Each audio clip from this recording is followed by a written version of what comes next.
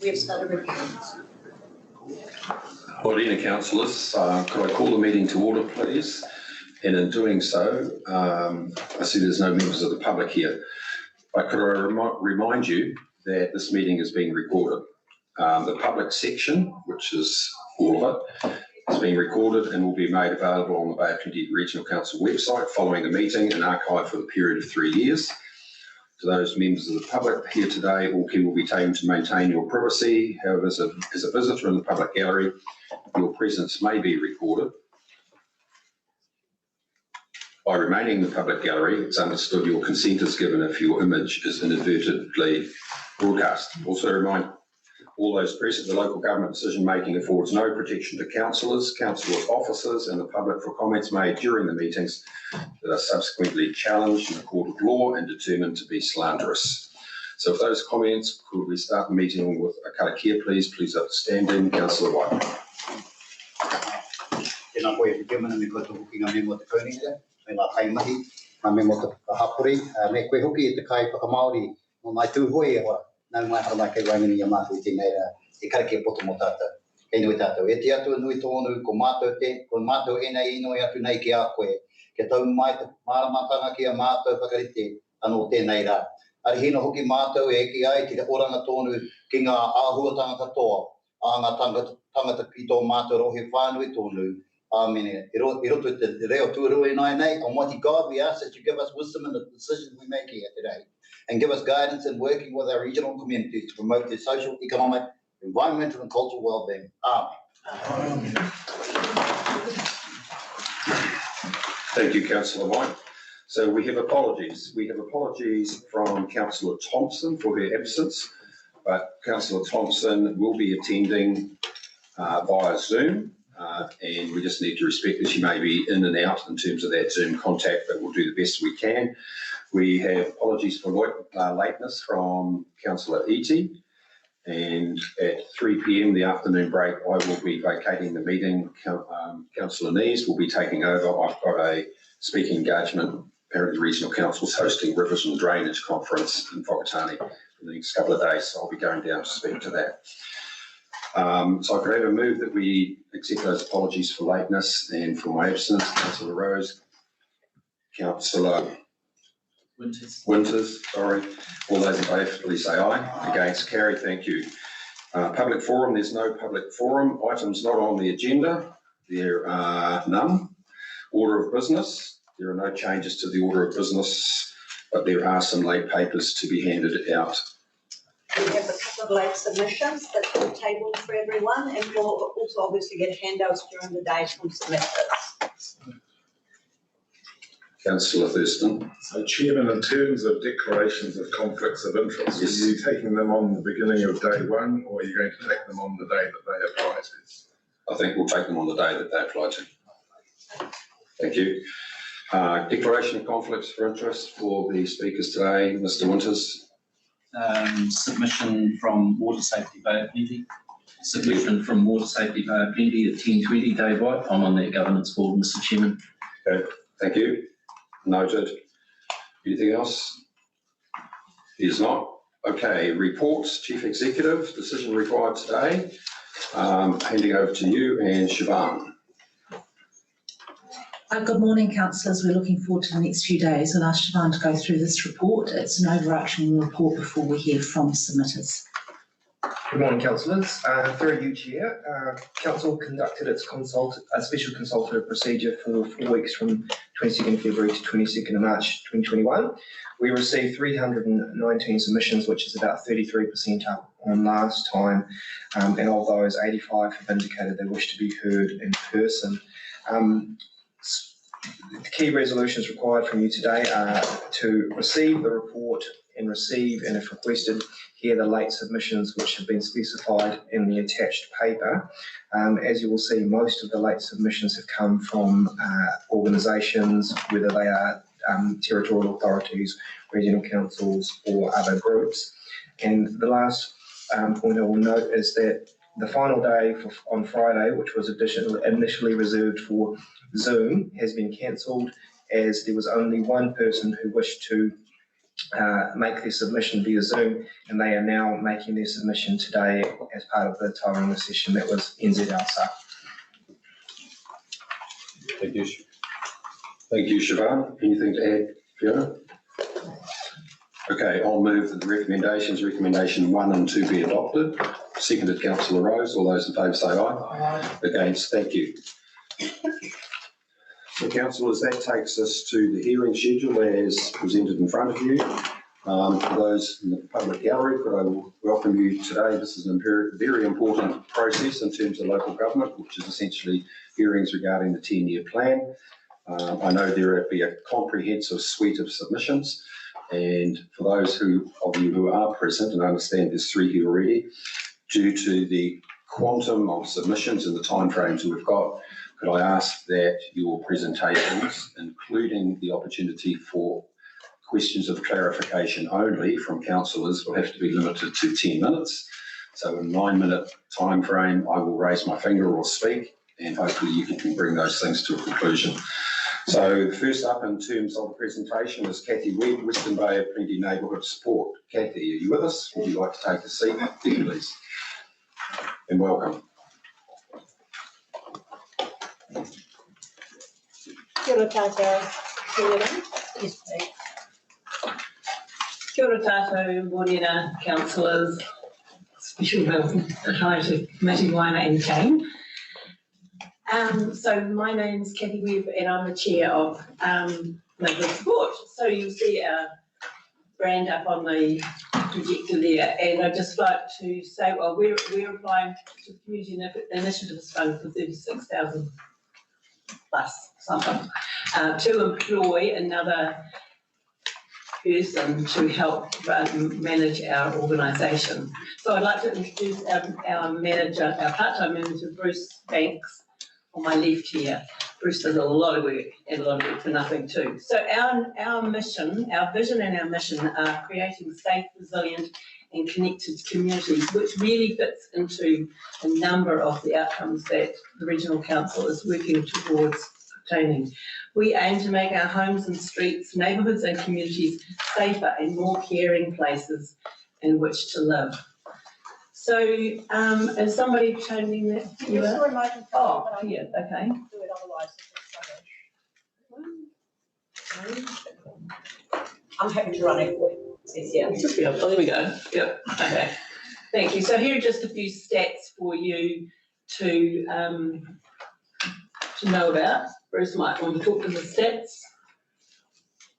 Okay, so primarily we've got some strong areas that are really booming along, like Apma and Naupawinui, which are the increase. The areas where we need to start to focus and the purpose of going forward of having that extra staff member are in the Greater Tauranga area, where we do need to put a paid staff member in place because the sheer number of hours required by a volunteer are just astronomical to fill that role, as experience has had with what I've had to do so far.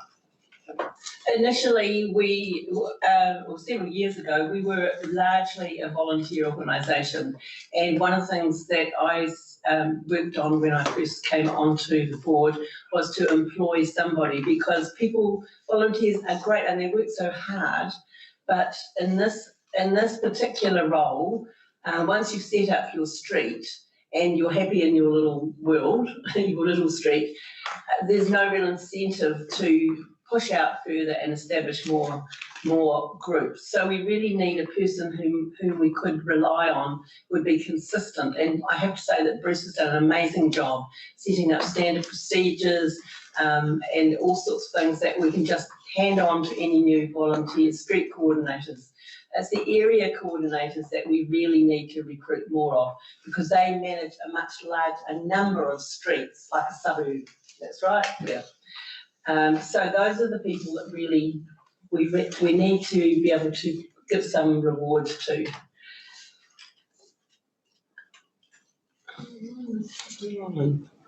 Must be putting the wrong one. I'll do it from here. Yeah, thank you. So here are some photos of the people who are having a great time with their neighbours, really. The next slide too. So these are some more recent photos. We had quite a hand in establishing the park at Torpedo Park, isn't it? Yeah, Park. Yeah. Want to talk about that? Yeah, so one of our street coordinators had concerns with the safety and crime around that new park. So between the street coordinator and our area coordinator at Omanu, they got together and lobbied very, very hard and finally got TCC to install that nice, bright, shiny CCTV camera, which of course was a great deterrent to all that crime that was going on in the area. And following that, we invited all the neighbours to come along and have an open barbecue with ourselves and the police present. And that was enjoyed by a lot of people. And the overwhelming fact that came out of that was they wanted us to keep doing those sorts of things in the community. So one of the tools that we used, and it was one of the stats on the last slide, is our email newsletters. So that goes to all of our constituents that are on email. So we have just on 16,000 households in our groups, and all of those people that have email, which I think is 82% of people have email, and we have an exceptionally high rate for that type of communication. We have an open rate of around an average of 55%, which is really high. So we're really pleased to be able to use that, and it really is our main tool. So we also work very closely with the police. We never share any of our database, but sometimes if there's some emergency, the police will use us to stick out an email quickly if a child is missing or there's something happening that's really critical. And I think I quoted in my application that the last bad weather situation we put out a news. We put out a warning bulletin given to us by TCC, and we had a 72% opening rate. So people were certainly engaging and reading what we put out. And we also work closely with the emergency management, both TCC and Regional Council, and we were a real leader in setting up the Otamotai community response plan, and there was an attempt to do a Papamoa one, but that didn't really come off. But we're still really well connected with those agencies, and we pass messages on regularly. The last slide is mid last year, we did a survey of a sample survey of some of our constituents to see what they actually thought, and overwhelmingly they really like having us around to keep them informed, to keep them, it's another instrument to keep them all connected. Not everybody wants to be having barbecues every weekend with their neighbours, but they do want to be connected. So I think, have you got anything you want to add, Bruce? Yeah, probably the purpose of our newsletter, of course, is to get that information out and both to have crime prevention and crime advice from the police. Plus also that moving more and more as we start to morph into more and more of the emergency management type situation and getting emergency preparedness so that our members can have links where they can follow on for more information. But we put those teaser subjects out for them, which is, it's not a subject that a lot of people like to read about, but in this day and age, we need to be far more aware. So we are pushing to those new areas away from the traditional just crime and safety. So I guess that if anybody's got any questions, we're happy to answer them. Thank you, Cap. Thank you, Kathy. Councillors, any questions or clarification? Mr. Cronin. Hi, Kathy. What is your area? Our area is really up as far as Whiteley Beach, although we don't actually have any established groups there, down to Otamaraka. We're currently quite active in Te Puke, reviving that area, and we have a really good volunteer that we're training at the moment to try and re-establish that. Pukahina's quite strong, but it's a holiday place, I guess. Ranguru, we've got quite a lot of activity there. Moving slowly, and Omokoro is a standout at the moment. The neighbourhood support was formed about 18 months ago up there, revamped, came on board within Western Bay of Plenty, and the numbers are outstanding. We used to have Glen Whitaker there, of course. There are about 900 plus houses are enrolled in neighbourhood support as members, which is phenomenal. Thank you, Councillor Rose and Councillor Nees. Yeah, thank you, Mr. Chair. Look, I just wanted to ask in regards to your guys' social media, and do you guys use that to kind of push out these newsletters and things like that as well, or is it just email? Mainly email, because we can target people and we don't have to wait for them to go on Facebook but we do have a number of closed group Facebook pages, although we've decided just recently that closed face pages aren't necessarily the best. But we also have a number of Facebook pages. But our main tool is that newsletter, which people get directly. And we do have a communications advisor, which has come on board with us this year, that is looking after our media and social media needs, which is fantastic. Thank you, Councillor Nees. Thank you both. I live in Tauranga South and I received a newsletter and it's very interesting and certainly is a great reminder to keep my cars locked, and even in the rural areas about the number of instances of rural equipment being stolen. Yes. In your newsletter of late, there's been calls for more volunteers in Tauranga South, and I can't recall whether it's for the area coordinator or for street coordinators. Could you just tell me about that? Because I'll need to understand, it used to be volunteer. Are you now finding that there are not volunteers that are willing to give the amount of time required without payment? Is that? We're always recruiting new streets coordinators.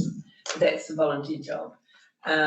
We are also recruiting area coordinators as volunteers, but this position that we're applying for funding for is more like Bruce's job, that can support those people, keep the material that we have provided and the training up to date, and to try and have initiatives that will keep the street coordinators and the area coordinators motivated. Training, I believe, is a really key point to try and we need to keep people motivated, which is hard. Councillor White. Kia ora, Kathy, Korola. Look, I noticed in your budget you're requesting $36,520. The item here is $26,000 if required. On the if required side of things, are you talking about if you need it, or is it a question of what that comes up? I'm just seeing it in this budget. Okay. You've got CC contractor, consultant coordinator, and you've got if required, additional if required. So. Oh, okay. Well, that's probably in the wrong column. That shouldn't have been there. That should have been in the labour. So you require it? Yes, we do. Okay. Yes. Okay, thank you, Councillor White. Kathy and Bruce, thanks very much for your contribution. And I think the graphic that's on the wall there is pretty telling in terms of the comments that Councillor Nees made. You know, a lot of people support this initiative, but the workload falls to 18% essentially, and we're all volunteers, and this organisation appreciates all the work that volunteers do across the whole aspect of our workers in Toi Moana. So once again, thanks very much for your presentation, and it will be sometime in July before you get official feedback. We'll have to get through these hearings and to do deliberations. We'll get back to you subsequent to that. So thank you. Thank you very much. Thank you. Thank you. Right, could I ask Emma Richardson, Discovery Through Nature, to come forward, please? And I think, Emma, you were in the room when I made the statement. You've got 10 minutes, hopefully, to include questions and clarification as well. So thank you very much.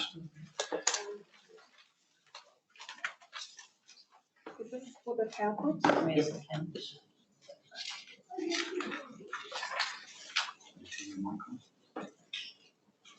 Just bringing it up, Emma. And I see, Emma, that the crux of your application is one of the SIF applications the Regional Council runs. Yes, that's right. Okay. Kia ora, everyone. My name's Emma Richardson, and I am a very passionate educator and a scientist. I was a senior lecturer at the Bay of Plenty Polytechnic, and I'm a trained marine biologist. So I want to talk to you today about, very echoing, the Tidal Discoveries program that I have been running for the last 5 years. So I'm just going to talk to you a bit about what the program is, why is it important, and more importantly, why should the council continue funding it.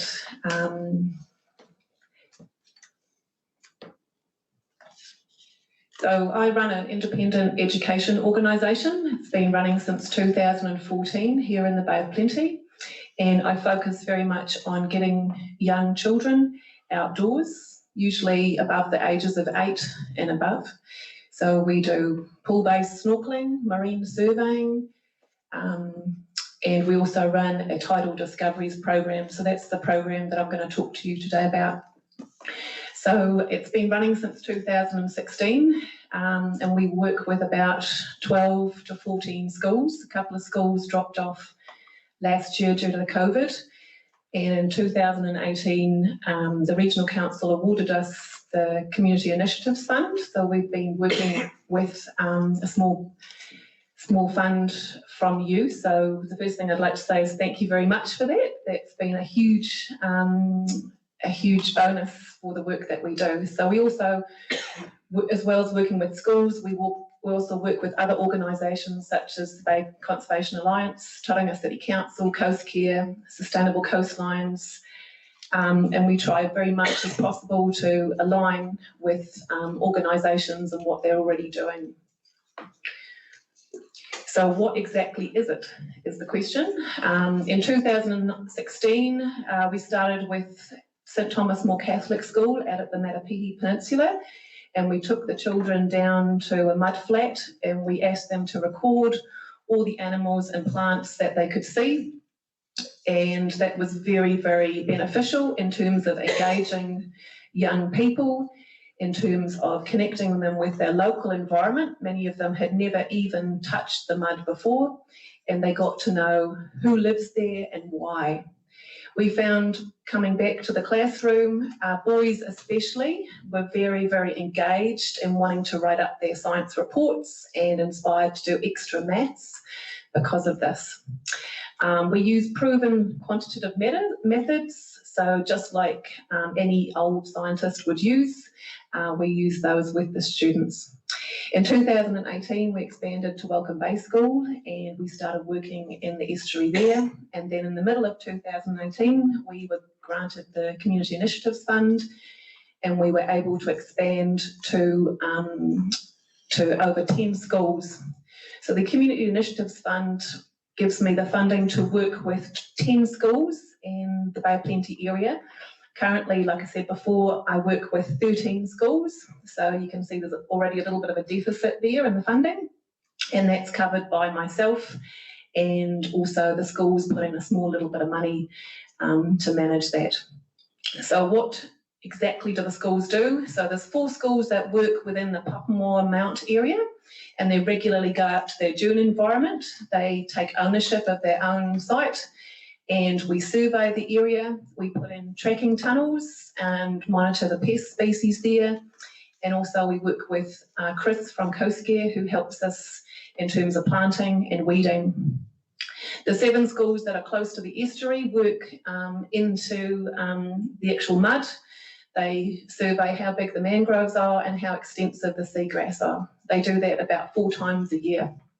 And then we have 2 schools that align quite closely with a stream environment, and so they go out and they look at, it might be a stormwater reserve or it might be a particular stream. The really cool thing about that program is that we have engaged some local iwi from Welcome Bay, and they're supporting the program by using Maturanga Māori, by putting in a hinaki and looking at the tuna that are found, weighing and measuring. And again, that's been incredibly effective in engaging our young tamariki, especially the boys. Imagine what it's like to feel an eel through your hands. It's pretty inspiring. So yeah, so the Community Initiatives Fund for this next 3 years, it's hoped that you will fund for 12 schools to continue this work. I'm just going to quickly flick through because I know that my time is incredibly limited. So why is this project important? Why should you fund it? It's been very successful, inspiring and motivating young people, but also engaging them in science in an authentic way. So not just a token one day out in the field. It's going back regularly to their place, their local site, and it's somewhere that they would go with their whānau during the weekends, and so they can start to be the kaitiaki. They're the people that are looking and noticing changes that are occurring over time. So we're collecting real science data on these areas as well, and they're using that in the classroom, but we're also building up a database and creating trends and looking at changes which is happening at those sites. Just an example about what happened last Friday. I had a group of Tauranga intermediate students just down here at 18th Ave in the mud, and there was a couple of young boys who the teacher told me that were very uninspired in the classroom, and they literally had a personality change when they came down to the mud. These guys were recording, they were physically writing with instruments, the teacher couldn't believe it, and they were engaged and they were literally doing the method that we asked. So it was really good for the teacher because they could actually connect these boys with something real and palpable. And also the last point there, it directly supports what the council is trying to do, and it's enhancing what you guys are hopefully achieving as well. So, like I said, the children get a real sense of belonging and they're in the environment. They're not just reading it from a book or looking at it on a screen. They're actually getting their feet muddy, and they're actually looking at an eel and touching it and feeling what it feels like. So this is their place, and they're looking at their plants and animals. One of the key things that we do in this program is to support the teachers. So many teachers are quite wary about taking their students outdoors, anywhere it is, especially near water. So I support them doing that, and it's very much a connection with the teachers and myself to be able to support them doing that in a safe way. And again, like I say, we're collecting information about our harbour and streams and the dune environment. And in terms of what that's going to answer long term, it's really important looking at sort of climate change and information around that. So don't just take my word for it. This is some of the quotes from the teachers that I work with. So I'll just quickly read out some of these paragraphs. I won't read out the whole thing. We now view the 2 surveys completed each year as a significant part of our senior school program.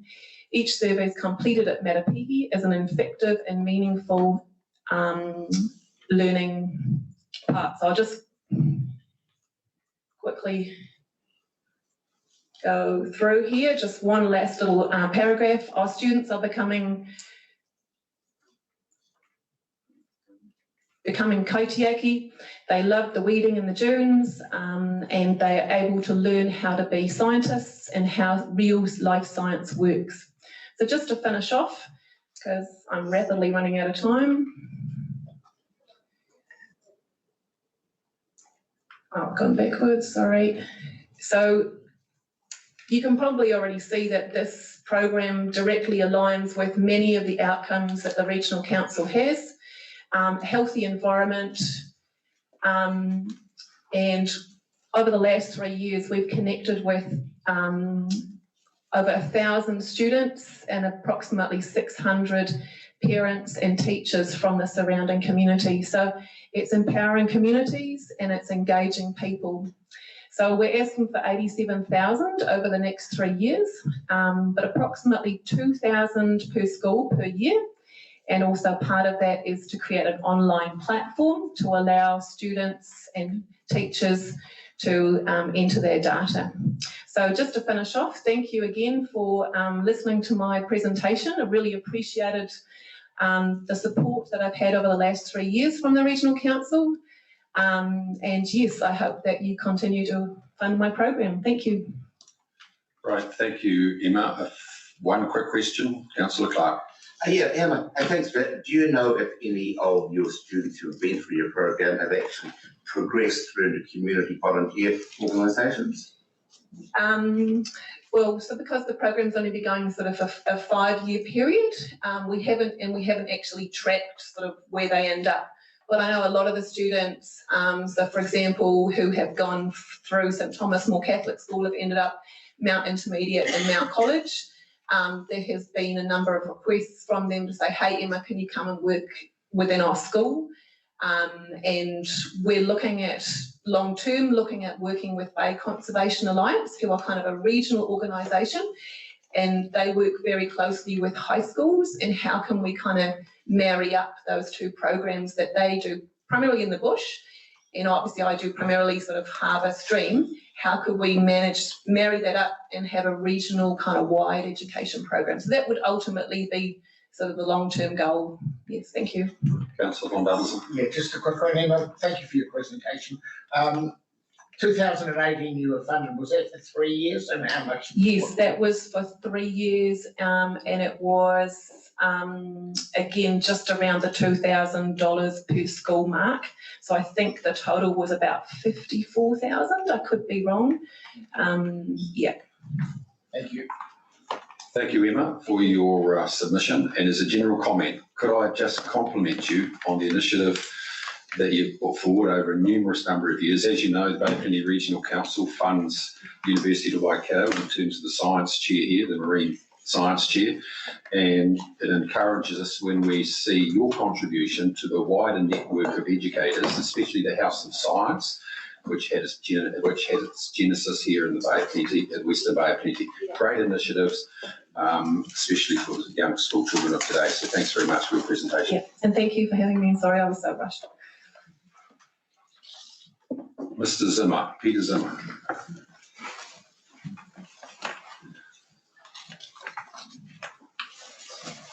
The following this councillor's submission is 596. Welcome, Peter. New Zealand Land Search and Rescue. Thank you, Chair. Thank you, councillors, for having us along and giving us an opportunity to speak to our submission. Well, first of all, we probably want to congratulate the council for the foresight to establish this fund to support regional and local search and rescue efforts, whether they be marine or land-based, and to bring it in under the regional council as compared to having to apply to the individual local authorities would make our life a lot easier. And just a little bit about us. So, my name's Peter Zimmer. I'm Group Support Officer for LANSA, and this is Christine Doherty. She's a Group Support Officer as well, and she actually works with the 3 groups in the Bay of Plenty. That's Rotorua, Whakatane, and Tauranga. But I mean, this goes back a couple of years when we started talking with Andrew Nicholson and Graham Howard from the council on the proposal for this fund. Our organisation consists of about 3,500 members, about 180 or 200 locally here. We provide a free, no questions asked, 24/7 service for anyone that's lost, missing and injured. And at times, we are sort of the last stop. As you appreciate the weather today, if you go over the Kaimas, there's not a lot of helicopter rescue action happening today. It's actually people on foot that go in and help people, and that's what our people do. And the reason we're asking sort of for additional support is we obviously, the national organisation, we have a limited funding pool through a service level agreement with the Ministry of Transport, and then we get a good chunk of lotteries money, but that's all not secure, different every year. And so we're not looking for a hand out, but sort of a hand up with over and above costs, because our compliance costs go up. With health and safety laws that are applied to us, we need to supply contemporary protective equipment and communications equipment, and it all comes at a cost. And our volunteers, they give up a lot of their time to train. to be ready and then to respond, and then sort of to ask them to sell sausages on a Saturday morning and at Bay Park or at the shopping mall is sort of pushing it a lot further. So that's where this fund will be really good to help us.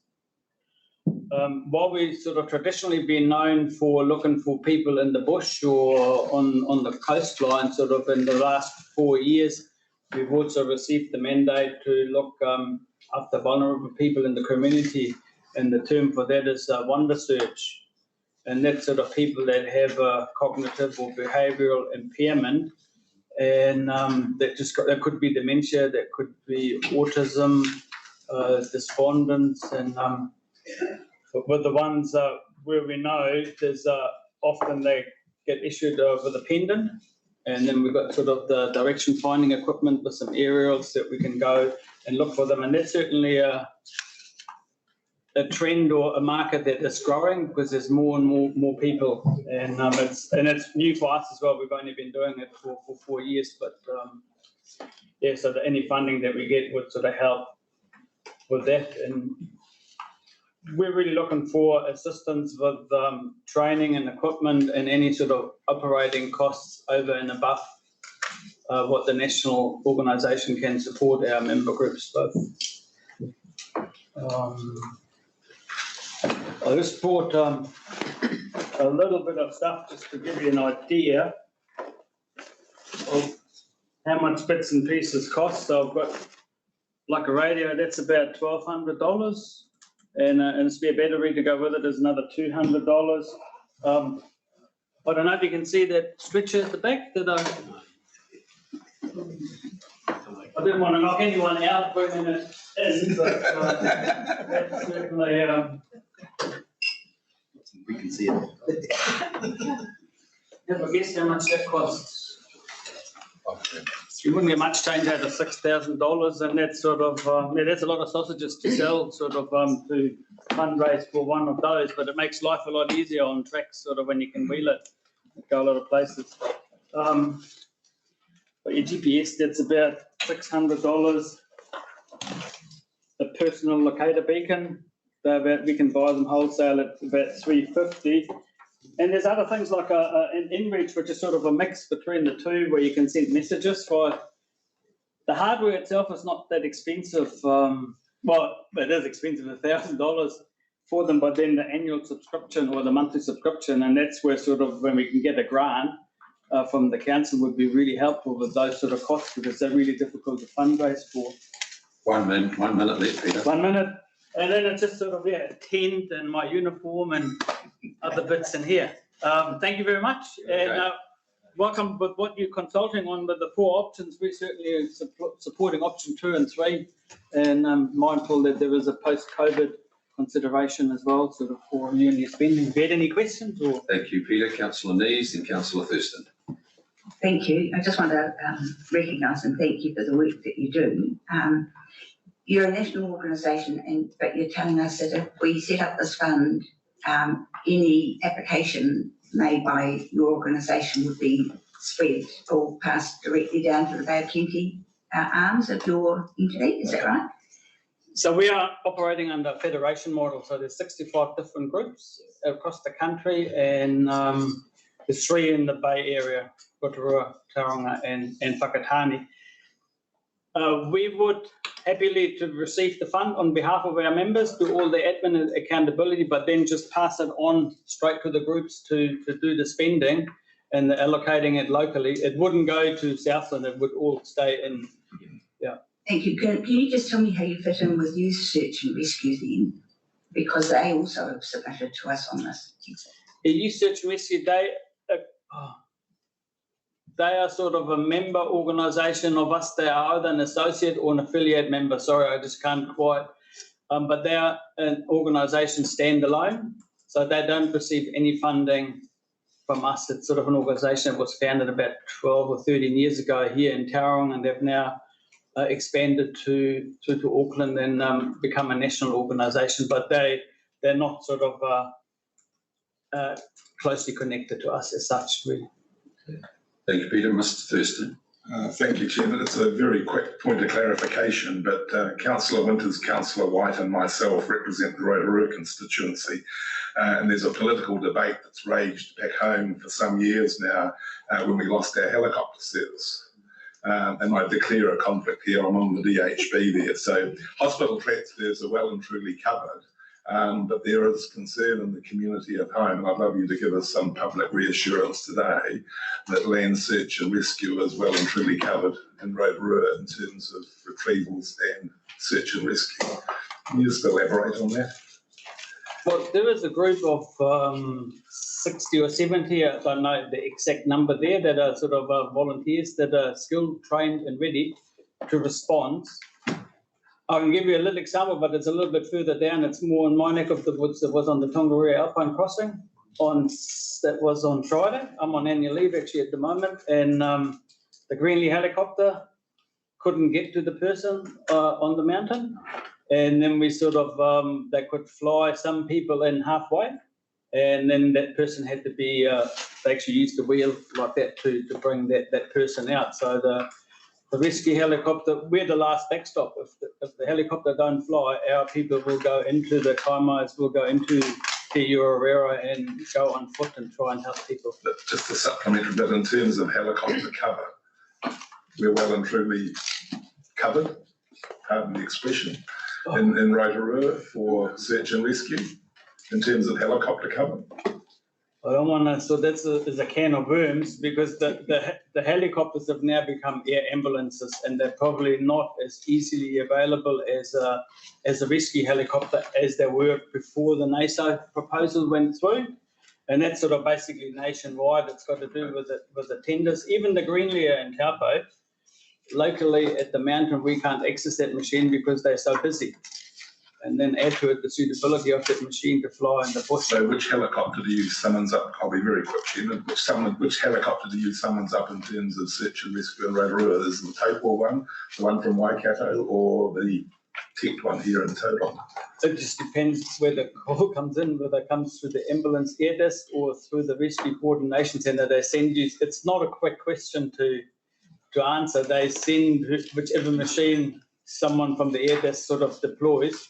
In the end, on their job on the weekend, on Friday at the Tongariro, we actually hired a private operator from Taupo to come and do the job. Just keep up the good work you do. Okay, thank you, Peter, for your presentation. The council will be back to you in due course, probably sometime in July after we've completed deliberations.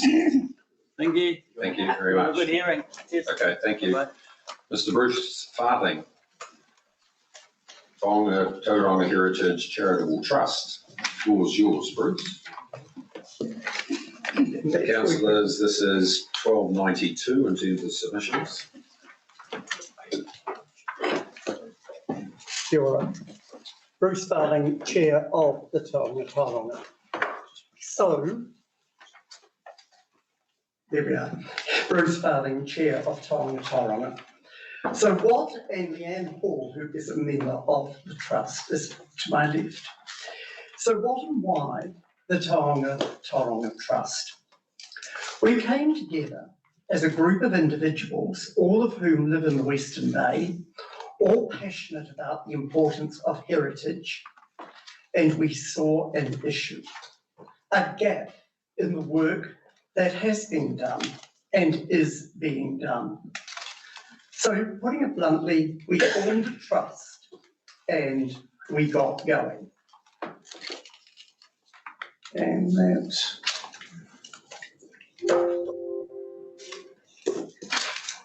there. Each of the three councils has undertaken heritage work. For example, the Tauranga City, the Elms and the Redoubt. Western Bay have established the Western Bay Museum. And you people are currently undertaking work, excellent work, out on the Papamoa Hills. But none of it is connected. None of it is coordinated together. And because of this, heritage in the Western Bay does not have the profile that it should. So this is what this is all about. a Western Bay of Plenty sub-region wide heritage intent strategy and profiling of heritage so that the community becomes more aware. So why am I and other trust members here? We need some money, $40,000 to be precise, from all 3 local councils. Tauranga City has already agreed to pay $40,000 and a submission for the same amount sits with the Western Bay of Plenty. And we're approaching the Lotteries Commission and other trusts for $40,000 as well. So what will the Regional Council get for its money?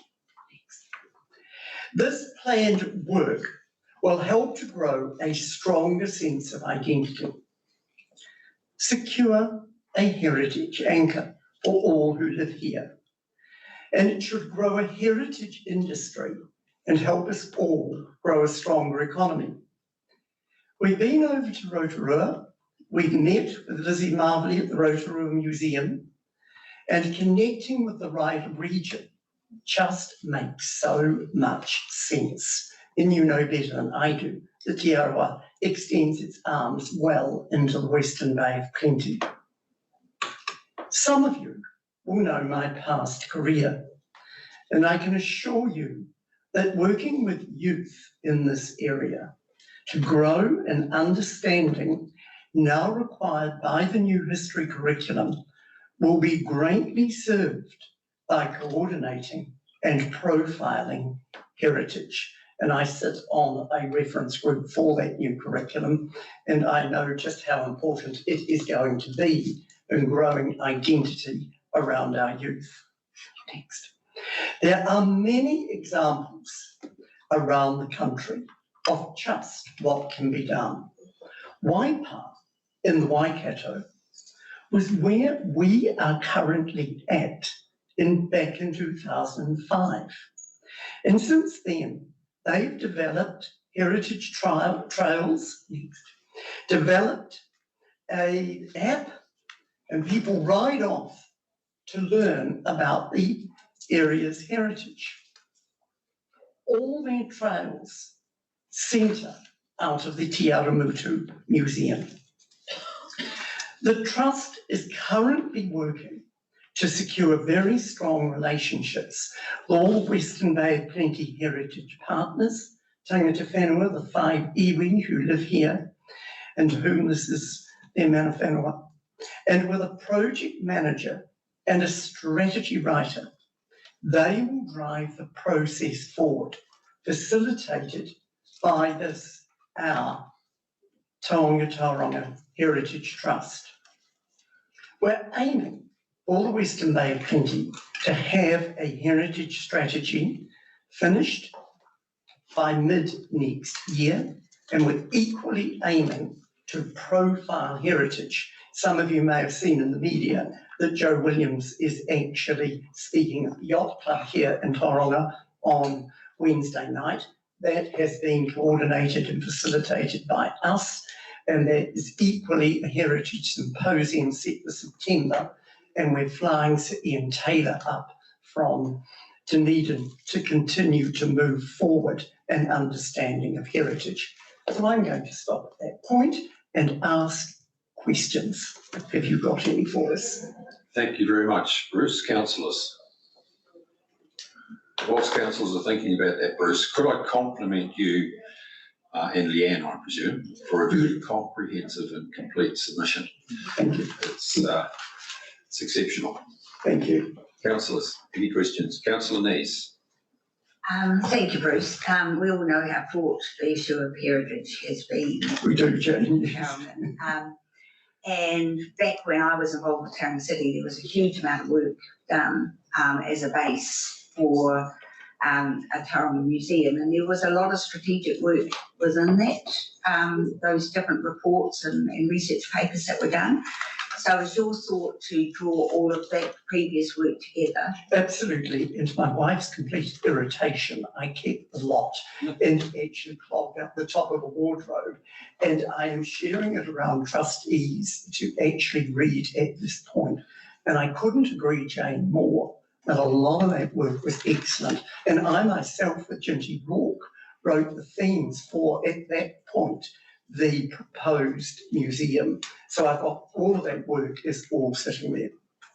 But I think, Jane, what amazes me more than anything throughout all of that work, we never did a strategy. There was never a comprehensive approach to heritage within the Western Bay, linking, importantly, to the wider region.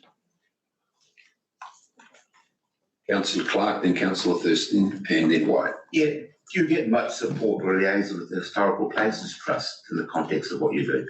Yes, of course, we have as a trust, and I personally have spoken to museums, Aotearoa, museums, New Zealand. There are many places where you can go, but we've got to be very, very careful, Bill, not to copy any other strategy. It has to be a strategy in heritage to anchor the Western Bay, and we can't connect to the wider region, I believe, until we have it here. Councillor Thurston. Bruce and Leanne, a fantastic submission. And Leanne, can I acknowledge you? I'm so thrilled, as will a lot of others, that you and I are finally on the same page. Thank you. Me too. I hope you came by school bus, yeah. But no, we in Rotorua just adore and love our Māori Te Ao Aotearoa, and we wedded to museums. Do you see this as a segue into getting, finally after 1,000 years, getting a museum facility in the Western Bay of Plenty? Do you want to say? I'll let go, but initially with your comment, Lyle, it brings probably to the absolute fore what we're about is being united, being on the same team.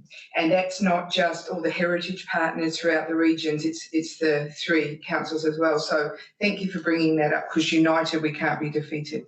It is a very unusual region, of course, in that there are 3 local bodies and 5 iwi that sit across a relatively small area, and they need to come together. I have up to this point really not wanted to talk heritage centre or museum. I'm absolutely certain it will be the number 1 requirement that will fall out of the strategy, because of course it is nothing more than a gateway, a heritage centre, to every other heritage facility in the region. And Jane will know we use that word gateway back over those 9 years, Jane, very often. But the answer to it is yes, that there's a lot of preparatory work to be done first to unite the sector and profile the sector. But we would probably say that while that is maybe an initiative of the group from this area, to acknowledge all areas though, and that must be clear, it is not about a Tauranga, it is about telling the stories and acknowledging of all the region. We also must say that the strategy will allow financial opportunities for people to apply in all regions to do what they want, environmental, all sorts of things that all the different groups have passionate in their hearts. So when we unite them, they then can use it as a very effective tool. Councillor White. Very quickly, tēnā korua. I just was very interested in the profile picture you put up there. That signals a wider extent to how you want to engage, is it? Exactly, very much so. Totally. We want all people, all of our people's stories told. And we want them told truthfully. And we believe that now is of the essence, the time when people are ready to be open to the stories being told in the truthful ways from all cultural and ethnic members of our community. Thank you, Bruce. Thank you, Leanne. Thank you. Appreciate it. Thank you for giving us the opportunity. A pleasure. Do we have Dave White, Water Safety Bay of Plenty, please?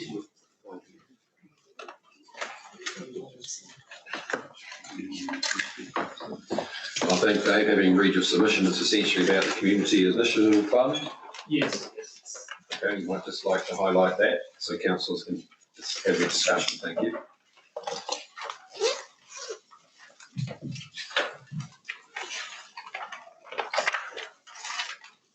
We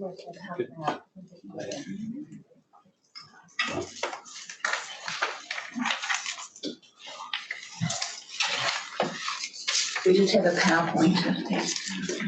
So I don't know whether you're in, but we've got to restrict presentation to 10 minutes. Yeah. Including that is questions from councillors in terms of further questions of clarification.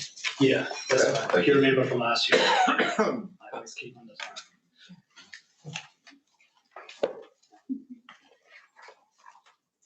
Cool. So, good morning, everyone. Fantastic to see you all again. To my left is Catherine McCullough, who's my manager at Sport Bay of Plenty. If you remember from my presentation last year, I sit within that Sport Bay of Plenty umbrella, but report to my own governance group.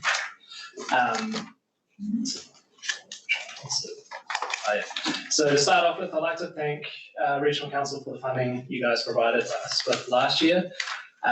It's definitely beneficial to have that support with what we do.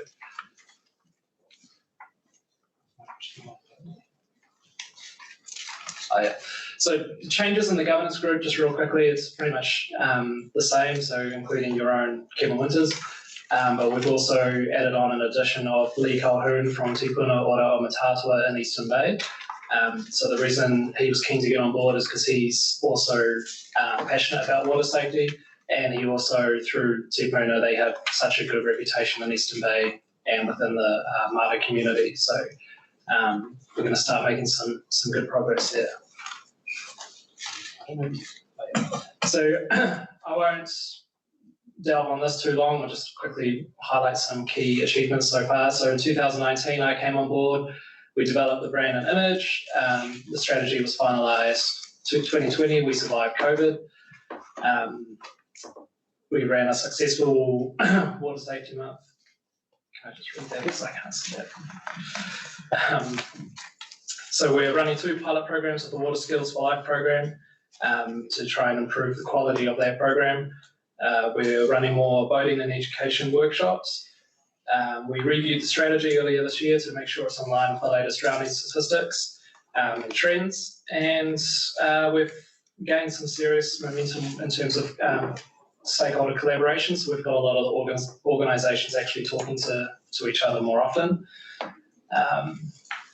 So how the Bay of Plenty is tracking, we've had 75 preventable drownings in the last 10 years.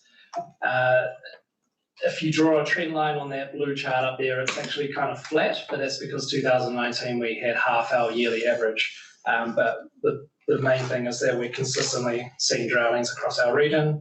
You can see the drill down at the bottom, which I'm sure you guys have already read. Age and ethnicity.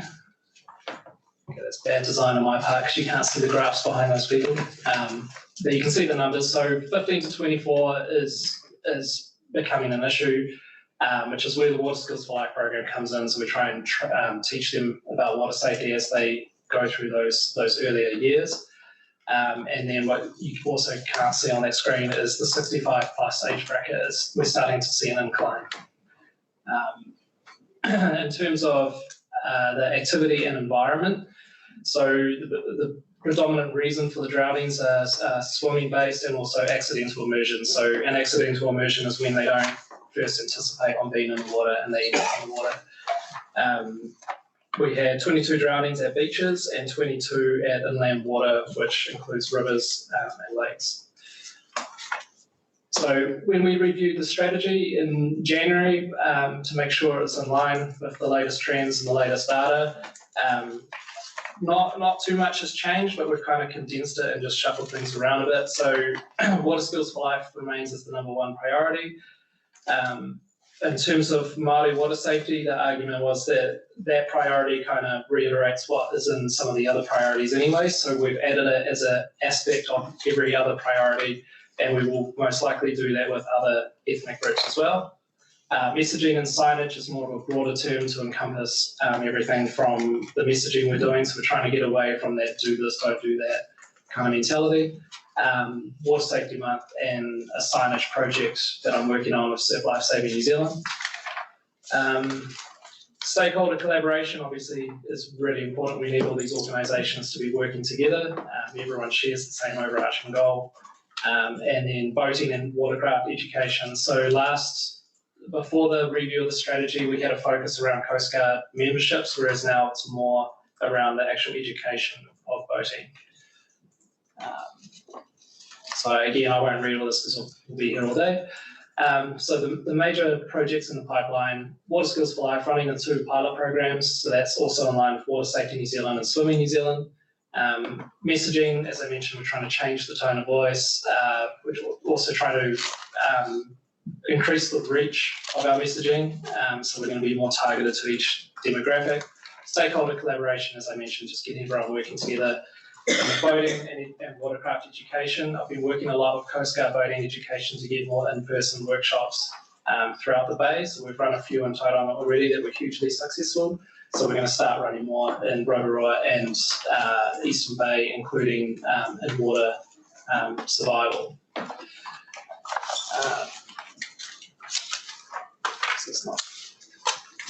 So this is where you guys come in. So unfortunately, water safety is not a quick fix. It's an ongoing thing. So we are seeking 25k per annum through the Community Initiatives Fund to support both my role as well as the implementation of the strategy priorities. Up until now, last financial year, we received funding from you guys, TCC, Water Safety New Zealand, Maritime New Zealand, and TECT. And this year we'll be going for funding from all of those, as well as continuing our, you're going to say something? Yeah. Continuing our relationships with other councils such as Whakatane, Rotorua, Rect, and a few other gaming trusts, like One Foundation and that. And that is it. Right, thank you, Dave. Thank you, Catherine. Questions from councillors? Councillor Thurston. Dave, thank you for your presentation. I've had a long association with disabled people, as we all know, and I know Sport Bay have plenty of a very proud history in this area, but how does this specific water safety proposal for the Bay of Plenty, how is it going to be rolled out, and how will you engage with people with disabilities? So the people with disabilities is something we have been talking about. The strategy is more geared towards the drownings that have happened to the statistics. So we'll probably put the work that we do with the disabled community within the strategy, the priority number 2, which is messaging and signage. I have been trying to work with Andrea Sinden, who runs Tauranga Swim Schools. So she was developing a workshop or a program that was specifically for people with disabilities. So I've been working a lot with her. It kind of got put on the back burner after COVID happened. She was hoping to do it around May, June last year, but obviously with everything that happened, that got put off. So that'll be going through once we. I just urge you to remember that 1 in 5 New Zealanders have a disability that impacts on their daily lives. Yes. So exactly. Huge numbers. Yeah, and under Sport Bay of Plenty, yes, that's one of our target groups for this coming year. Yeah. Thank you, Councillor Rose. Yeah, looking at your submission and looking at the stats you're just showing us, young people 15 to 24 are notorious for wanting to pop some really, really cool monies every once in a while, and I'm one of those. However, I think the big thing I see here is that trying to get them to understand and listen is a key. So you guys have any current strategies or any strategies that you're looking to use to actually get that age bracket to understand the meaning about what you guys are trying to do? Yeah, so there's kind of 2 avenues to that. So there's the one that I was talking about with the messaging. So we're trying to get away from, don't do this, don't do that.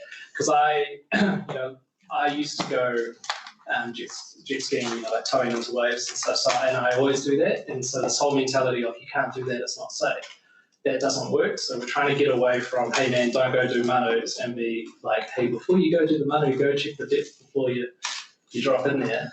But the second avenue is through the Water Skills for Life program. So in the water safety sector, there's generally a 10 to 20 year rollover from what you do. So the idea behind the Water Skills for Life program is that you train these young kids how to, safely enter and exit water, wear a life jacket, how to use a bucket upside down as a flotation device, and then that's the skills that they'll carry through, like hopefully into that age group.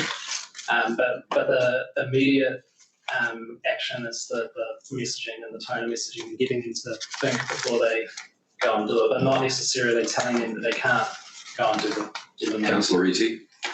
Kia ora, Dave. Do you have any data, because you're collecting quite a bit, around the sub-regions in the Bay of Plenty, but also the comparison of drownings between ocean at the beach compared to the rivers? Because where I am, there's a lot of river swimming. Yeah. So the data that I get, I can drill down to that.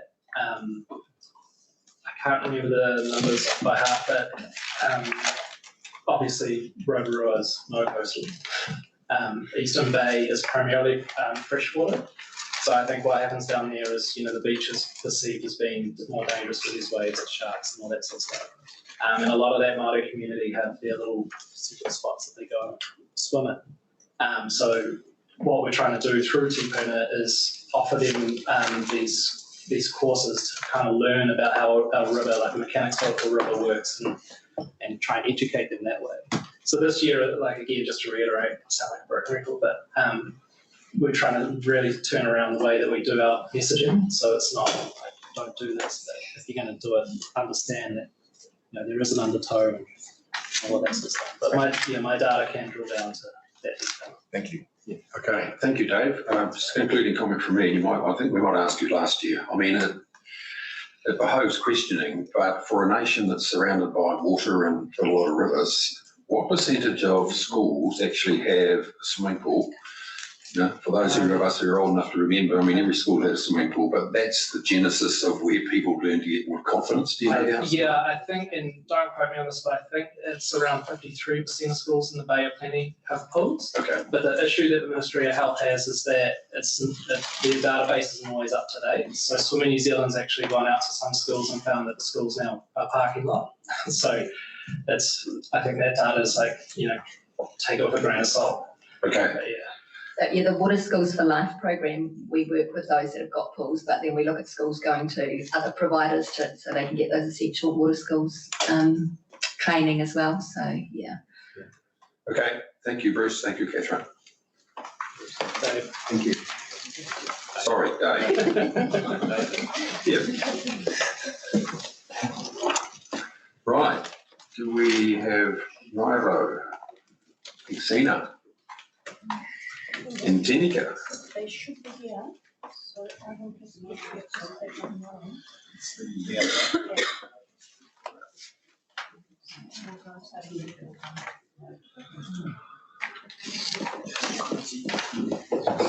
Mr. Chair, just as a comment, we do have a translator here. Yes. So we're aware of that.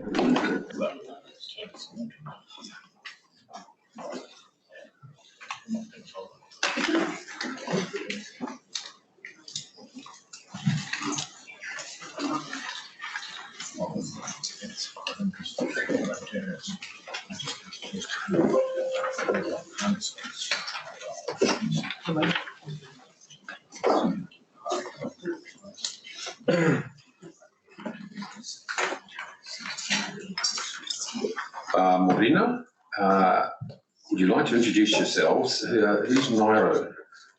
Nairo? Tanako? I understand your presentation is going to be in Te Reo, or you're going to flip between one of the others. We do have a Te Reo translator here. Would you like to introduce your team? Thank you for your presentation. And I've got to tell you, because of the range and the number of submissions we've got, you've got 10 minutes, so hopefully you can condense your presentation. I noticed your presentation is very good in terms of you've set it out the outcomes you're looking for, and that's really appreciated. So I'll hand it over to you. Titaru. Kia ora tātou, e ngā tātou katoa. E te iwi, ngai tarangi, e ngai tama whaia. Tēnā koutou, nau mai hala mai kei wangani o mātou I tēnei rā. Ria mai o koutou whakaro me o koutou kōrero I runga te kapa o te rā. Te mahere wā roa o toi mo ana. Nō reira kei te mihi, kei te mihi, kei te mea tuki e koutou. Nau mai hara mai, tēnei te mihi poto ki a koutou, tēnā koutou, a tēnā tātou koutou. E patu ana te whai tu tai taka. Neke e nuku. E ripa na ngā garu ki rewa te mau te re tapu ana tūpuna matu. E he rera te mōna ki roto ngā hawa katoa I katikati.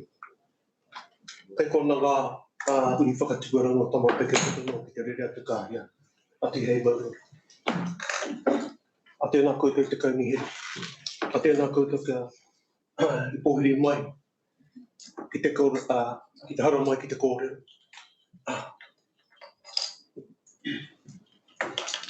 I taku pirangi ka mahi tai tāo I totu I tēnei takaki. Tātou kia tātou. He tino taumaha. Tino taumaha tēnei mō mātou te whānau nei. Nō rere poto taku kōrero kia koutou. Nō rere tēnā koutou kia mo tātou kapa. Chairman, for those who wish to use the translation equipment, hold the red button on the side. The channel comes up and it brings up channel 1. And we have the translator available in the background to speak to you. Ka pai? Ka tira kia kora tātai. I taru ki mihi nei kia mātai. Ka tūpuna te wāhanga ki taku rangatira ki hoki nā huru. Wai hoki nā rangatira nā huru. Wai hoki nā tomo te whirawhira. Ki ringa te wai te hari nā mahi. Ega tēnā hoki koe. Tāti nā koe. Tira koutou ki kaunei hera mōrena kia koutou. Kia whai I te ia te kōrero taku rangatira kia hui nā whahi tātai. Nā I rungi whakaaro kotahi. He iwi mātai. Kua roa e noho whakatahana. Me te hua. He pōhara, he rawa kore, he whaenga kore, he māwiwi, tēnei āhuratanga katoa kāputa I te whakataha, I te pare ki rāhaki I tētahi iwi.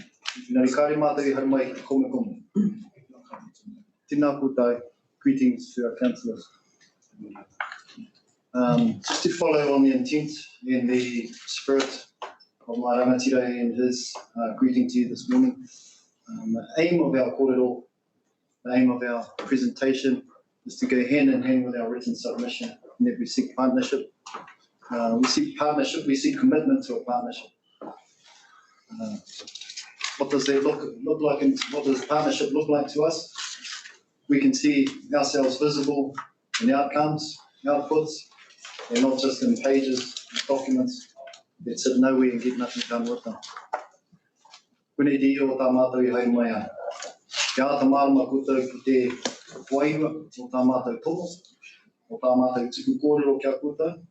Kia uru I nei whakaaro nui, kei roto I a koutou māherewa. Kia rairua tātou, kia rairua tātou. Mau taima, te noho tētahi ki tētahi taha, tētahi ki tētahi taha.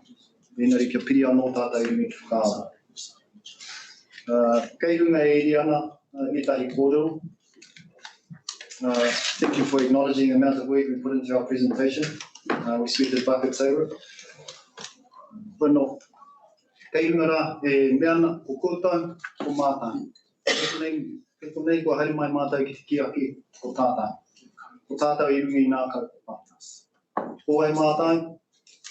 Ko ai rā, te tangata tūtū tau, a kāre kua, ko hau, ko nui, ko nuake, ko manu, ko weka, ko toroa, ko raihono, ko tahi ngō te rā. Tahi ngō te rā, ko awa nui ārangi, ko rongo tangi awa, ko rongo mai noho rangi.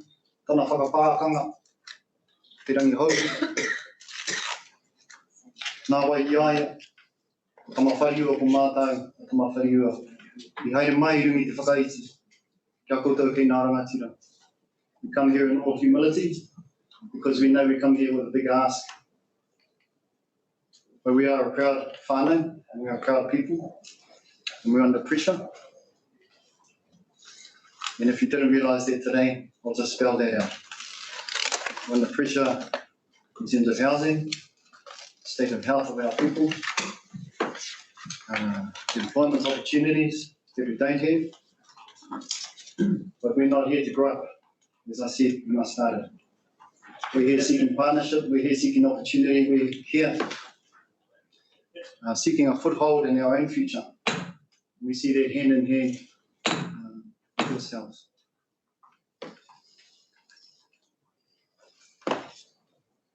Kei runga e eri nei e tahi kōrero, nā koe no e whakawherawhera, whakatewhatewha māputa.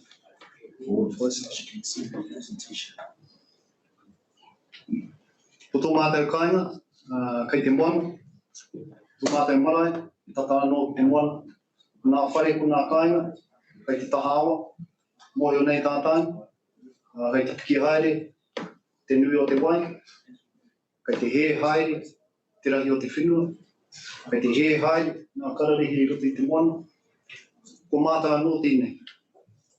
Ka he te whenua, ka he te wai, ka he hoki mātou. So our future and our past are linked with our environment. Our environment's under huge pressure. And I'm just talking about our little village out there in Katikati. Engari, koe nei te haukāinga, koe nei te wā kāinga. Engari, ko tōna mate, nā te iti, nā te pōhara, nā te he o te whenua me te wai, ko kore e whai kāinga, te toko maha o te hapu. So all these issues have created pressures that have caused the majority of our hapu and our people to seek opportunity and lifestyle elsewhere.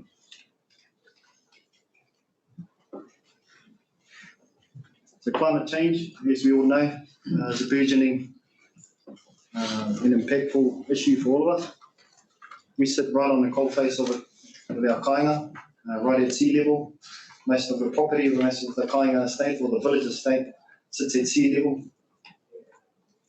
Then we're prone to flooding. And then in the next 20 to 50 years, we probably won't be prone to anything because we'll need to move on from them if the indications are correct. Koeno, ko haere mai mātou, te tuku i nei kōrero kia koutou.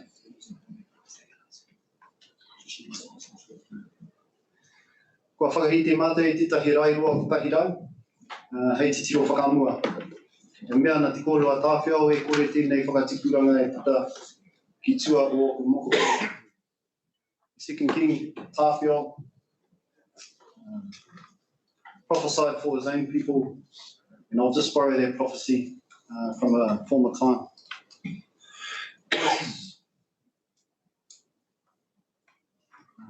This lifestyle, this life we live, shall not be the life we live beyond the lifespan of my grandchildren.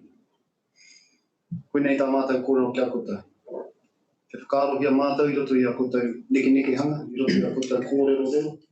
Ke whakaarohia mātou i roto i nā whakaritenga o mātou e tūmei. Kare mātou i kōrero mo te pūtea, e hōhonu ke ake a mātou take.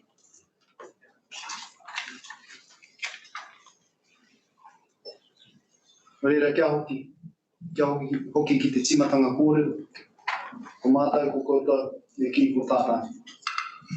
E whakarongo pirikari nei ki taku whanaunga i urine, tūroi anō māu, kōrero i a māua, ko au ko koe ko tānu.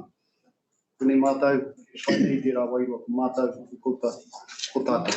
Reira hurikau, tīnā koutou kapa.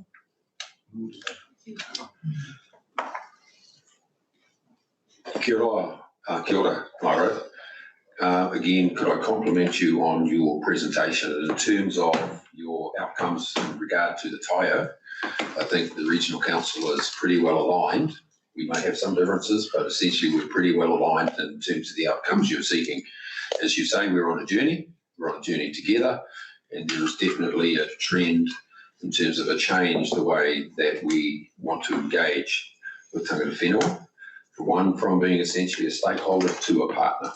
So, kia ora. Councillors, any questions? Councillor White. Anō te aroha kia koutou mō koutou ka kia mako i tēnei. Yes, thank you. And to add to the comments of the Chair, the depth of your submission and the depth of feeling and the depth of hurt cannot go unnoticed. And I I see the challenges before us, and I just want to compliment you on that. You have indeed included everything that I personally would have loved to have seen in a submission. It's the truth from your truth, and I would, obviously, you've given us the challenge, and it's for us to pick it up and to acknowledge it. Kia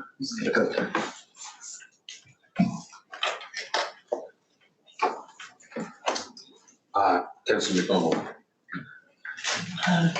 I think I'll go to the whānau o Tamawhaiua, no mai hara mai.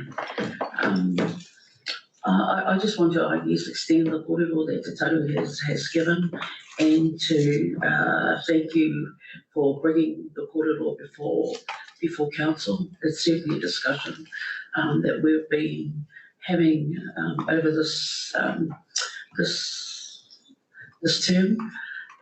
It's certainly a challenge. It's going to be a challenge for this council, albeit it's timely that it needs to be happening.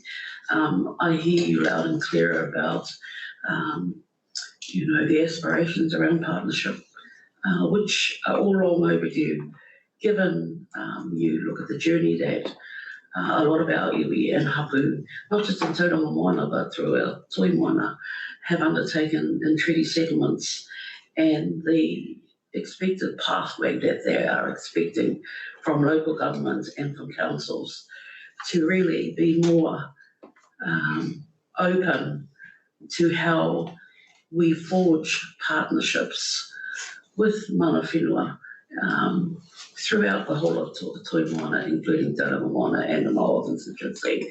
So, I want to mihi to you all to bring the kōrero to us, because I've got to say that as Māori councillors around the table, this type of kōrero adds weight and support to what we strive to do while we're sitting around this table. So it is helpful for you to come and express that, so that our councillors are hearing it from our constituents and our whānau who are living, I guess, the life that you've spoken about, and having to crawl back and restore a lot of what was left in our efforts to come together in the partnerships to start regaining a lot of that. No reira, tēnā koutou. Maira, could I also acknowledge you, and also the wider Ngāi Tama Wharewā whānau.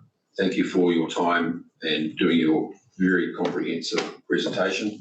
Thank you for spending the time and coming to speak to the Toi Moana councillors today. Wish you well in your journey, and you will see feedback from the councillor in due course after we've done deliberations. And I must acknowledge that you're here not asking for putia, but asking for a partnership. Kia ora. Thank you. With that, councillors, we'll adjourn for morning tea. We'll convene at 11:05 sharp. Thank you.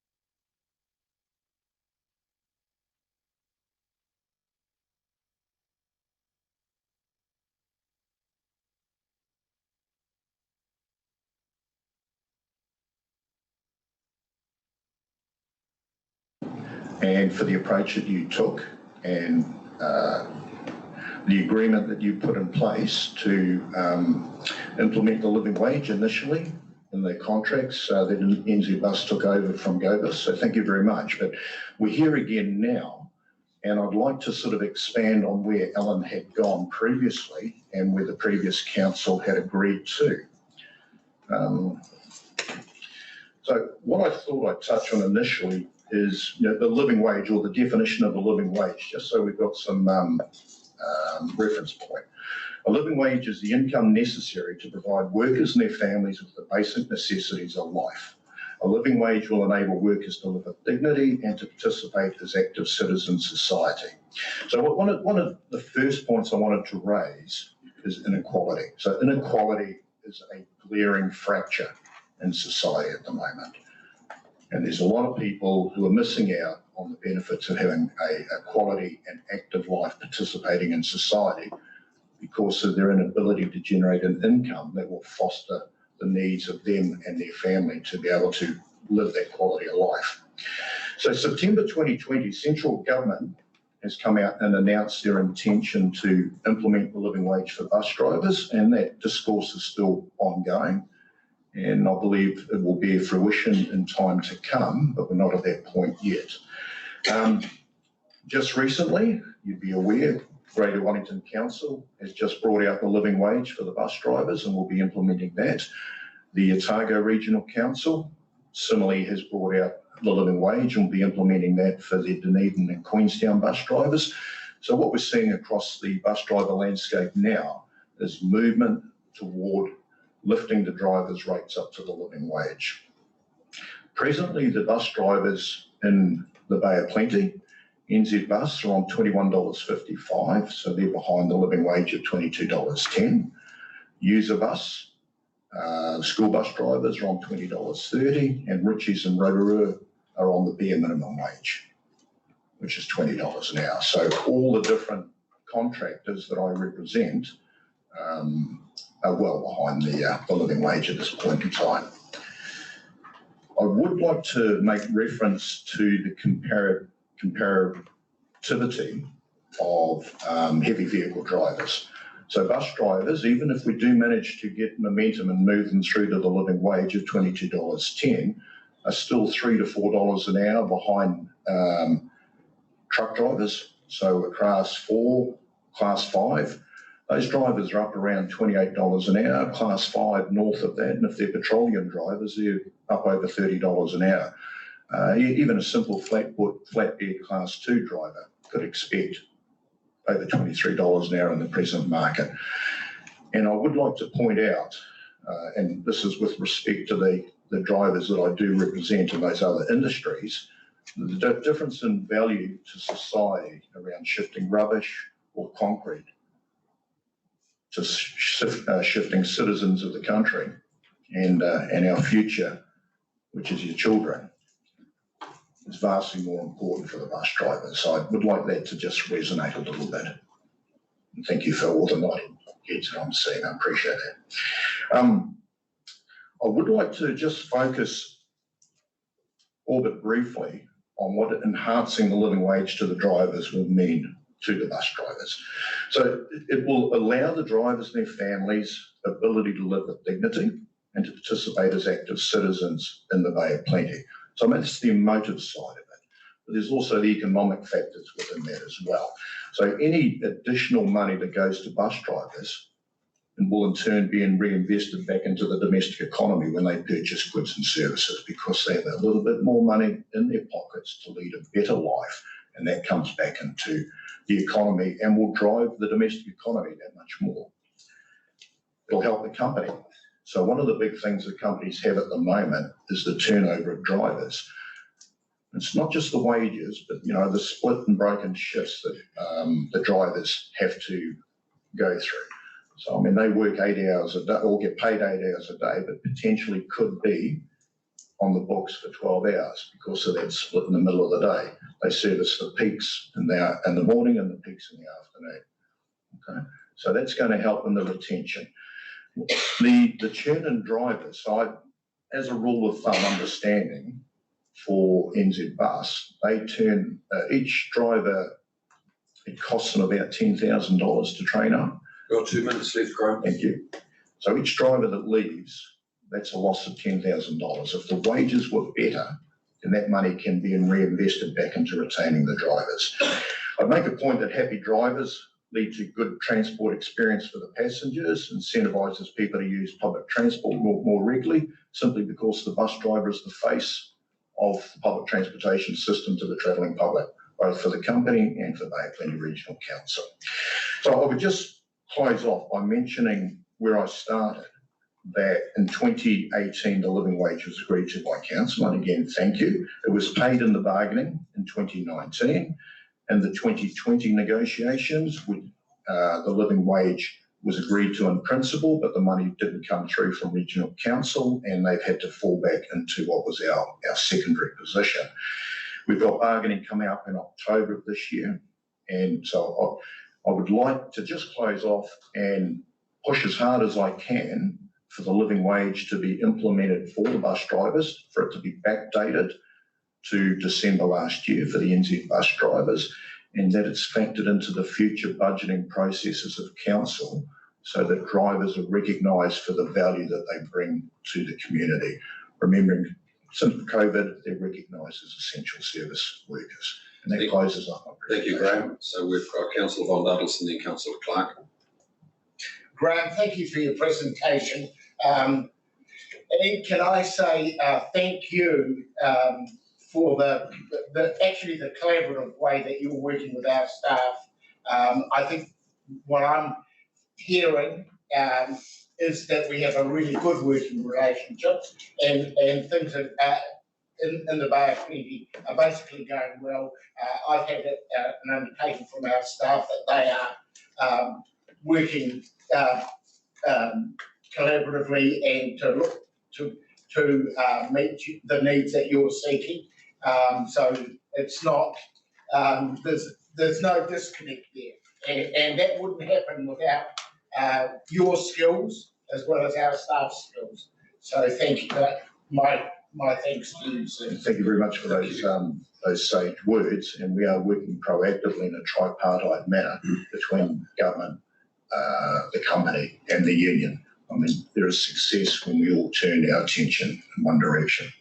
Councillor Clark. Yeah, Graham, 2 questions. Gender split in your drivers and average age of your drivers. You know idea? Oh, okay. I did actually run a survey about 18 months ago. So looking back then, the gender split would be, as a rule of thumb, probably 75% male, 25% female. The age groupings were, we had a lot of new drivers coming into the industry who joined the company, not from a bus driver's background. They were sort of 30 to 40, so that was about 30%.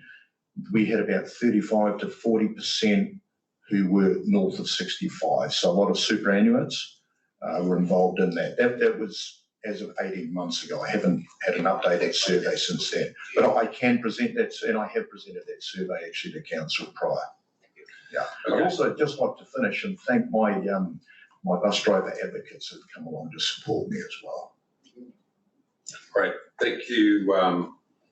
Thanks, Graham. And I think the issue you raised about the living wage is not an issue of contention here. I know there are some management issues in terms of process, but the council here have got a firm policy that it's minimum wage for bus drivers. So thank you for living wage. Sorry. Living wage is the living wage. Maybe we can just plaster that up here.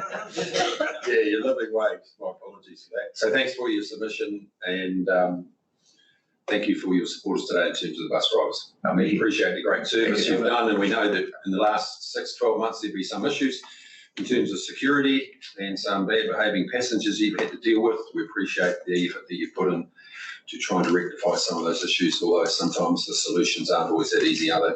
Again, look, I thank council as well. I mean, that was a collaborative approach and highly successful. Whilst we focused on the drivers, the whole CBD's benefited from it. So I appreciate your help and support as well. Right, thank you, Graham. Next presenter is Beth Bowden from Puna Heartland, and submission is on 1102 of your pages. Sorry. 10:13. Welcome, Beth. Kia ora. Kia ora tātou. I'm here standing in for our chair, Rowena Pearce, who due to family health issues is unable to be here today. So I've stepped up into the gap. And I'm reflecting on the seamless nature of the transition from speaker that's just come before me. I too am here to plead for a collaborative approach. I'm going to start with the back end of my of the Heartlands submission, in which we are fairly seriously critical of your consultative processes. We've found them limiting, constraining, and lacking in the collaborative spirit. And as I say in my last sentence, we look forward to you doing better next time. I'm really happy to take further questions on just what better looks like, and I won't be speaking for very much longer, so that leaves you lots of time to hear the voice from a little wedge on the other side of the Wairua River about how you could actually reach out to the people who really care about their bit of paradise. So I look forward to that. I'm inviting it. Secondly, you will see that in our responses to your specific questions about the things you want to consult on, we have invariably cited the Te Puna Community Plan, which is readily available on the Western Bay's website, and a link is in the submission. This plan was put together after extensive community consultation and actually had its origins in an earlier plan that worked for Te Puna for a good period past its actual specified use-by date. We did, in fact, have focus groups that were sponsored by the Western Bay and brought together community voices in 2012. It took a further 5 years before we once again found the match of community energy and council willingness to put together this latest iteration in close consultation with Pirirako and with a fair amount of attention to reflecting the intentions of the Pirirako Hapu Management Plan. So we stand together with that iwi in this matter. That said, the questions that you've answered have referred you in each case to the principles and visions that are articulated in this plan. We had no opportunity whatsoever to find out from the people of Te Puna whether they liked options A, 1, 2, 3, and 4, because there was absolutely nothing to go on in terms of making that communication possible. And please don't tell me that it's on the website, because people need a push factor to go and look at the website. So to the extent that that explains the rather minimal responses to your consultation, I hope you'll pay kindly attention to it, but I really hope, and Heartlands really hopes, that you will pay detailed attention to this document here. I'm not going to stop without this opportunity, without drawing your attention to yet another document that was put together at the end of 2019. It is a memorandum of understanding signed jointly by Western Bay, by the Regional Council, by Pirirako, and by Te Puna Heartlands, and it concerns care and attention to those waterways in Te Puna that run down from the Minden Ridge, essentially between the Wairua River and the Te Puna stream. They are the Hakau, the Oturu, which goes, the Hakau douches into the Tahataharoa area of Te Puna. It doesn't really have a mouth. It was originally an extensive wetland that has been savagely drained, but it does still exist.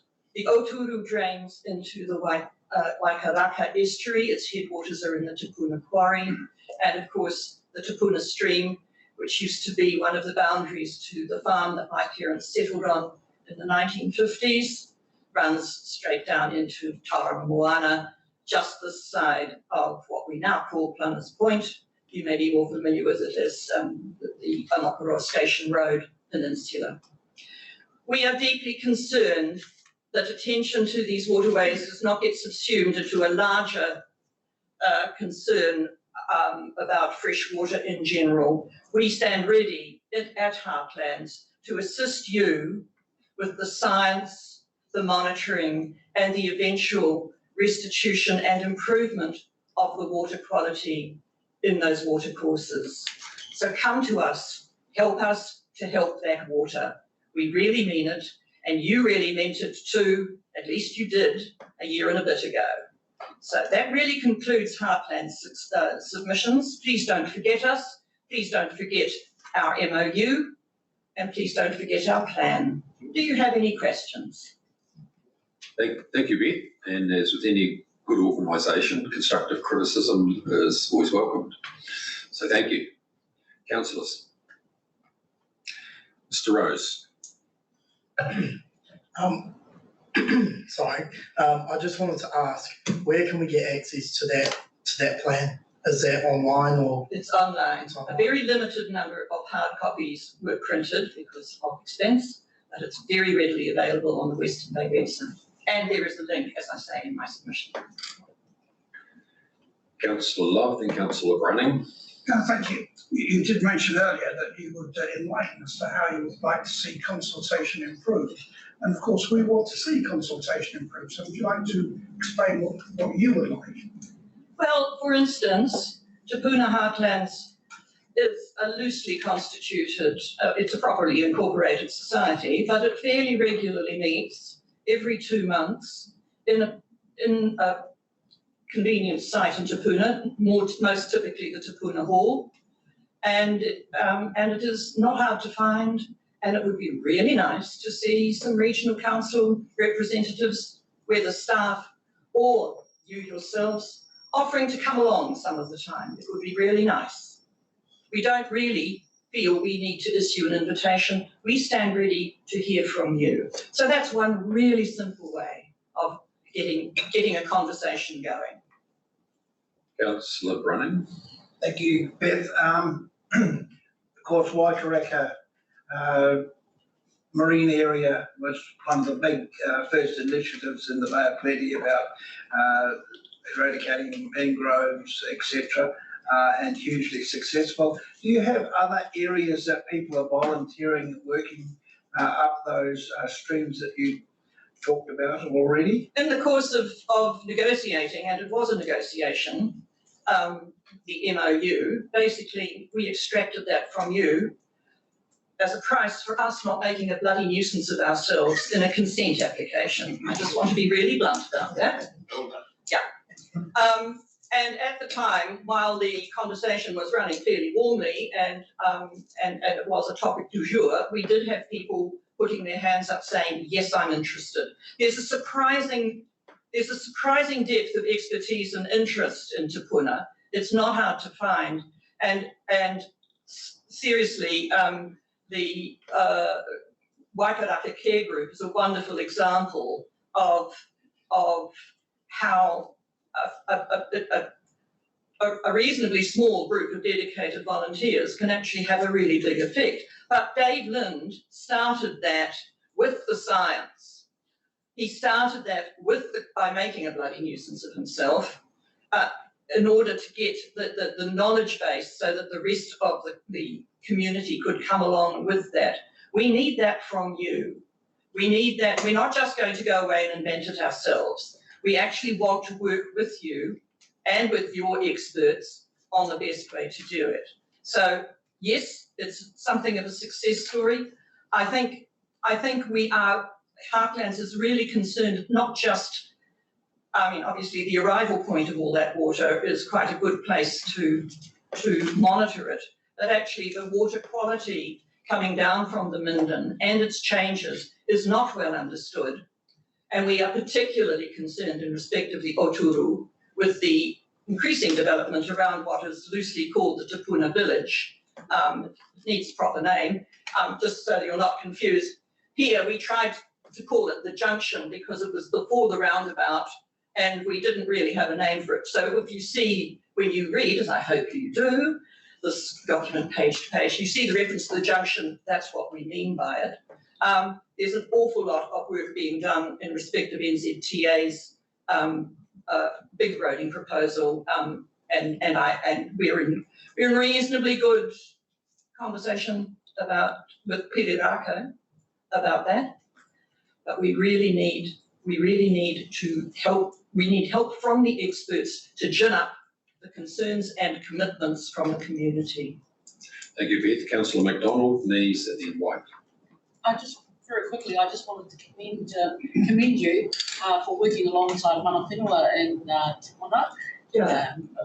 We have several submissions from non-Māori that do work on the ground. So I'm pleased to hear that you are working alongside mana whenua and you're taking into consideration the Piriraka Housing Management Plan, and I hope to see both your groups in the future if you're looking for us to improve our consultation process. Thank you. Thank you. Councillor Neeson. Thank you, Beth. I do follow the activities in Heartlands and I received the minutes and the agendas and I do read them. So I know you've got either just had or are having a meeting, and on the agenda was some indication of discussion about whether Te Puna Heartlands was still fit for purpose. Yep. So what was the decision on that? It's a work in progress. The matter came up at the AGM, and which was late last year. It's been the matter was moved to a small dynamic group, which was supposed to report back. So far, they have, as you might expect, found it rather harder. It's easy to say what it's not for. It's rather hard to say what it is for. But in our latest agenda, we circulated a reasonably acceptable statement of purpose on how Te Puna Heartlands works. If I have time, Mr. Chairman, that's 100 words, I can spit it out. Sorry, we don't. Okay. Thank you. Anyway, it's on the agenda, Jane. Have another read. It was at the last meeting, went by without comment, so I think it's probably accepted. Councillor White. Do I hear your thoughts, aren't we? No. Thank you. It was an impressive presentation. You served it up to us, but I don't feel bruised. I feel enlightened. So thank you. Just getting back to the Piriraka, and I would support Councillor MacDonald here. Very, very strong emphasis on working with the mana whenua. Piriraka are delivering later on today. So it's nice to see that synergy going on. So kia kaha. Thank you, Beth, for that presentation, and wish you all well for your review of the appropriateness of your organisation. I'm absolutely certain it will continue. I'm absolutely certain, as you have had to absorb today, that absorbing some perplexities and what the hell do we do about this questions does nobody any harm. But I also know I'm absolutely convinced of the usefulness of an organisation such as Te Puna Heartlands in that little part of the Rohe. Got it. Thank you. Mr. Goldworthy.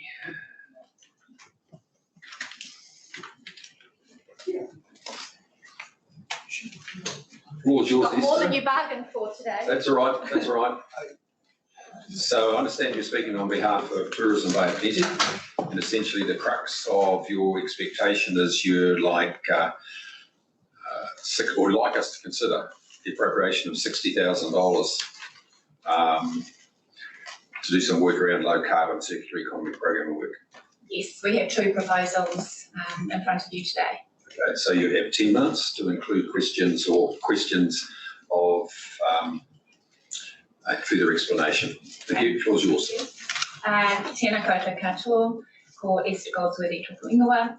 Thank you for your time today. Kristen sends her apologies. She is away in Auckland working, so she'll be back in the office tomorrow. Tourism Bay of Plenty's role as Destination Manager of the Tauranga City, Western Bay of Plenty and Whakatane District territories, all three of which are our funding partners. Our long-term focus is on a visitor industry that contributes to environmental regeneration. To achieve lasting tourism value, we need to ensure we strike the right balance between the impact of tourism on the environment, respecting our residents' quality of life, honouring our Māori culture and adding value to our economy. Our vision, oops, I've gone one too far. Our vision is to share our love of Te Moana Nui Atoi, the coastal bay of plenty, with the world, but in a way that helps our region and its people flourish, not extract. We refer to Te Punga, the Southern Cross, as our guiding light, and before you today are 2 proposals that encompass who we are as an organisation and the journey we've been on for several years already. The core focus of our strategic direction and values is based around environmental regeneration, our place DNA and unique whakapapa, community inclusivity, and transformational visitor experiences. Prior to the pandemic, we saw an opportunity to change the way our tourism industry was driven. Tourism had become too dependent on the pursuit of growth, seeing its role to simply get bigger, albeit in a more sustainable way. Post-COVID-19, this change of thinking is an opportunity to restart our visitor industry the way we intend to continue. Regeneration is more than a sustainable view of reducing one's footprint and doing less harm. It is about leaving our place better than we have found it for future generations. We believe in working alongside the community to elevate Te Ao Māori principles into mainstream thinking and work hard to attract the kind of manahere visitors who will value the type of experience we have on offer.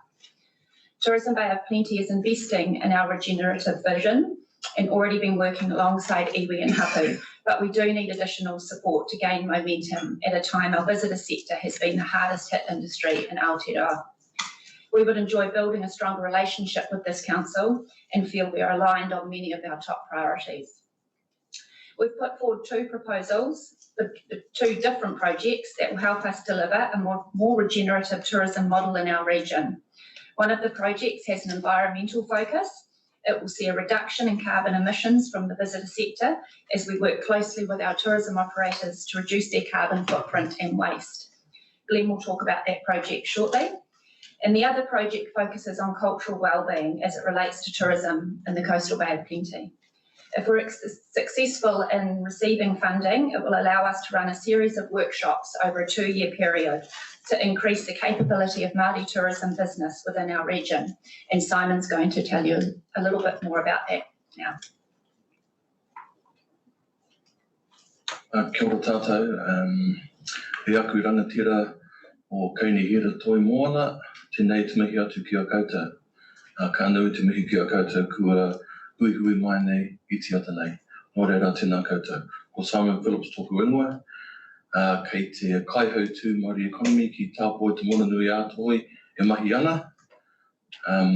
He uri ahau no ngā maunga pirongia, kakepuku me taranaki. Nō reira tēnā koutou katoa.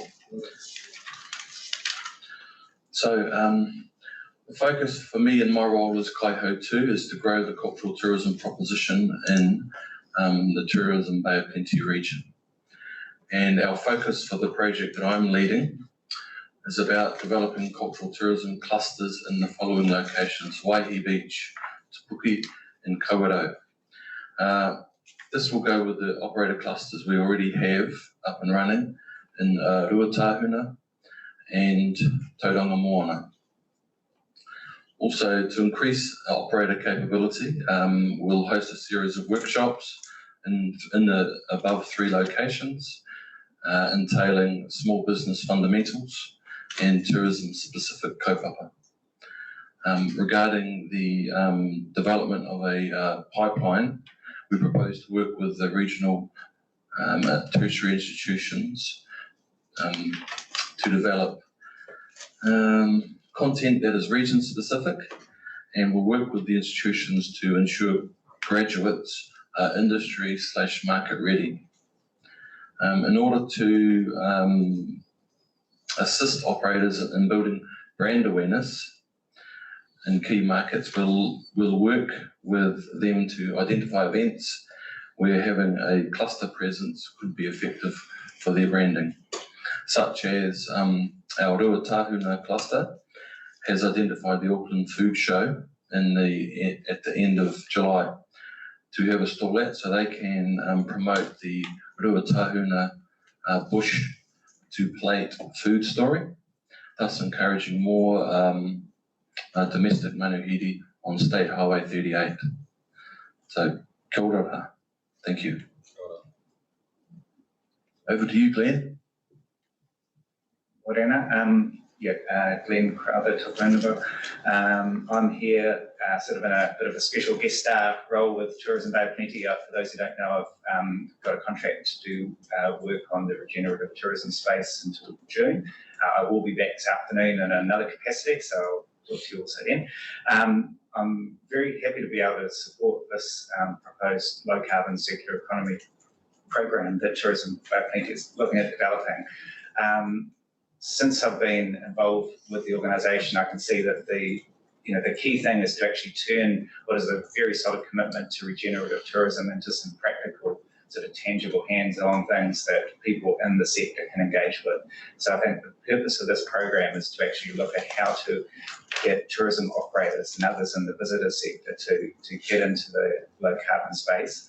At the moment, unlike agriculture, unlike horticulture, unlike a number of other key contributors to climate change, the tourism sector does not have, or Tourism Bay of Plenty as an RTO doesn't have the ability to force that change through. So Zespri, for instance, has been able to put out a very strong commitment to reducing emissions and has a bit of a grip over people within that sector. And you can see the same in agriculture. But with tourism, it's actually a huge contributor to climate change in New Zealand.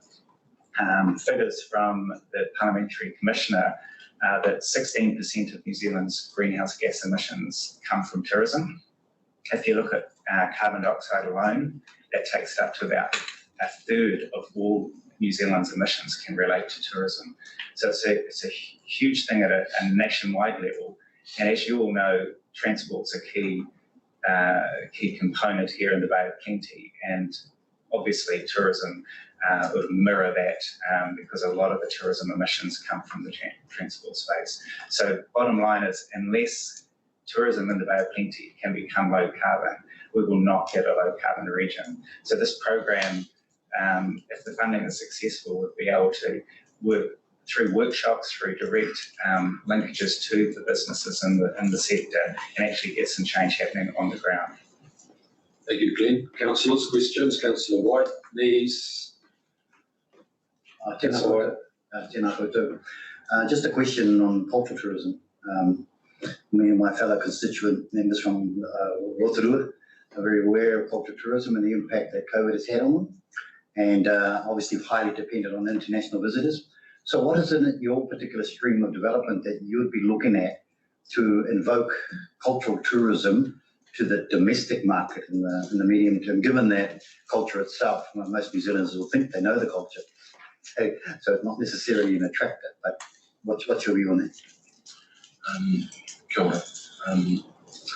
Well, we have, I've been working with the two rōpū based in Ruatauna and Tauranga Moana for the last 24 months. And yes, we've navigated our way through the,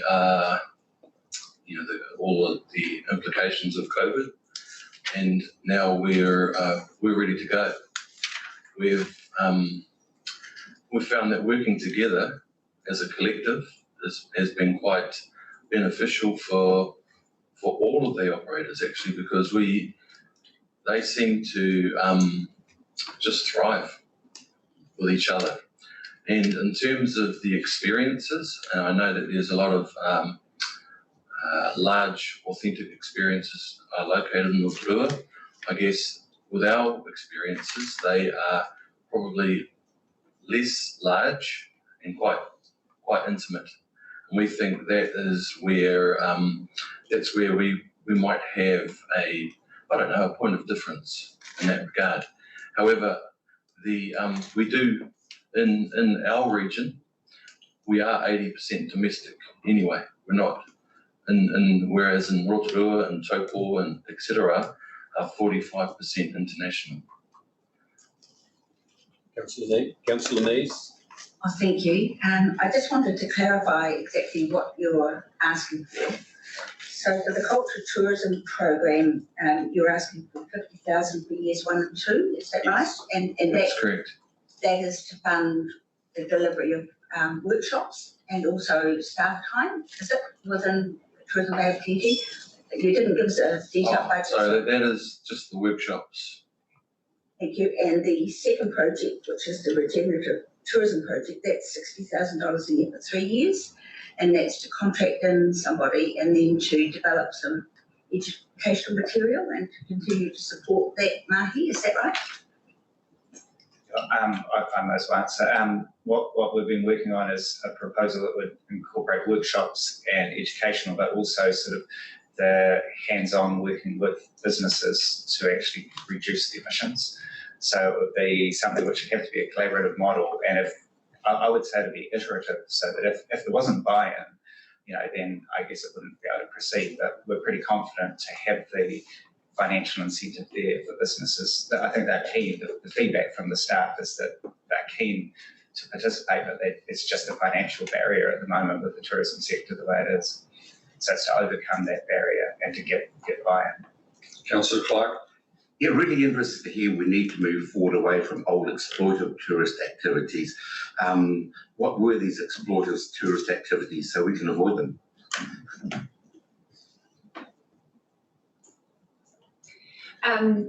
We are really lucky in our region that we are, 78–80% domestic visitation.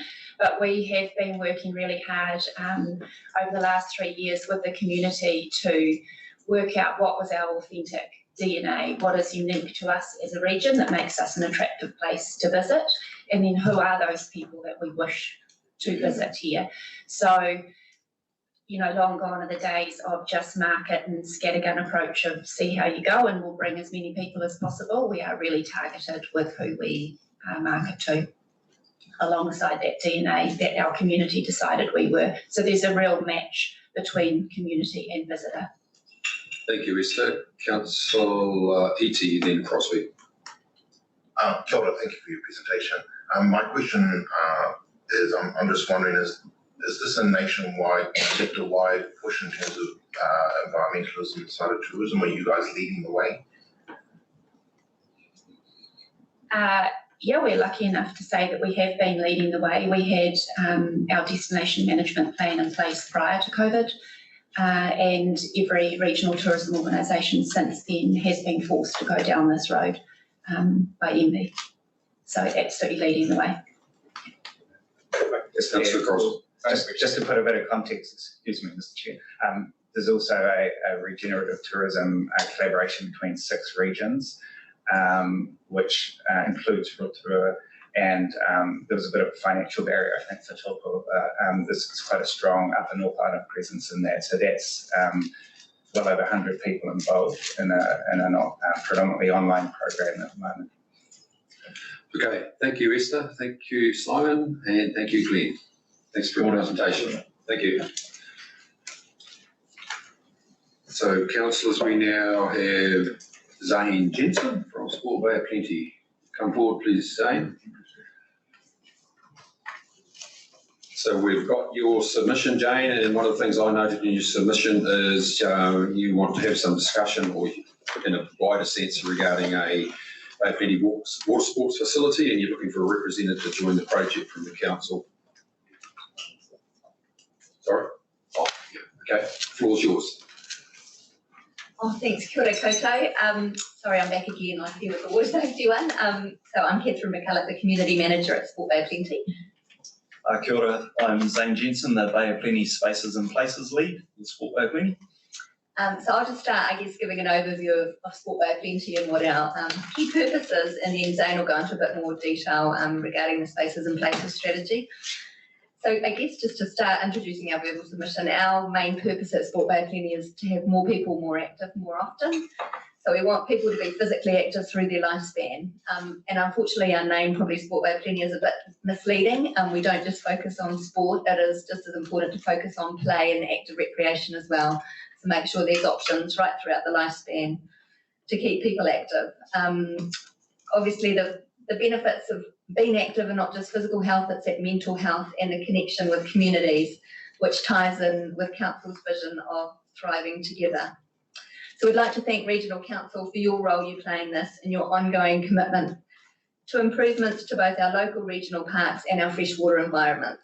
So obviously access to these green spaces and water are key for people to play, recreate, and do sport in. So we know that from the Active NZ survey through Sport New Zealand that Bay of Plenty is the region that is used the most for its natural environment. So which is a positive thing, given often that's a low cost for people to be active. We also know the most common physical activity options are walking, running and cycling, which again happen in the natural environment. So we're committed to reflecting on insights, ensure that those are missing out or not being as active as they can be, have access. And as Councillor Thurston said in the other one, we know that disabilities, so that's going to be a focus for Sport Bay of Plenty going forward, as well as women and girls and those from high deprivation communities. Unfortunately, we know through COVID-19, those that had limited access to physical activity, that seems to have been exacerbated now. So we really need to focus on those communities. So we work together with our local targeted communities, working with them and supporting them so we can try and ensure sustainable options going forward. We want to make sure that all our Bay of Plenty residents are physically literate. That's a bit of a funny term, I guess, but it means that that people value physical activity for life. So the experiences they have as a child are quality and fun, and they want to keep doing it. And they've got that confidence and motivation to keep going. So I guess thank you again to Council. So we can't do this alone. Obviously, we need the environment for people to recreate in. And obviously, me sitting here before on the Water Safety Bay of Plenty one, we endorsed their submission as well. Obviously, it's really important given the significant amount of water environments that we have in this region that people can swim, have those essential skills, and we reduce the drowning numbers. I'll just hand on to Zane to discuss the spaces and places. Thanks, Catherine. So the Bay of Plenty Spaces and Places strategy is now in its second iteration. We had the first rollout of that in 2017 through to 2020, and it's a collaborative strategy from all 6 district councils, along with Sport New Zealand and Sport Bay of Plenty as the key organisation to run the implementation. So my role is all around the implementation of that strategy. It's a strategy, in a nutshell, it's a strategy that focuses on spaces and places management and future planning.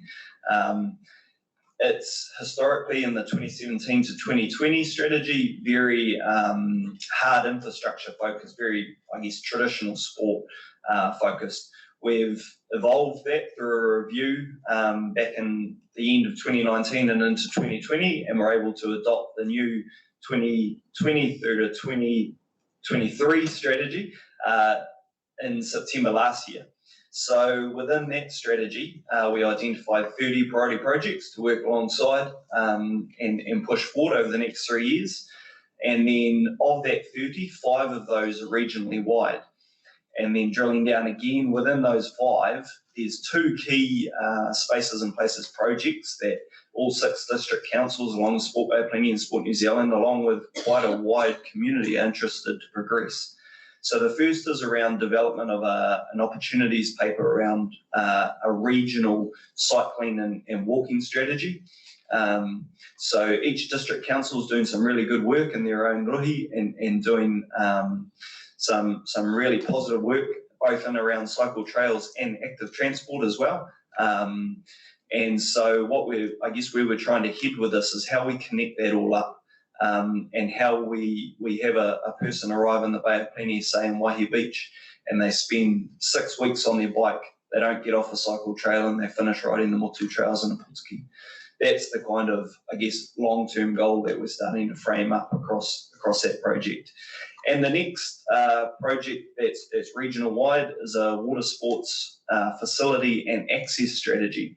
So in a way where, historically we've looked at rugby fields, indoor courts, any sort of traditional sport park type infrastructure that we would think sport and recreation happens in. We haven't necessarily viewed water in the same lens. So how do we start looking at water and the activity that happens in and around water in the same way that we look at a rugby field or an indoor court? In the Bay of Plenty, it's such a we're hugely blessed in terms of our access to water and how much physical activity happens in and around the water. So how do we try and support that? What are the gaps in terms of infrastructure and where do we head with that? So I guess what we're asking of regional council is we see obviously council has been a key stakeholder in both of those strategies, and look forward to working alongside council and respective staff over the next 3 years and involved with these two particular strategies, and then any other kind of regional infrastructure projects that come along related to spaces and places, and kind of a partnership moving forward. Thank you, Zane. Councillors, any questions? Councillor Rose. Thank you, Mr. Chairman. Look, I just wanted to ask, in regards to relationships with high schools and universities and polytechnics, because as you've said, young people, it's essential to get to them. So what's your guys' relationship like with the 11 or all the high schools throughout the Bay of Plenty, but as well as Toyohomai and the University of Waikato? So no, we have very strong relationships with all the local schools. So we have 2 teams within Sport Bay of Plenty that are focused on the school environment. So one team, the Tamariki team, that works with those 5 to 12, and then 12 to 18, we've got an active young people team, Rangatahi team. So we're working in with schools quite significantly. We're part of Healthy Active Learning, which that's a Sport New Zealand initiative they've put quite a bit of money into. So that's looking at incorporating more physical activity into curriculum time and outside of curriculum time. So yeah, Toyohomai, I guess with the students, we are on one of their advisory groups there. And we do have other things that I guess focus on the general population, which some of that goes into. We're trying to work with clubs, I guess, in schools about that whole drop off in teenage years. So, you often leave school and everything's quite structured there, or you can play sport and you go into the big wide world, and going to university, and sometimes that's where the drop off is. So we are trying to work with that and with clubs and how we can sustain those levels of activity. So yeah, does that answer your question? Yeah.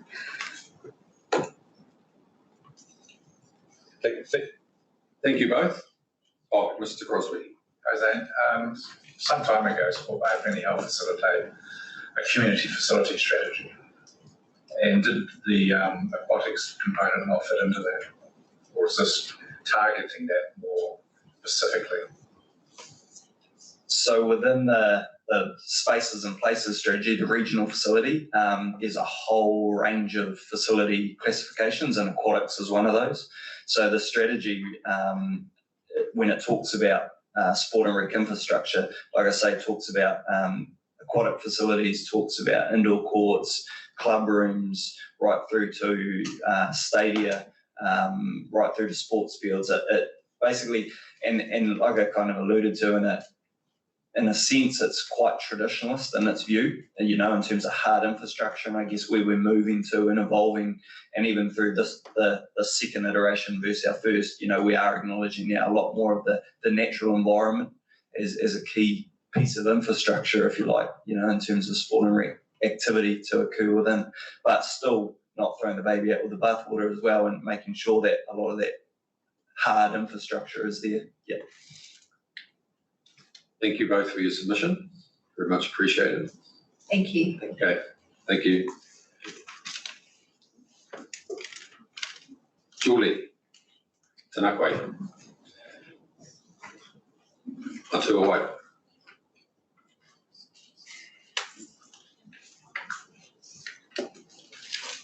Councillor White.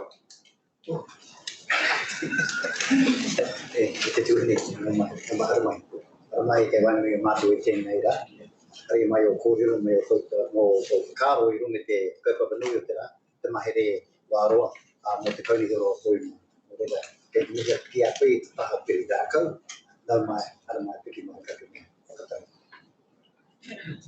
Right. Thank you, Julie.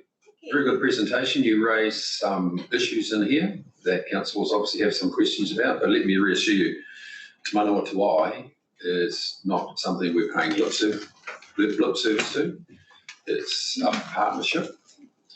and we'll endeavour to do our best, but we can only do it together with yourselves. And the other issue you raise here in terms of mana whakahaere is an issue that primarily I think tangata whenua have to help us with in terms of resolving those particular issues, because not only in Tauranga Moana here, but across the wider rohi of the Bay of Plenty in the country, it's an issue that we have to work on. Kia ora, and we're pleased to hear your submission. You've got 10 minutes, but if you'd like some time for questions, we can limit it to about 8 and we'll do it for some questions. The floor is yours.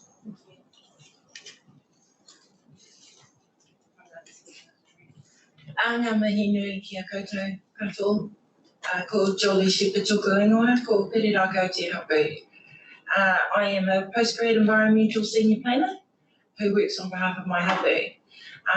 That was not something required of me, but in the environmental planning arena that we engage in, actually we have to be more equipped with information and understand how to navigate information and relationships. One of the key things that has kind of been on my radar for probably a decade now is the lack of the reality of the partnership. And I know that's a current conversation with all tangata whenua. Te mana o te wai is a really important kaupapa. Under the treaties, under the hapu o Ngāti Ranginui settlement deed, we have the ability with the Department of Conservation to utilise temporary wānanga sites. So as kaitiaki, we are having deep conversations about how we actually need to be not only sitting behind our keyboard and navigating this planning regime, we actually need to be with our waterways, beside them, near them, you know, and taking up those opportunity of wānanga.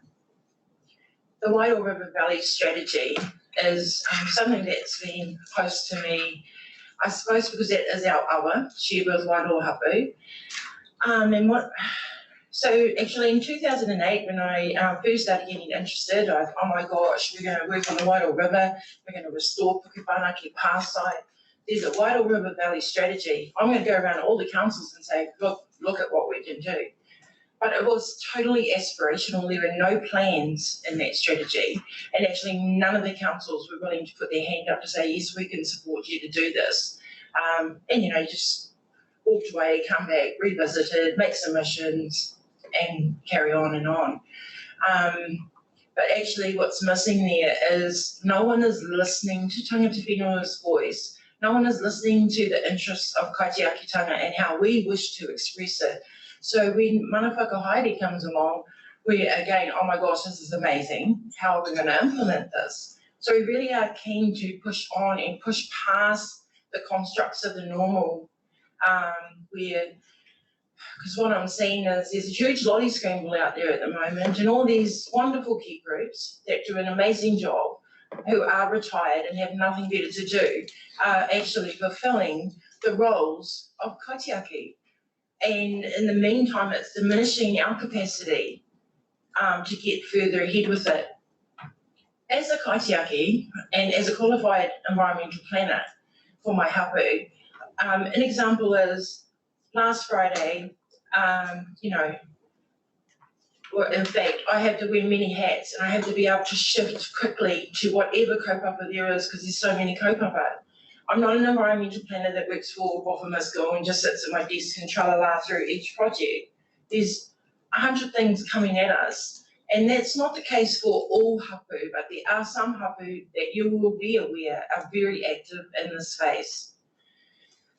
So my example of Friday was I had to rush in the LTP submission to Western Bay, and then I had to come and have a hui here at Regional Council because Te puna means the spring, and our puna are drying up, and not just one or two, 5 or 6 of our major puna. And I've been, how do we deal with this? I'll lodge an official inquiry with Regional Council, and then, you know, there's no actual process for tangata whenua to say, right, this is a why issue, how we're going to deal with this. So I'm really pleased that Te Mana o Te Wai might have the capacity to draw that process and you know, really now cement something for us to be able to navigate our way through those things. So regional council staff, I have an amazing relationship with. I can call on them. They're very responsive. They help me. So I come into a meeting, we talk about the puna, our role, the scientist is there. You know, not only am I a planner, now I'm having to become a scientist and an ecologist and a ornithologist and a tuna specialist. It's not a reciprocal relationship because all of the skills and all of the resources sit here with council, and we're required as a treaty partner to respond, not asked to, not wanting to, having to respond. So get through that meeting, and then I've got to race to the airport, and then I go down to Christchurch, and I'm in a 2-day conference with ESRI on Te Mana o Te Wai. And then I get home, and you know, my flight's cancelled. I've got to fly to Hamilton, catch a bus, get home, and I'm straight into work. Waking up straight into work because I've just lost 2 days voluntarily, and now I've got to do my work. These are all Crown engagement processes that are put there before us, and yet we're expected to engage, you know, voluntarily. It's not okay, and it's actually burning us out. And, you know, if there's a deliberate plan to neutralise us, this is one of the ways to do it for sure. I hope that's not the case, and I know this council is not like that, but it is diminishing our capacity at a massive rate. And even how do we do succession planning of our people when we're so busy with all of this? So, Thank you, Julie. well, just quickly, I just want to not carry on about it, but I do want to ask that and support the remuneration policy that Regional Council is designing to assist tangata whenua. I do want to ask this council to support smart growth remuneration of Māori engagement, because that's a mess and it's been going nowhere. And no, I'll let you go. Thank you, Julie. Thank you. Well, the concerns are well outlined. So councillors, questions? Councillor White. Tēnā koe, te tuini, o tō whakaaro. Yeah, no, I feel the frustrations and obviously that capacity deficit, and also the sense that there is an interesting, from what I'm gleaning from you, is appropriation of cultural values, cultural context and definitions, that kaitiaki, it's often used by many, right? And I can hear from you there's a greater depth to that meaning than is actually served up. But I just want to ask you, are you working with any other institutions or organisations in the context of your submission? Organisations like you mentioned the Puna. Yes, so actually, because we are always under-resourced, I'm the lead tangata whenua planner for the Takitimu Northlink. So I saw an opportunity there to utilise their funds to form a catchment plan with all the ecologists, hydrologists, planners. So, you know, at no cost to us, they have agreed to form a catchment plan from the Wairau River and 2 projects to Ohinemuri. So that gives us a large catchment base. So cool, that's free. Now we're working with ESRI to look at how can we form packages, you know, and help us to unravel the planning frameworks that are required to put forward our information. Are we looking at a new wave of hapu management plans? Why hapu management plans? Because that's more of the same. And if that's where we're heading, well, who looks at our hapu management plans and who's going to look at our why hapu management plans? So, you know, we're working with ESRI, we're working with Regional Council. I had a meeting with Anaru Burko last week on Te Mana o Te Wai. This is resource. That was another voluntary meeting.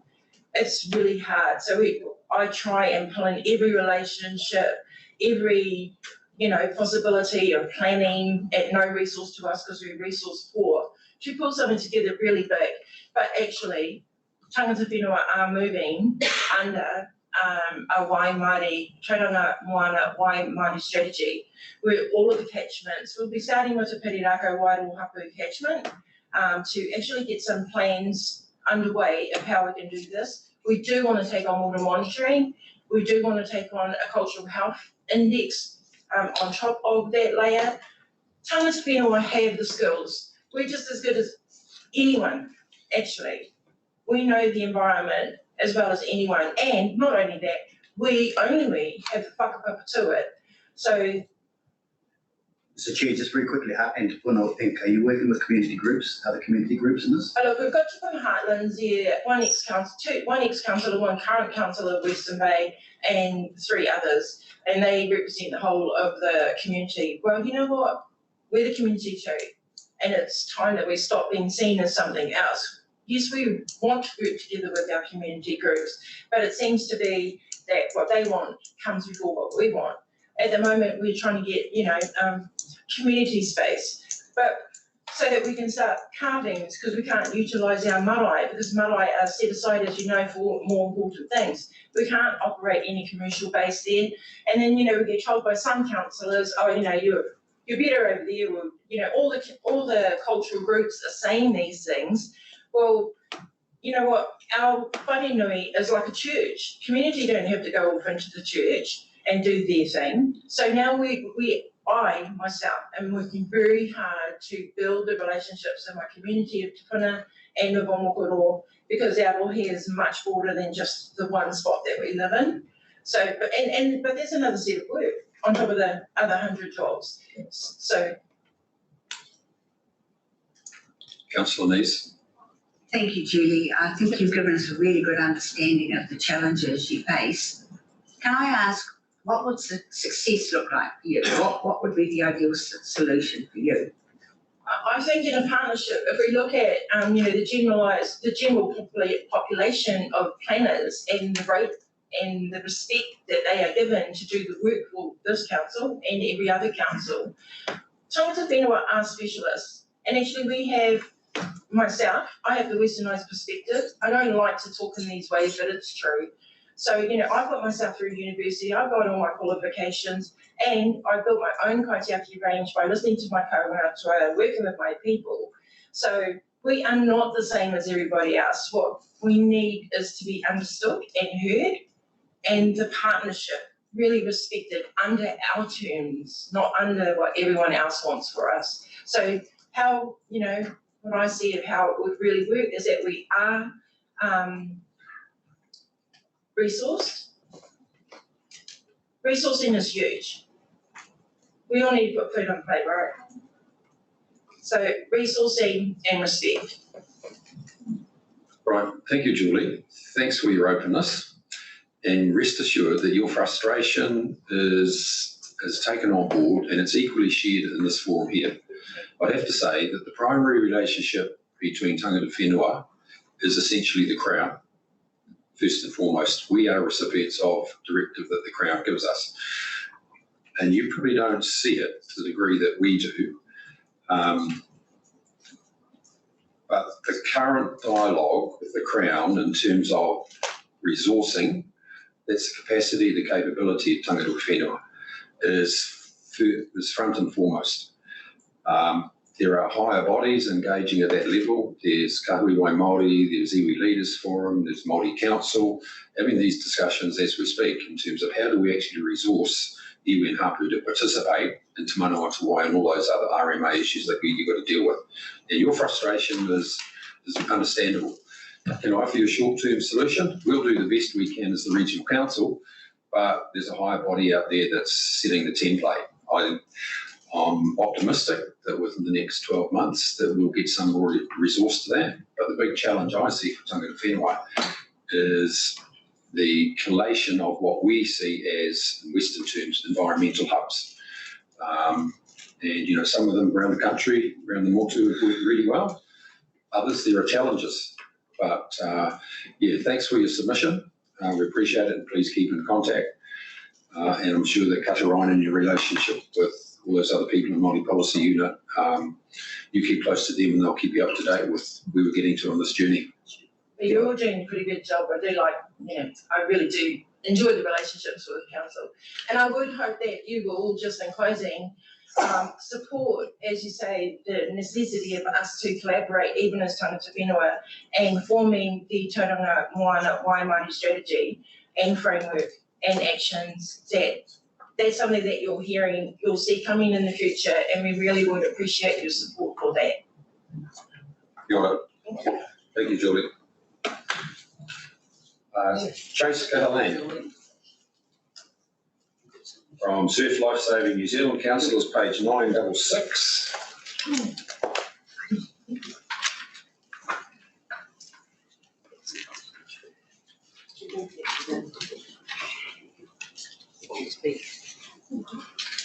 Floor's yours, Chase. You have 10 minutes to include questions. You know the normal format.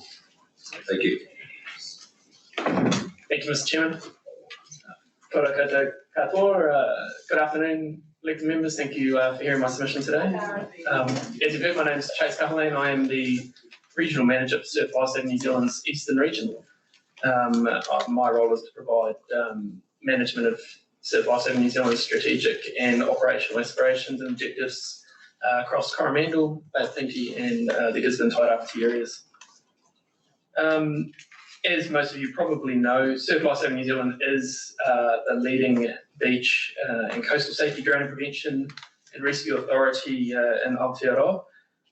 We are quite unique, delivering proactive lifeguarding services and essential emergency services to the area, and also a range of public education and beach safety programs, member education, training and development, and also a bit of a highly respected sporting program as well. I am aware you would have heard from Dave White this morning as well in regards to the education side. This submission is more to support the operational objectives of Surf Lifesaving in the Bay of Plenty.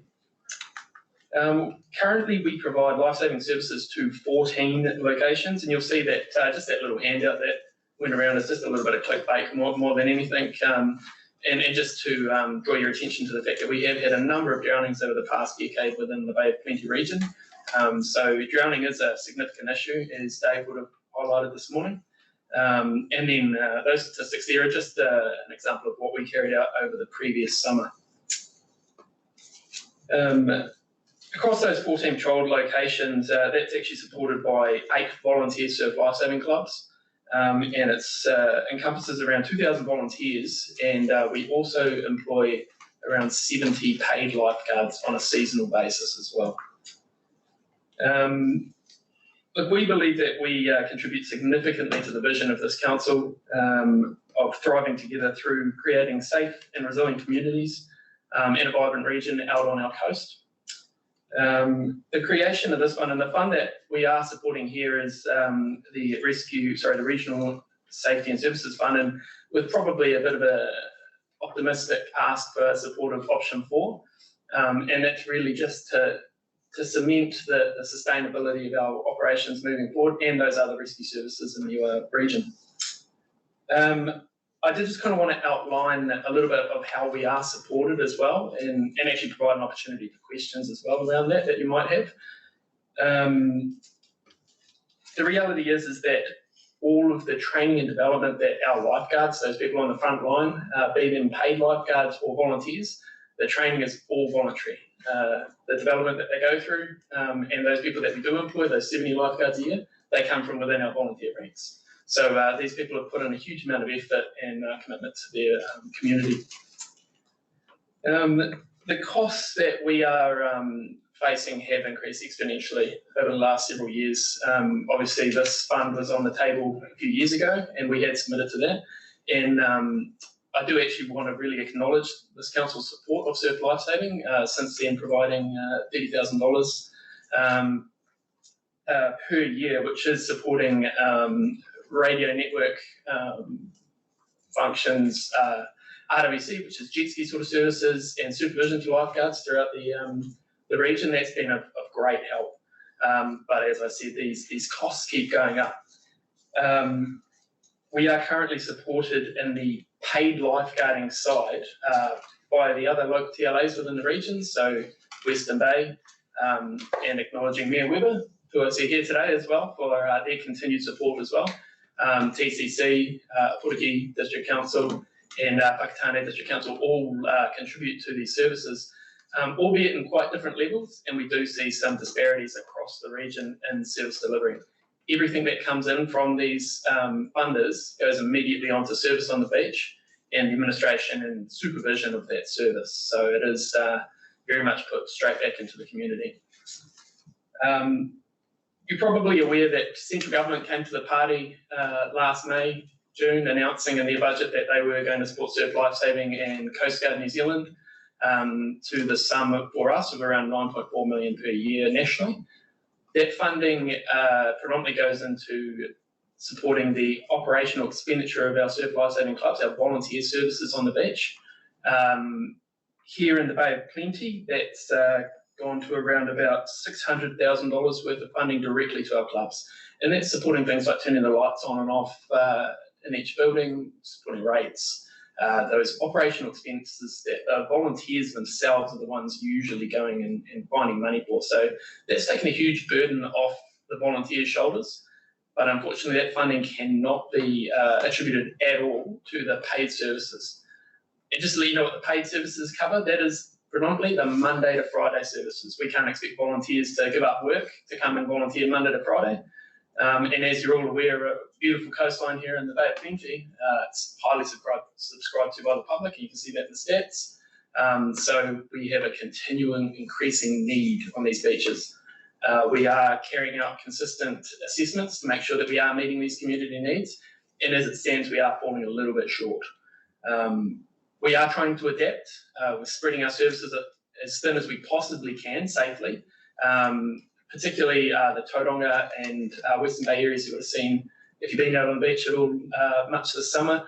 We've extended our services later into the evening to cater to when people are on our beaches, and have extended the services just a little bit, but we are still falling short, unfortunately. Can you wrap it up? Yeah, absolutely. I'm pretty much down there, and I just want to let you guys have the opportunity to ask any questions you might have. Great, thanks, Chase. Questions, councillors? Mr. Love. Councillor Love. Yeah, sorry, can I just confirm from your paper that what you're asking is for 200,000? Is that over 3 years, or is it just 1 year? It is essentially that ask there. It's not a detailed breakdown of the price, but that would be on an annual basis, hence asking for the, and that's our shortfall currently. And the reality is funding this service is quite difficult, and it's pretty much down to local government. So. Councillor Crosby. Yeah, thanks, Chase. That's a shortfall for a minimum service, the way I read it. What would be required for an adequate, safe service? To be fair, I would consider that for an adequate service. That's how we would see an adequate service right now, and that is no frills. That's as it stands. Though we are delivering a scaled back service, and quite frankly, it does make me nervous throughout summer. Okay, thank you, Chase. Thank Surf Lifesaving New Zealand for their submission. Thank you. And you'll be let know in due course. Thank you. Mr. McKay, Bruce, if you'd like to come forward, please, on behalf of Oroa Residents and Ratepayers Association. And we've just received the handout that you sent, you've handed out to staff. The floor is yours.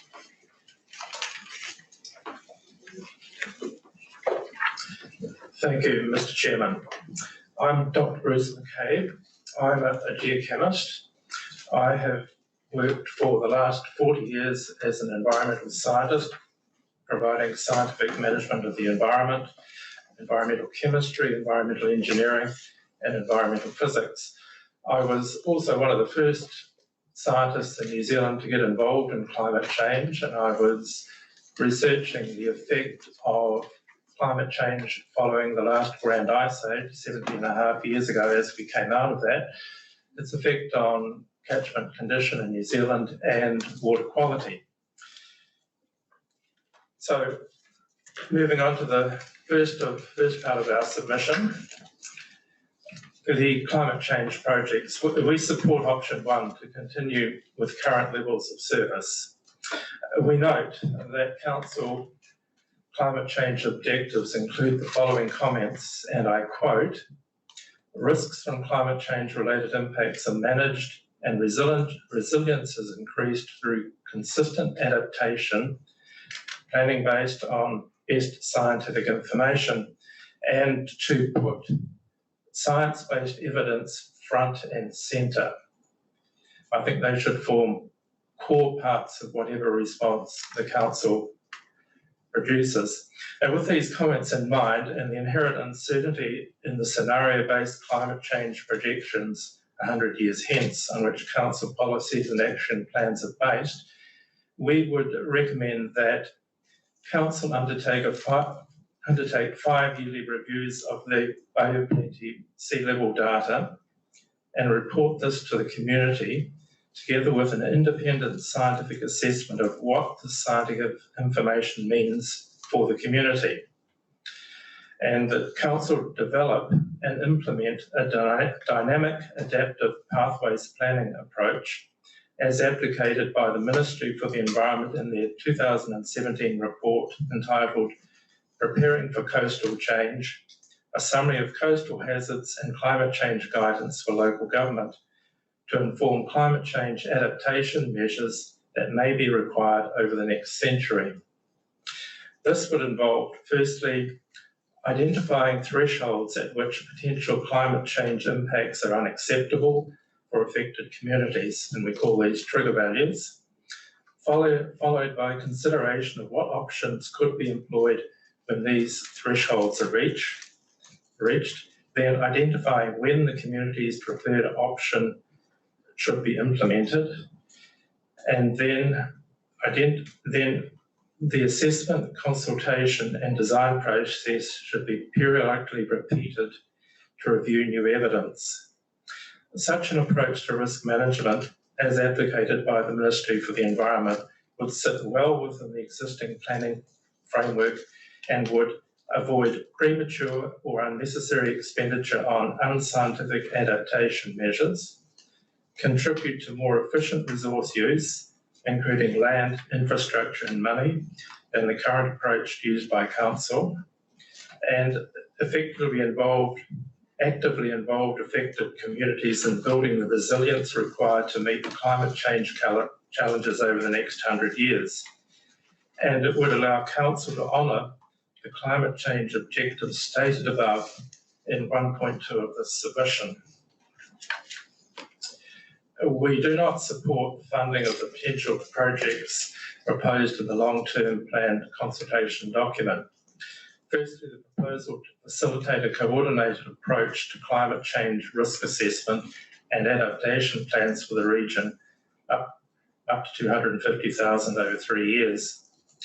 Such a one-size-fits-all approach, although easy to implement by Council, would not be responsive to the differing circumstances and needs of the diverse communities in the region. Council could better serve the communities within the region by implementing a DAP as advocated by MFE in their 2017 report. This would require Council to take community-focused approach and provide these communities with the actual climate and sea level data so that they could then determine how they want to respond to the risks identified by the monitoring data. This would require a minimum of a 5-year lead time to acquire the data necessary to inform community discussion. Secondly, a proposal to facilitate and support community conversations around adaptation. Such conversations would be premature and unproductive until sufficient local observational data is available, and these conversations are carried out as part of the DAP program. Thirdly, the proposal to run a one-off community climate change forum. This would also be unproductive and could do little more than repeat the largely unscientific scenario-based predictions that underpin the current climate change policies adopted by Council. And fourthly, proposal of supporting engagement and education around climate change to businesses and households.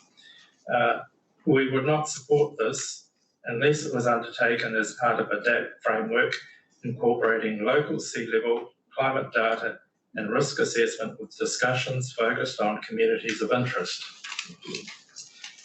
Secondly, sustainability funding. We support option 1.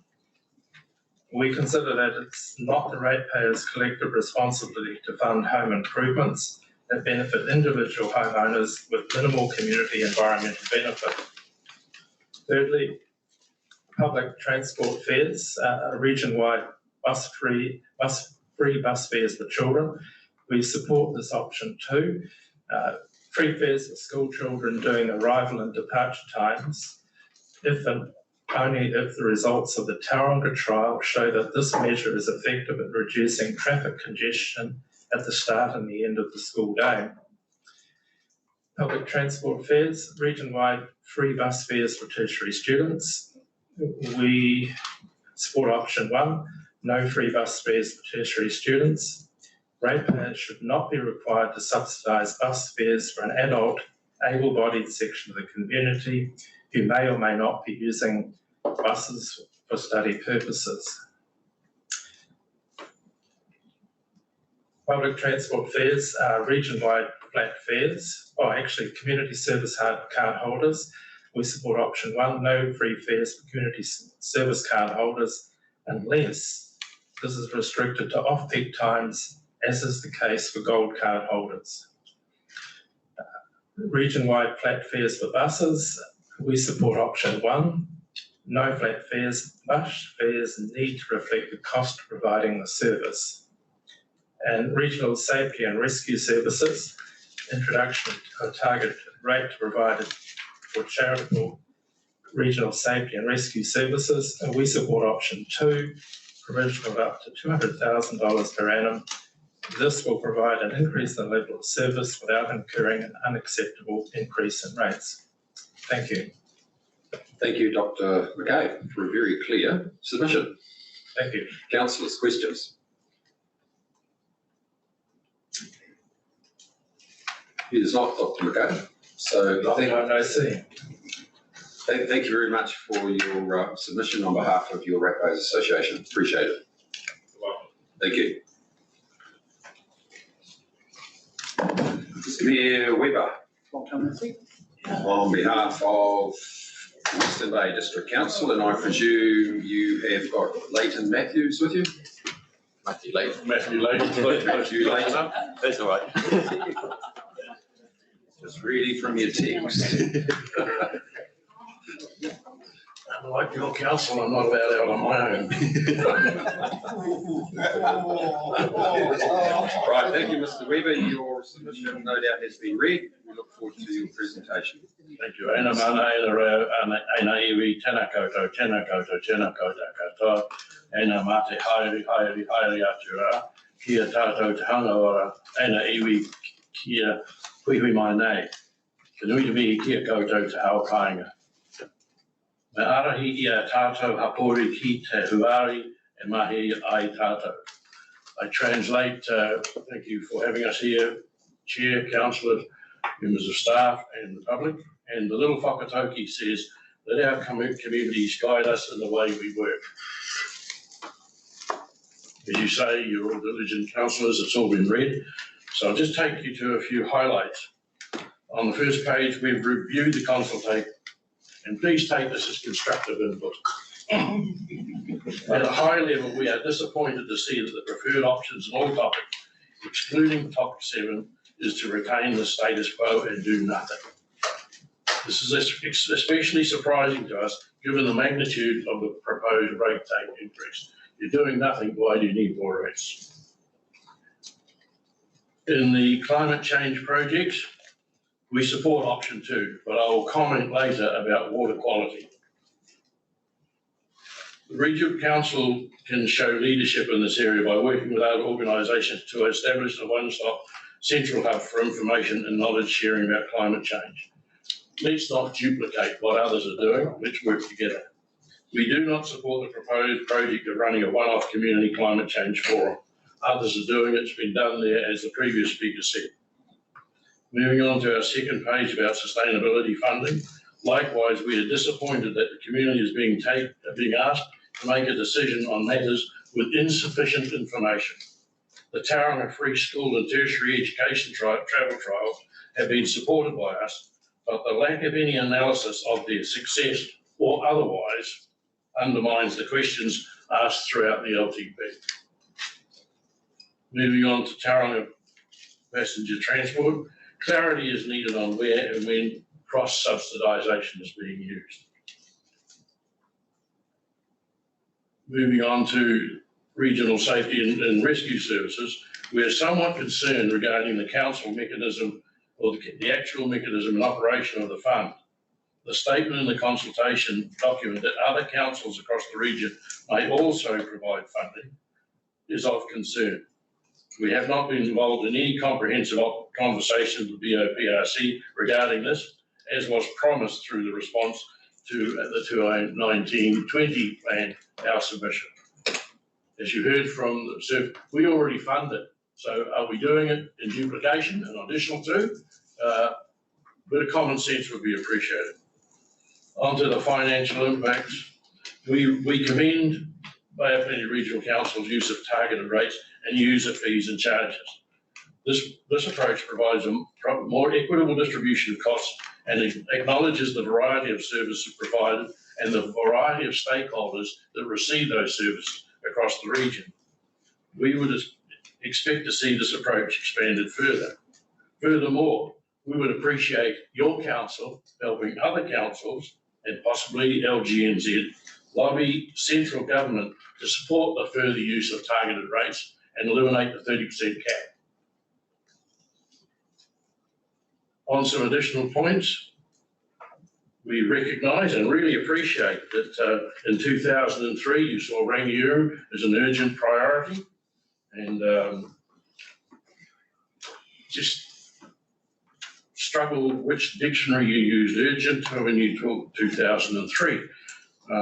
But we are appreciative, but we must remind you that because of your lack of action, we have seen industrial development in Tauriko that was never planned, and we are continuing to get requests to extend the Tauriko business estate because we are told Rangiora is never going to go.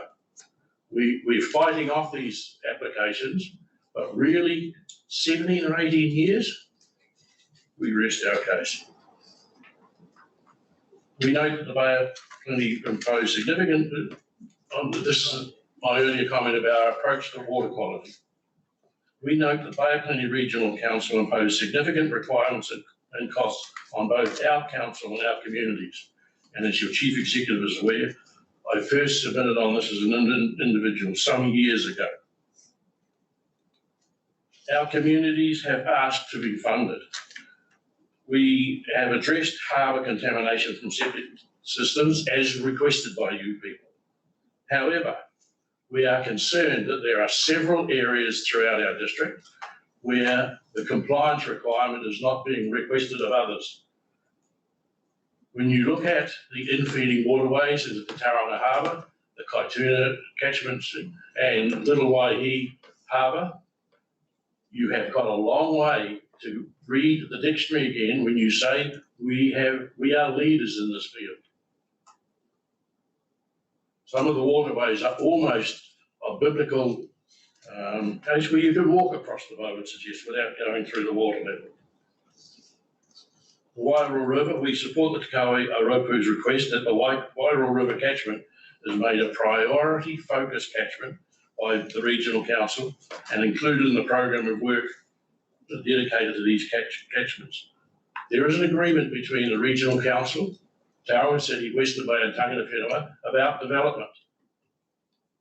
Tauriko West is going to put incredible pressure on that catchment. The Tauranga Business Estate, the Tauriko Business Estate rather, and the new jib factory is going to have some interesting airshed catchment issues, which I'm sure you have under control. The River Scheme Sustainability Project, we note that the Upper and Lower Kaituna catchment control are being considered separately. Really? It's one body of water. Why do you not consider it in total?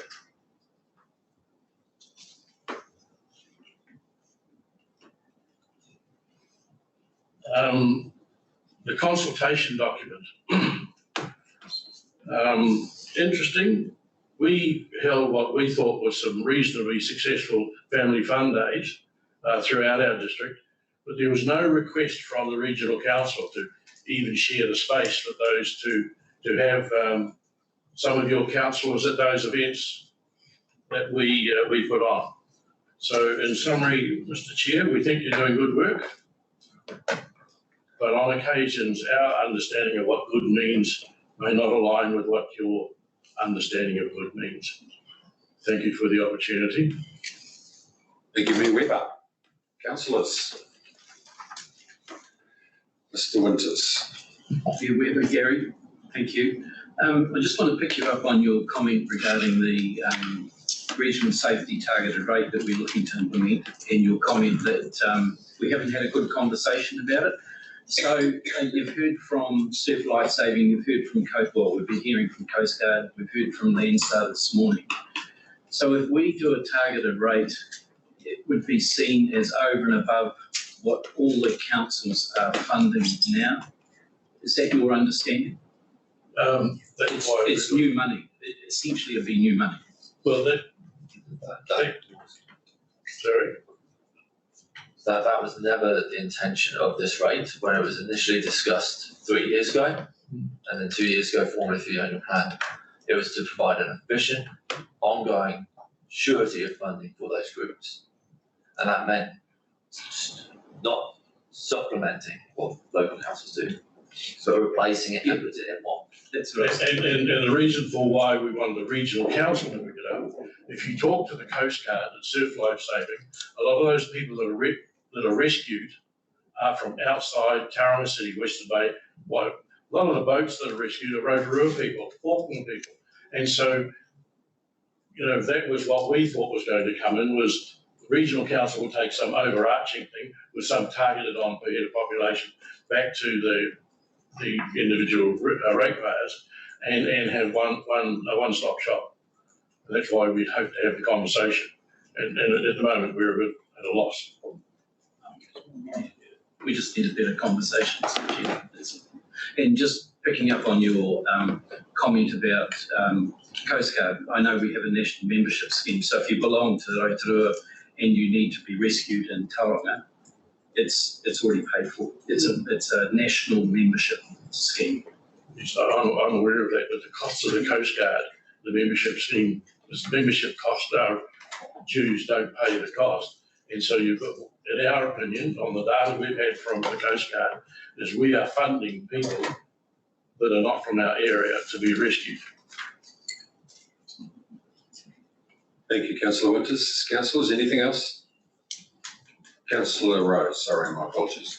Yeah, look, Mayor Weber, I just wanted to bring you to option 2 for topic 3, the 3 fears for school children. Speaking from the fact that I've had many a message from people from Te Puke and Katikati saying that they wanted the free school fares, would you say that that's reflected in your option there? As we've said, free fares within their zone. When you see people being funded from way in the backcountry to drive, and I use the example of St Mary's in downtown Tauranga, driving past 5 or 6 schools on the way, there is no logic to that. Within the zone, yes, free fares should be there, but not across zones. We've got people in Amokoroa, where I live, going to Aquinas College, going to all these different private within zone is where we came from. I thought we were pretty explicit in our submission. Thank you, Mr. Rose. Anything else, councillors? Councillor McDonald. Kia ora, Gary, thanks for your submission. I guess when I read this, I felt like it was a sock in the face, but hey, this is a submission process, and I've taken on board what you say, and to some extent, I agree with your whakaaro along the lines that we need to be speaking to one another a lot more. I totally agree with you. So,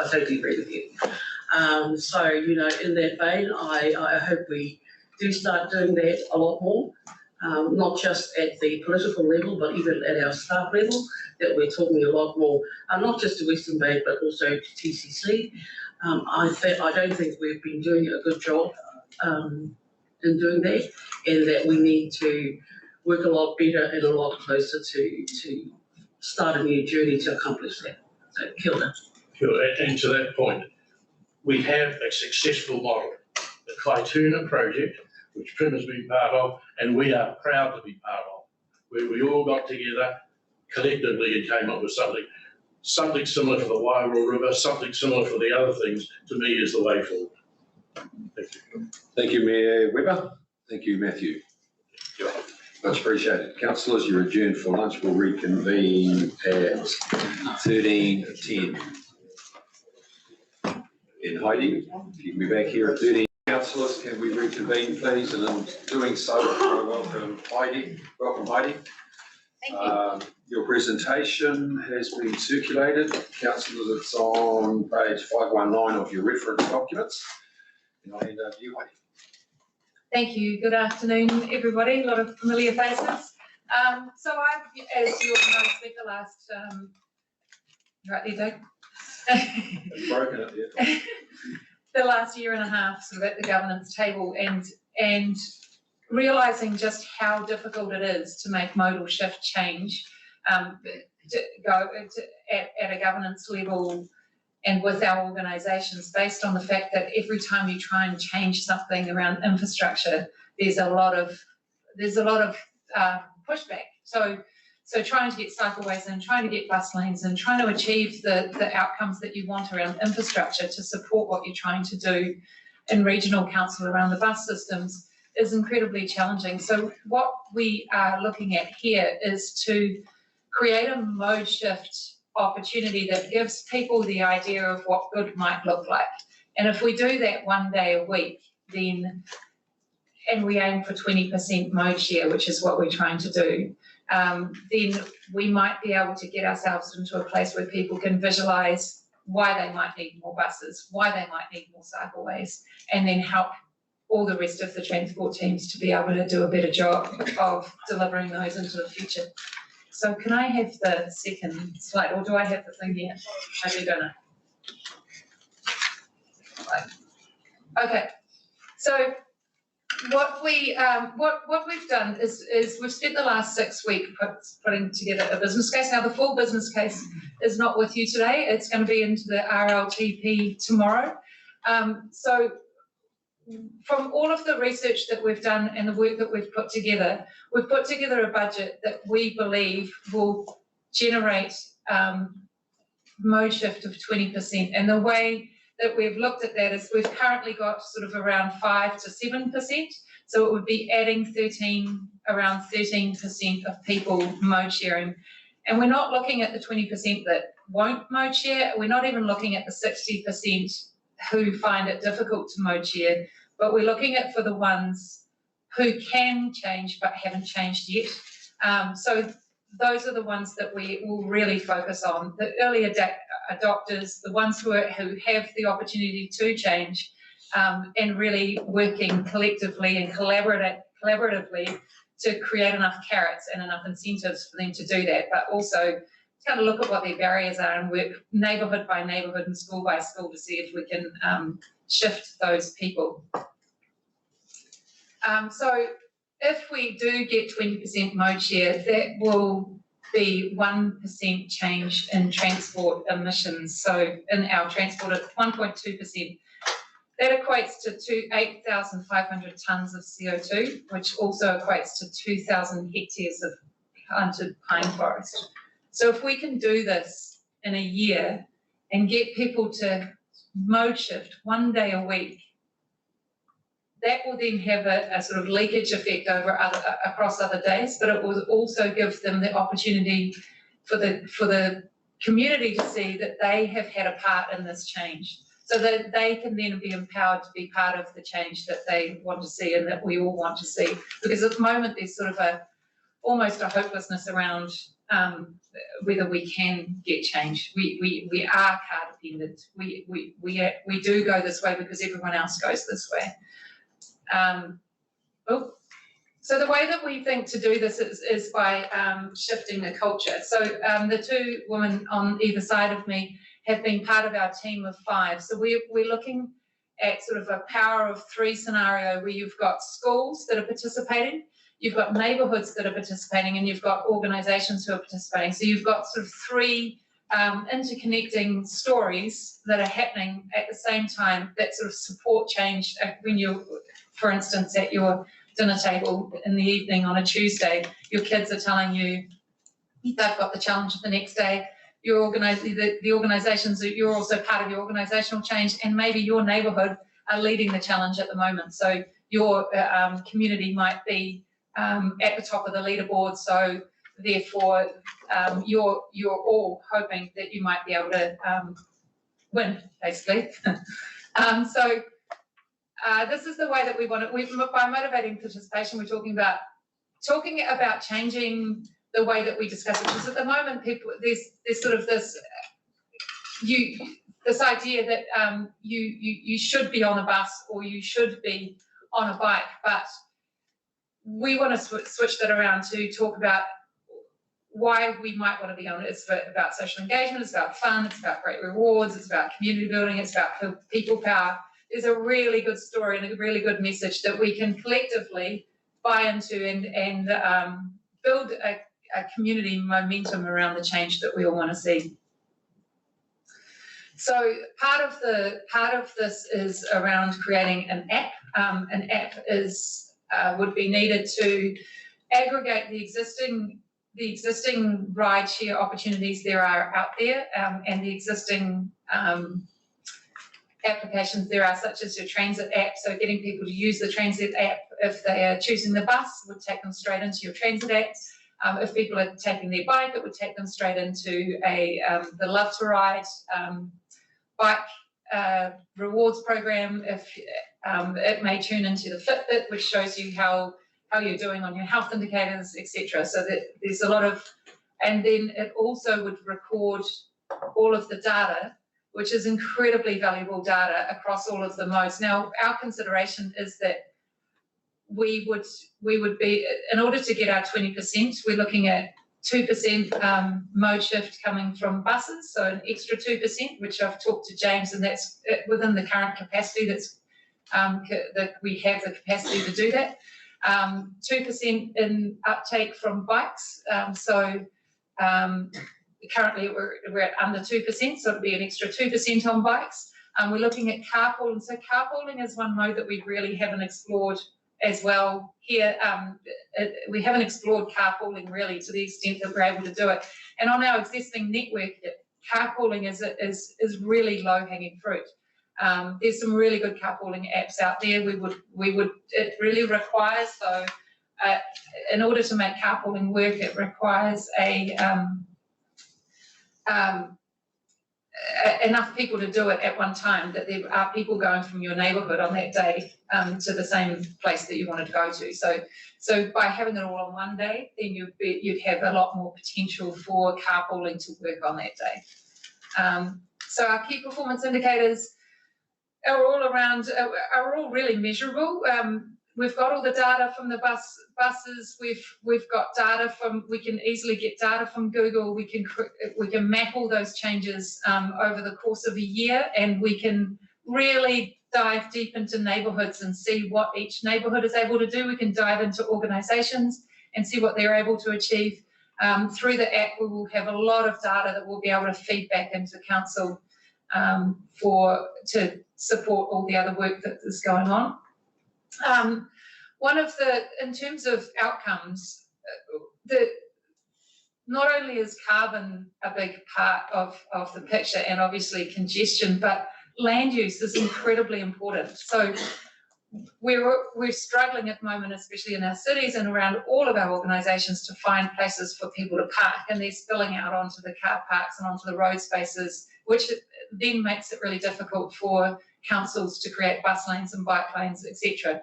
So if we can get 20% mode share, which is basically looking at 5 to 7% already mode sharing, that's a 13% mode shift on a Wednesday, which creates 13% more availability of land space, which is actually huge when we're looking at what potential we might have for that space. So we want to do really fun things with that space on those days. We want to talk to organisations about giving up their car parks for carpoolers.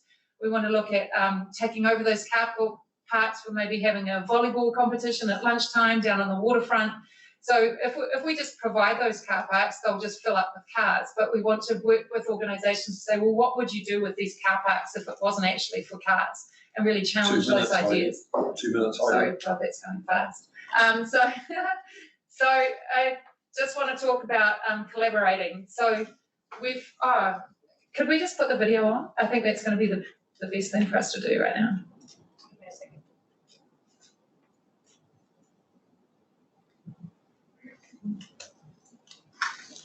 So the video. I'm sorry.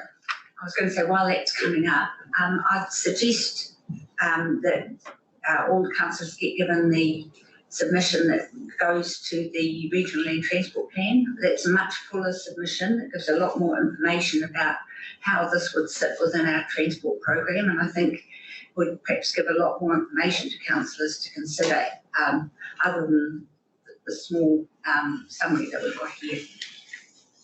The full business case is it talks about how this program fits under the TSP. It talks about how this program can fit under the travel plan work that James Llewellyn and his team are already doing, and that it should sit within that work and funded and owned by Regional Council as part of the RLTP and as part of the TSP under James's work with the travel plan work, which is mode shift, which is his work around with enabling mode shift over the next 3 years. Right, thank you, District Health Board. The Wednesday Challenge is a great opportunity for us to look at the way we get around town every day. And there's a saying in public health that large-scale change occurs when lots of people change just a little, put a toe in the water and try a different way of getting to school, getting to town, getting to work, doing your shopping. I'm not the usual type of person to bike to school, but sometimes finding a park outside of my school can be a real big mission. So I think that if my friends were biking to school more regularly on a Wednesday, I would do it too. Hey, here at Brookfield New World, we'd take up the Wednesday Challenge tomorrow if we could. I think it's a fantastic initiative. Our 200 team members have got nowhere to park at Brookfield. They're not allowed to park in our customer car park here. So I'm sure they'd be pretty keen to be able to get to work some other way than in their car. And Lime scooters would be a fantastic idea. So we'd be really keen. We'd get into it tomorrow if we could at Brookfield. And I reckon I could probably convince a few of the other New World employees. So guys in town to get on board too. So let's crack on. I know Wednesday challenges are great, but I love extremes. Hearing the civil engineers complain about the complexities of traffic both in towns and in cities. Really, the simplest solution to this could be people carpooling, and that's why I think the Wednesday challenge would be awesome. Just seeing people out there carpooling and taking the majority of the issue off the road. I think walking to school with my dog is good for the environment, and I get to spend more time with her. Traffic has picked up in the last couple of years, I've noticed, really badly, so any initiative to take roads, good for them, it's good for health and well-being off the screens. I hate sitting in traffic. Today I drove from Tauranga to Caticat on the way to work, carpooling like usual, and I got stuck in traffic the whole way. If more people carpooled, it would be a lot less hassle for me having to sit in traffic. As a local GP, clearly I support the Wednesday Challenge. Anything that can contribute to physical well-being and mental health in the community has got to be a good thing. As a PTA member, I can see how the Wednesday Challenge offers schools a great, easy fundraising opportunity, as well as a chance for kids to have fun too. Oh, so how can people help with the Wednesday Challenge, especially if they're living in rural communities or Māori communities in particular, because they're all around the outskirts of the city? So you could start by, if you're going to the same place as somebody else on Wednesday, why not share a ride with them? If there's no school bus and you've got to take the kids to school by car, there must be other families in the same boat as you, so why not share that as well? means they could be somebody's shopping day. Well, make it your day too. And again, either share the ride or even do the shopping for them. Those are some of the things I think the rural part of our city could do to help meet the Wednesday. I think that carpooling is an interesting because it means I get more time to hang out with my mates. I not only believe this is an amazing opportunity for our city to help our roads, but I also would help my kids' school and have an initiative that they could earn money and raise money.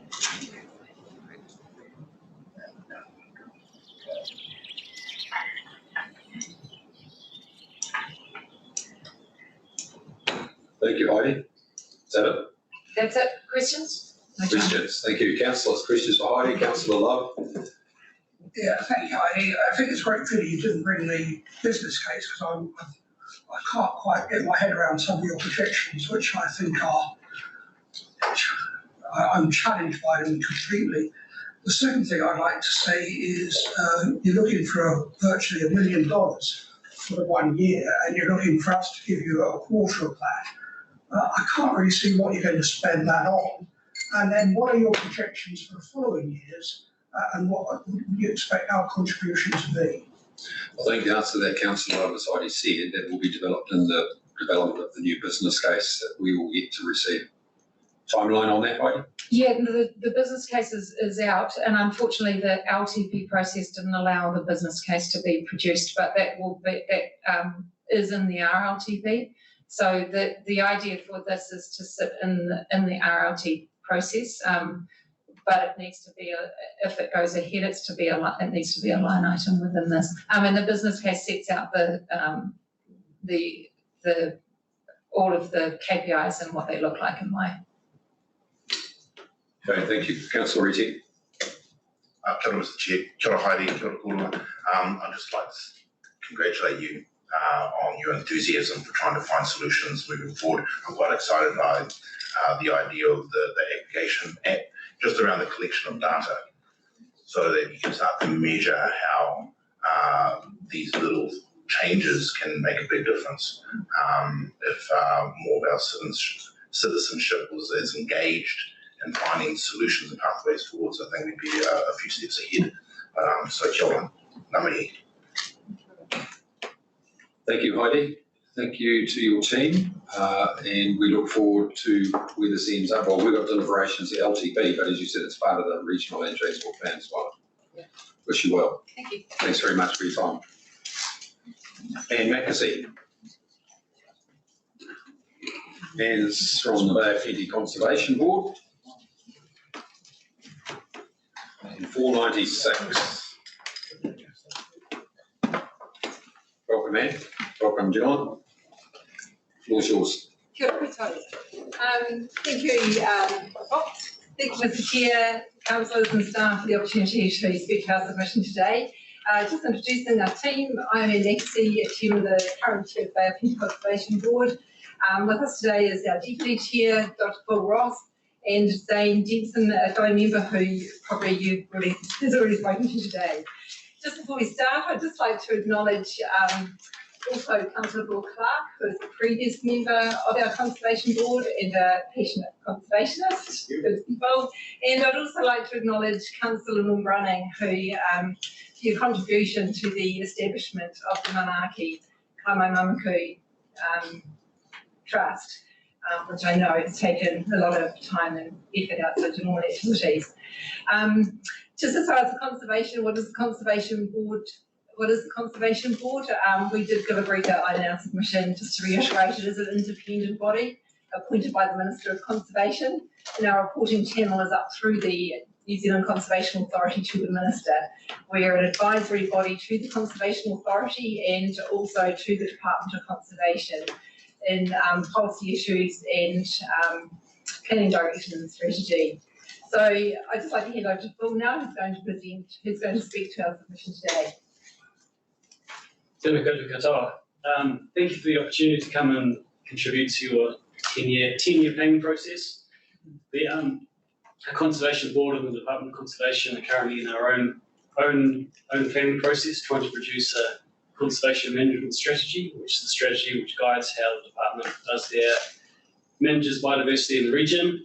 Unfortunately, through various challenges, that's ended up stuck on a lawyer's desk somewhere, and we don't really have a time frame for when that process will pan out, and there will be a management strategy for the Bay of Plenty for conservation.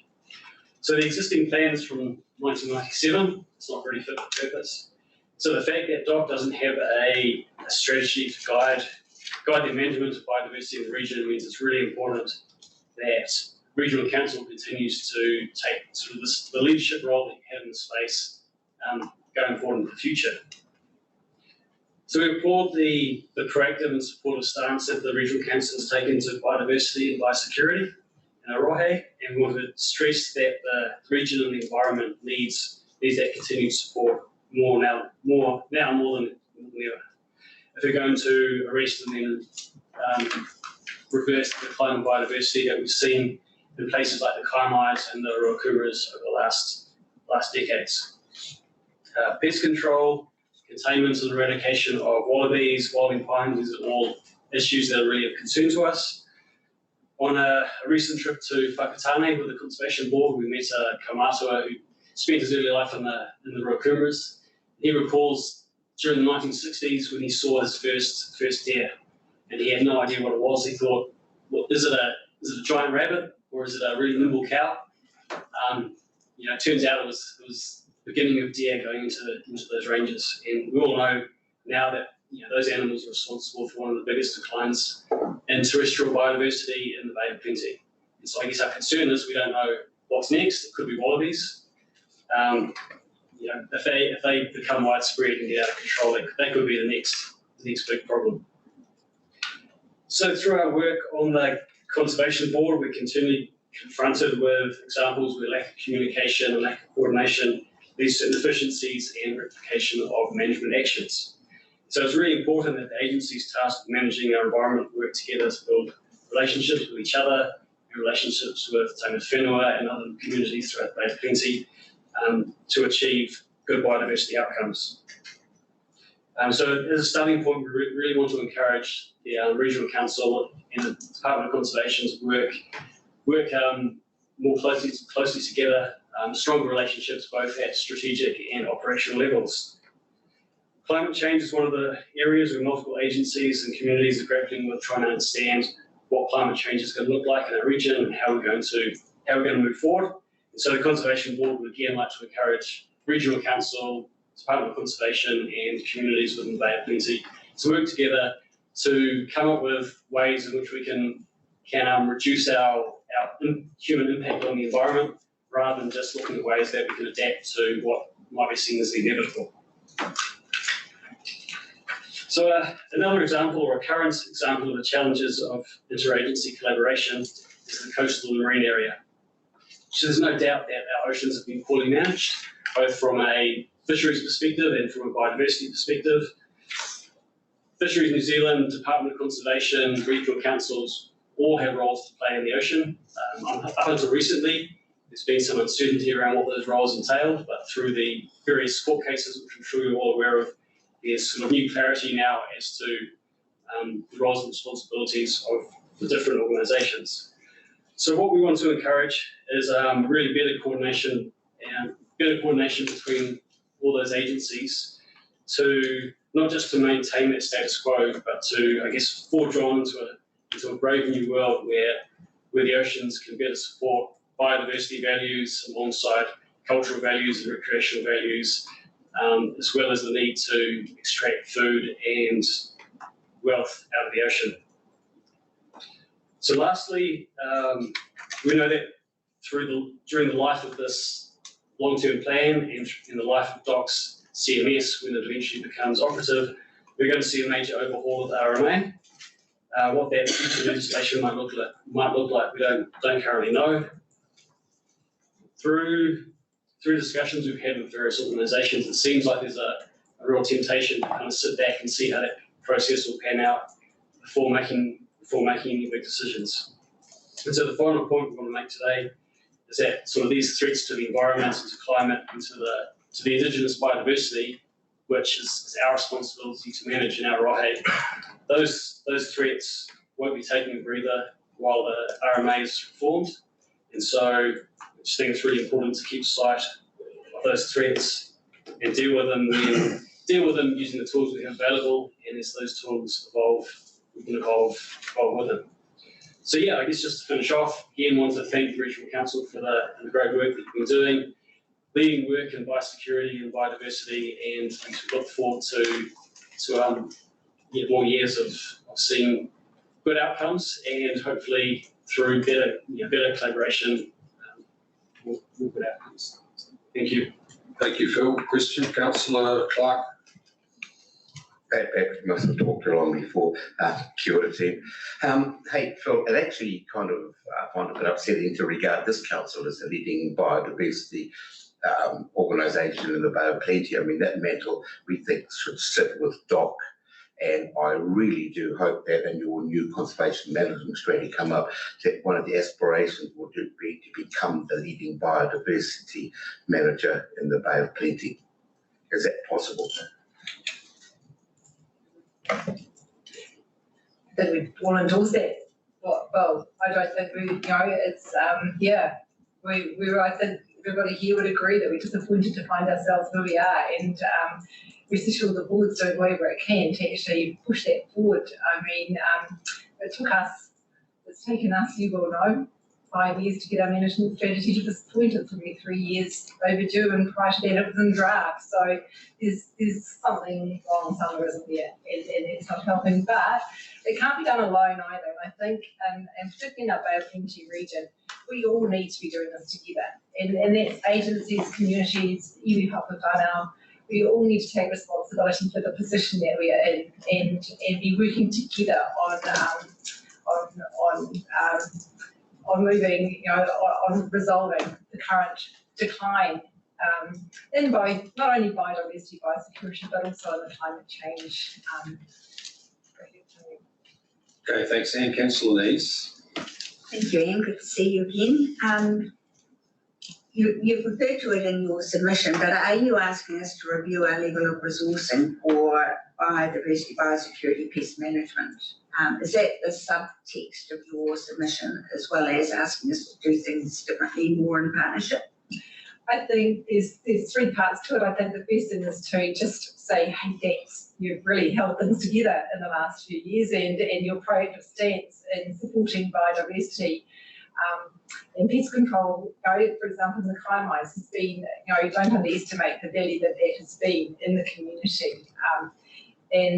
But two, yes, we haven't asked for specific funding we're not asking for specific funding from you today, but we are asking for your continued support, and yes, obviously, we're going to need to step up support for these things. We're not going to be able to resolve the lobby issue at the moment under the existing funding. We're not going to be able to resolve the Kaimai Mamaku situation with $19 million that's gone for Jobs for Nature. So we're going to need to find ways that we can be sustainable in these programs for the long term. So our kumaras, it's not going to be repaired tomorrow with a 1080 drop. It's going to be 50 years of restoration when an environment gets to that level of devastation.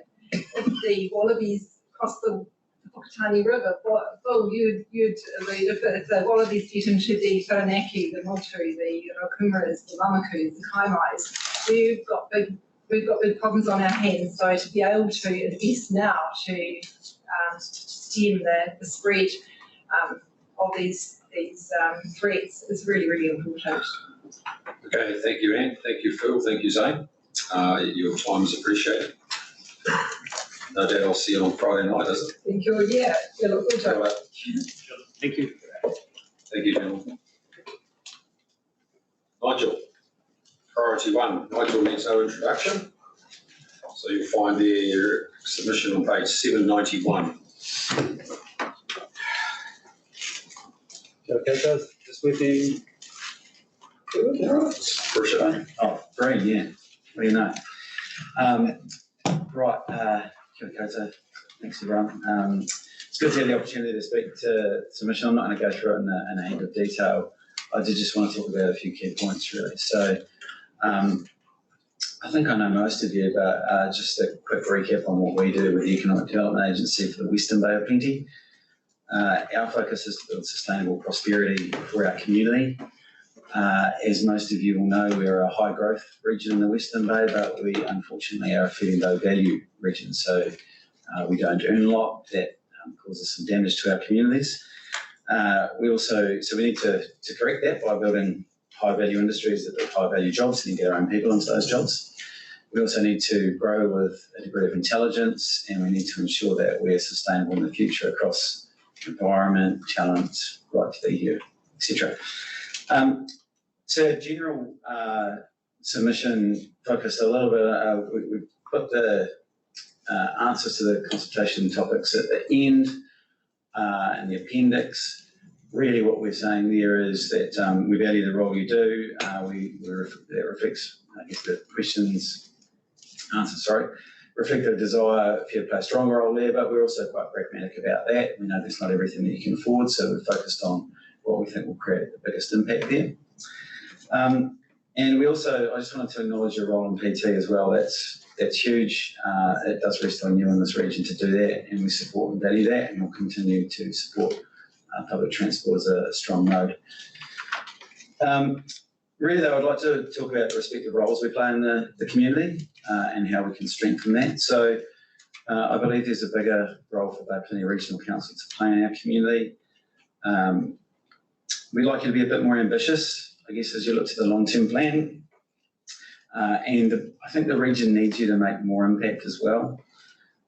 You can play a larger role in economic development, but also it's probably where that crosses the line with climate change as well. It appears a lot in your documents and is obviously important, and you are the main people to play a role in that. So in short, we're wanting a stronger role there.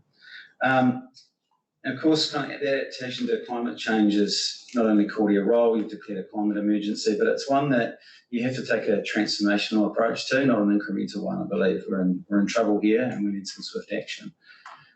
On the other side, of course, we as an economic development agency do a ton of stuff around value of jobs primarily.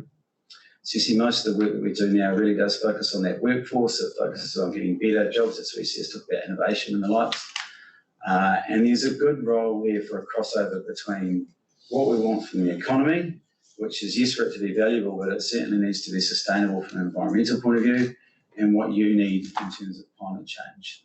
So what we're proposing is a partnership, and you'll see in our submission, the main part of it is that we propose a partnership between our organisations.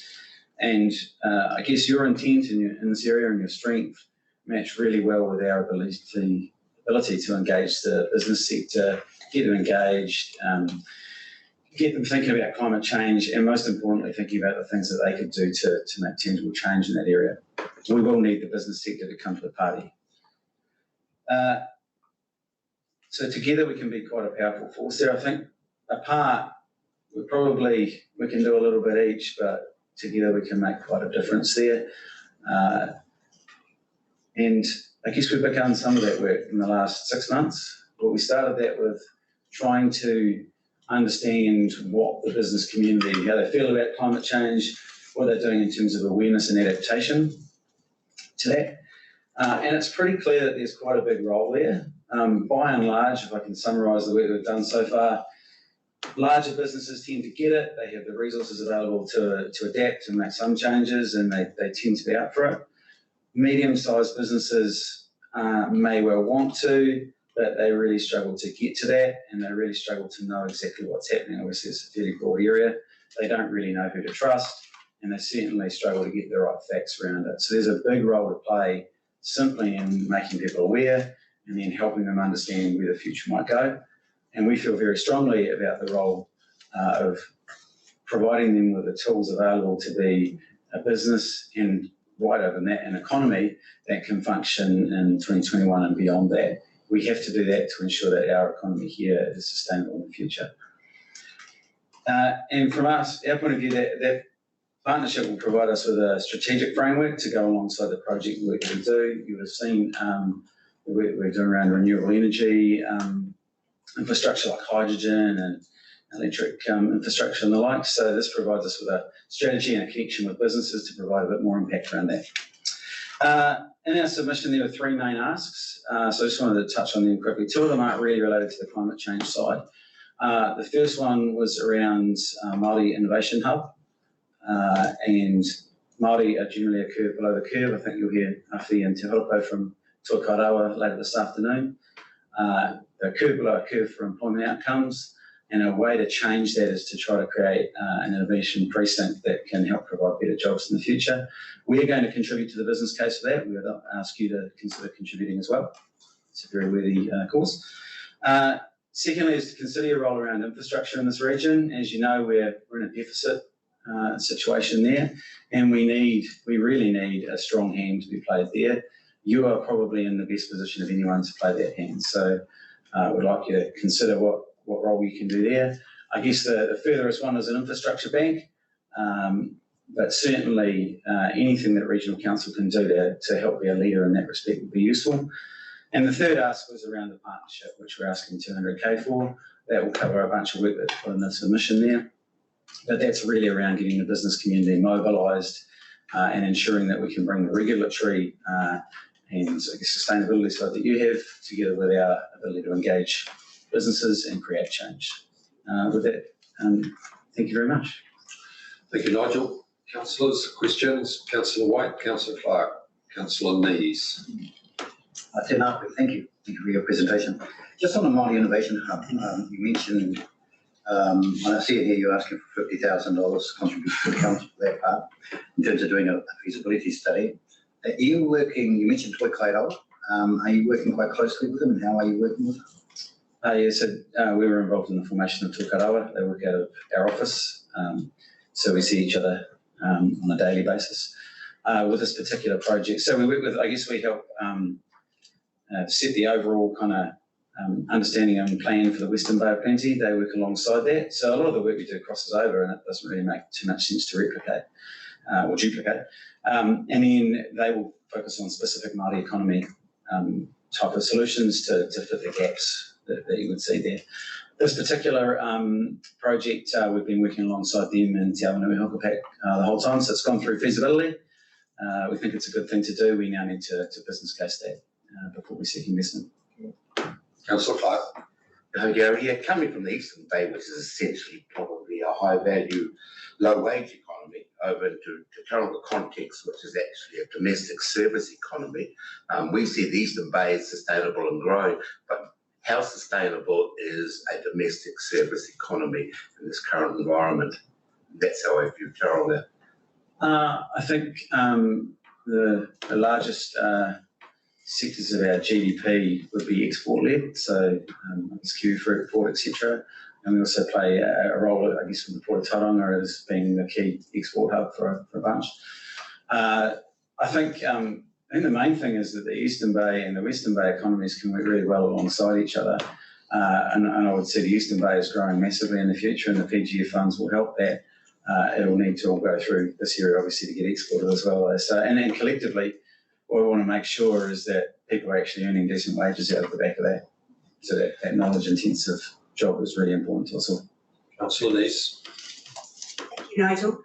You didn't provide us with a budget breakdown for the 200,000 and what sort of deliverables that you would be providing for that. The reason why I ask is we've also got some proposals that on the face of it look as if there's some overlap. And we've had a presentation this morning from Tourism Bay of Plenty. We've also got Sustainable Bay of Plenty Charitable Trust, both of whom talk about working with the businesses.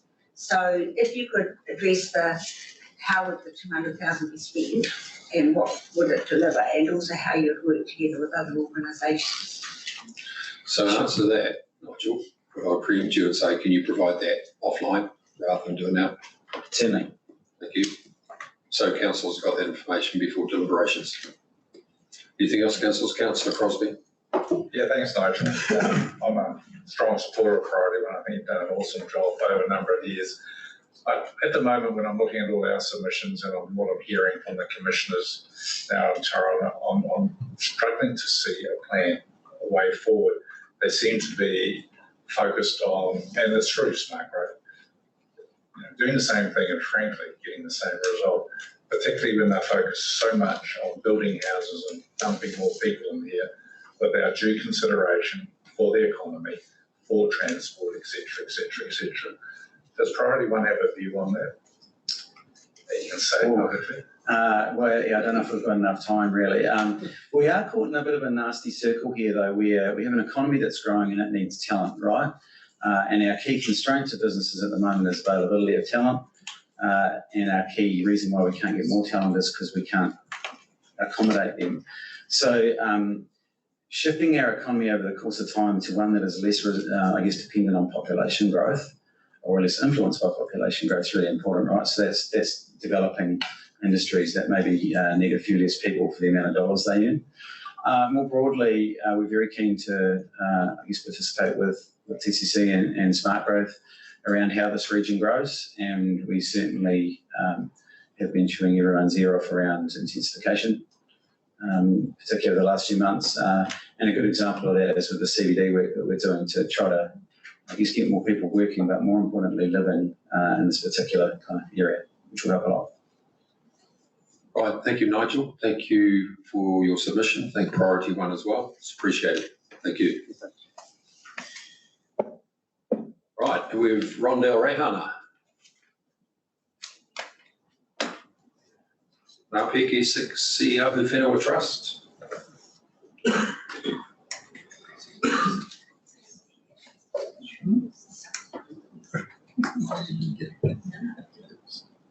Rondell's cancelled.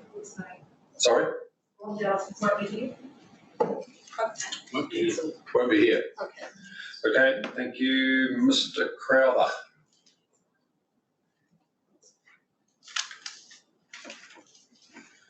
$973 of your documents, councillors.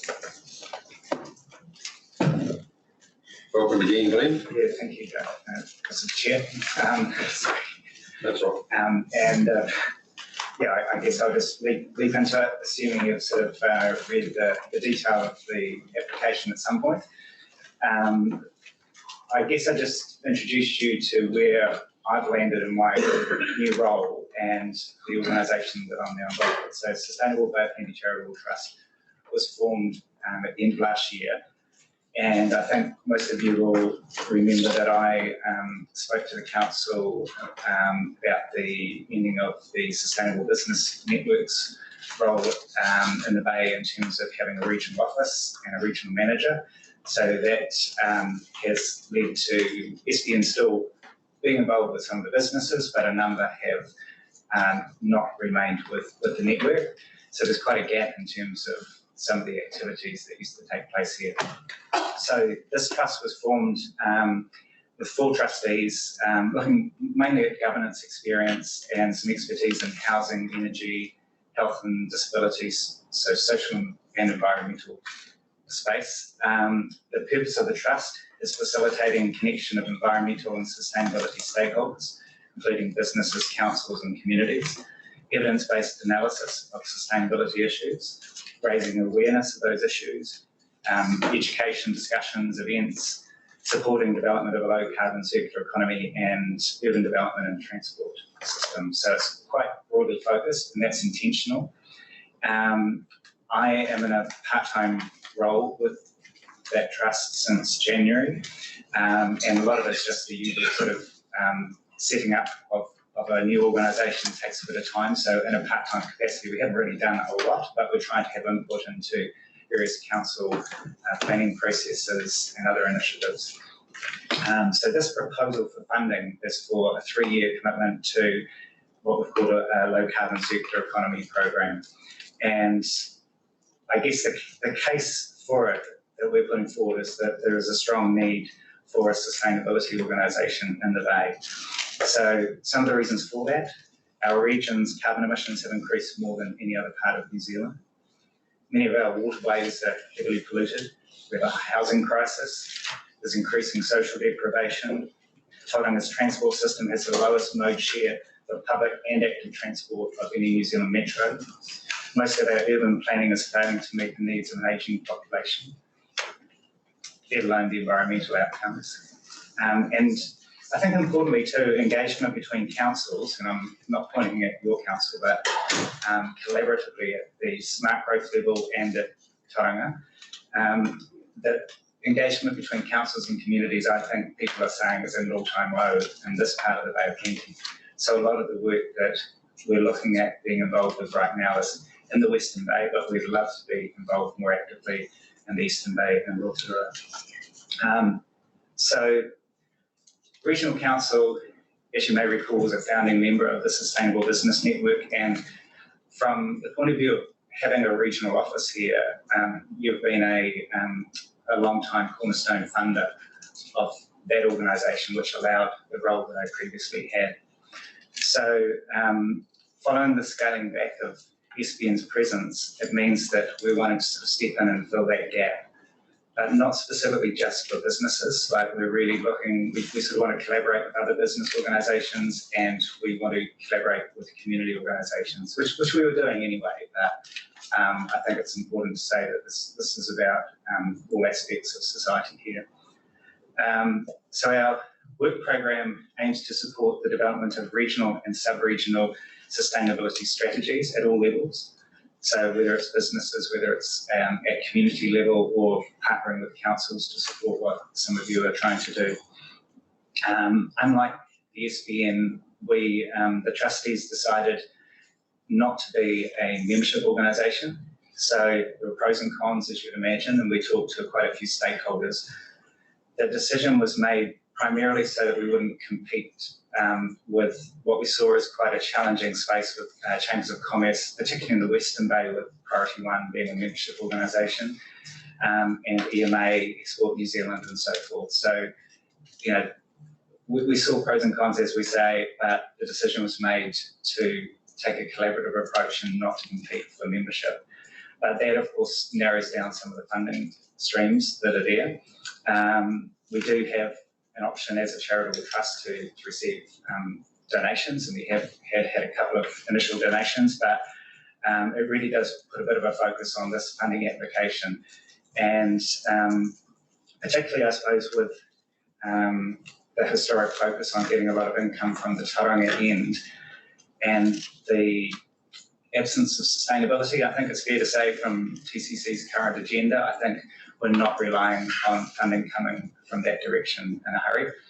So, you know, putting it bluntly, a contribution from the Regional Council would not only be greatly appreciated, would probably be quite important to give us the capability to deliver across the region. We have had some great support initially from Bay Trust, and have just recently received some funding from TECT as well.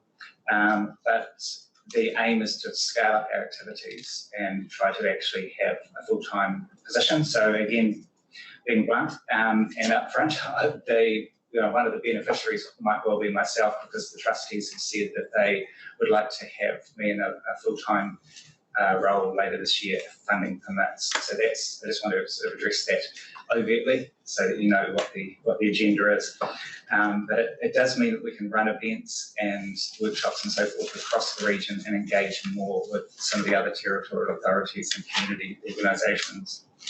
And finally, I'll just mention that I am speaking in a personal capacity tomorrow.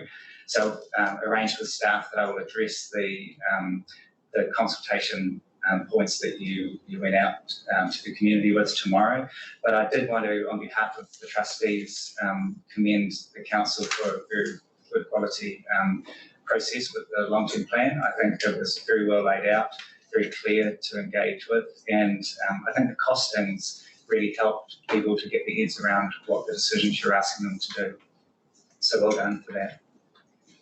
Thank you, Mr. Crowther. Councillors, questions? Mr. Clark. Yeah, I'm just a bit struggling with a non-membership organisation. So you just trustees exclusively, and you make the decisions and employ into that space. That's how I'm saying it? Yeah. So it's a charitable trust with 4 trustees, and I guess one of the key parts from my perspective anyway, as an employee, is that there are a large network of people that I interact with very regularly. So I think probably what we're saying is we wanted to replicate a lot of the old sustainable business network in terms of running, green drinks events and so forth, but particularly at a networking level to stay plugged into whether it be the Te Arawa Climate Change Working Group, the local carbon reduction group here, various community organisations, Whakatane work, all those levels to try to retain a collaboration. But I think that the point of difference with EnviroHub, Bay Conservation, a lot of those other organisations is that we're trying to take more of a broad sustainability focus, which includes economic, social and environmental, as opposed to just an environmental focus. Many hats. Thank you, Glenn. Tom's appreciated. I noted you said we're seeing you tomorrow as well. I'll try not to bore you. Thank you. Great. Thank you very much. Heidi, welcome back to the centre stage on behalf of Greater Tauranga.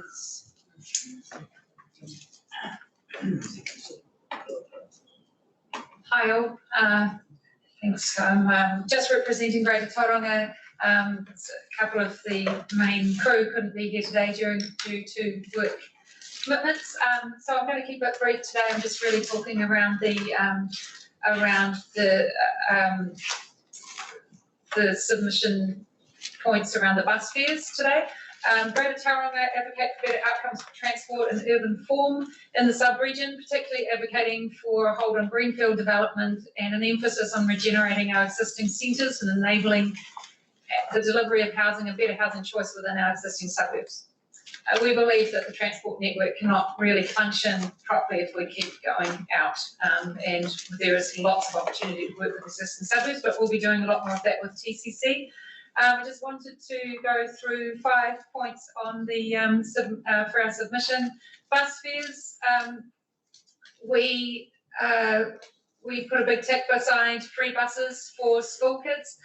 We think that in the short term, we've got a bus system that's not at capacity, and if we want our community to come on board with the big infrastructure changes that need to happen, we need to have a community that sees success with the bus service as it stands today. So there is capacity on our bus system, and free buses for school kids would mean that we are setting up our next generation for understanding that they can be part of the public bus system. And it's only a very few short years before they are then out in the community, in the jobs. So we want to catch them when they're young and get them used to using our public transport system. Flat fares, really a big tick by that, $2 flat fares. This is an equitable choice. People who have less availability of incomes, the Māori community often live a lot further away than their main centres, so the distance that they have to travel is greater. Therefore, a flat fare is more equitable for them.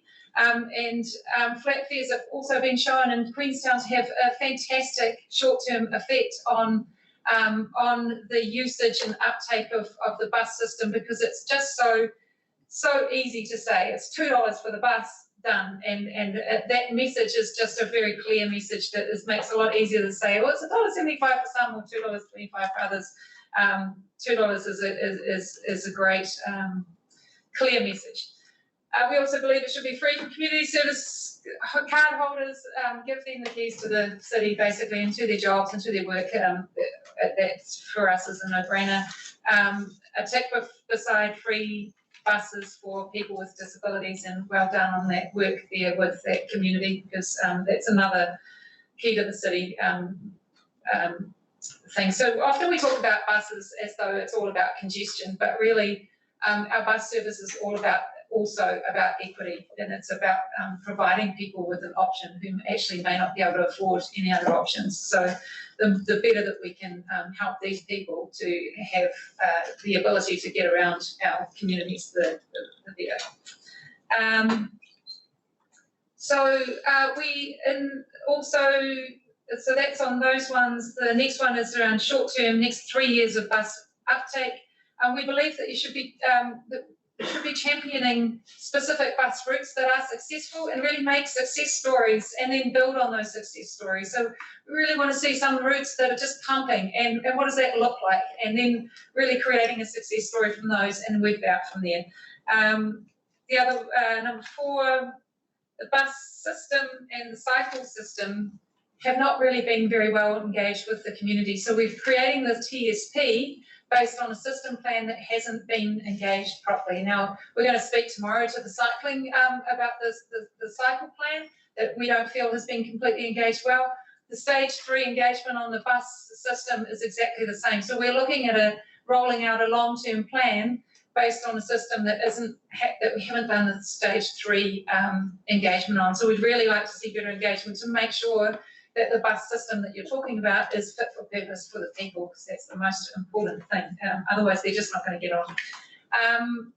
The fifth thing is mobility as a service. We really need to look at future scenarios on how people travel. And this is something we talked about this morning and that I talked about with the idea of Carla's Days, is how do you look at what is the future of transport and what are the other opportunities? On-demand transport, ferry services, carpooling, scootering, mobility as a service, like looking at that whole range and looking at an ecosystem of transport rather than buses, bikes, and siloed thinking around what that looks like. And something like an app would enable those kind of things to come together in a way that then allowed people to see the suite of options. And that's what we've been talking about in Carla's Day as well. The last one, we would like to advocate that the transport teams get under one roof. We've got an opportunity now with the new building being located next to you with TCC. We really need to see these teams working together. You all know it. We're speaking to the converted here, but we just wanted to say that for the record is we need to get these transport teams under the same roof with the same objectives and the same strategy. That's it. Thank you. Kia ora, Heidi. Thanks very much. Councillors, questions? Councillor Von Duddleston. Yeah, thank you. Thank you, Heidi. Let's just talk about Councillor, we need questions of clarification. Yeah, that's what I'm going to. Fine, thank you. Free fares for school children for the whole region. How do you suggest that we fund this? I'm thinking of Apotiki, for instance, where these are designed to be targeted rates that government through the New Zealand Transport Agency won't fund this service at all. So we're going to have to ask our ratepayers, and we're talking in Apotiki, for instance, as at a private community where they will be adverse to increased rates because this is targeted, so it'll get to everyone. How are we going to pay? How are we going to convince our community to actually pay for this? Yeah, thank you. I think we need to look. This is the long-term plan, and we need to look at what we're trying to achieve across in the future. When we look at the amount of funding we spend in this area on public transport, it actually stacks up as a lot less of what they're spending in other regions across the country. So we're one of the lowest spends, and it's really resulted in outcomes that show one of the worst results also for our public transport uptake. So it's all really relative. What you put in is what you get out. So at some point we need to say, well, what do we want? What are our outcomes? If our outcomes are that we want multimodal transport, we are in a climate emergency, and we do need to look at the way people travel, and single occupancy vehicles aren't it, then we need to invest in our rangatahi so that they can be part of that change, because they're the ones that are going to have to be dealing with the future. So that's what I would say to that. Yeah, I'm looking for solutions for Apotiki. Thank you, Councillor. I think that's a rhetorical question, Heidi. Councillor Love. Yeah. Heidi, I see you're representing the Greater Tauranga organisation. What is the Greater Tauranga organisation? Yeah, sure. We're an advocacy group who have we don't have we don't have any funding. We're not a funded group. We're not aiming for funding. We're basically we get together with a lot of sustainability advocates around the region. We pretty much all the people that you see up here are the people that we connect in with. We also have a Facebook page, and we connect in with over 1,000 people on the Facebook page. So we put things out on there. We have a blog, and we do blogs, and we get feedback from those blogs. Other people do guest blogs. We connect in with Greater Auckland, who are a transport advocacy in Auckland. So we are quite connected with what they're doing. And basically our aim is we're a conversation around what future solutions for better urban form and transport. So basically you're a sustainability organisation. That's right. Thank you. I could have said that in one word, come on. All right, thank you, Heidi. Appreciate it. Appreciate the time you spent with us today as well. Thank you. Councillors, Melanie Tata here, on behalf of Ranganui, Iwi Society.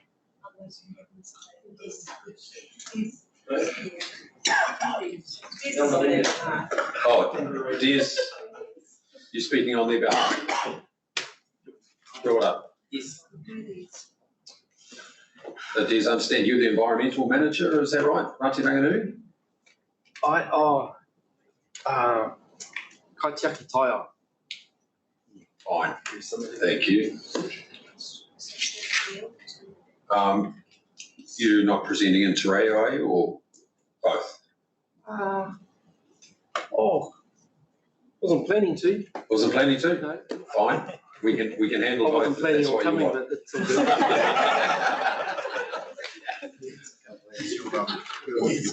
good. Could we just acknowledge the significant contribution? I don't know whether Melanie drafted this or it's it's a summary of someone else's work, but yeah, appreciate it. There's a lot of work gone into this.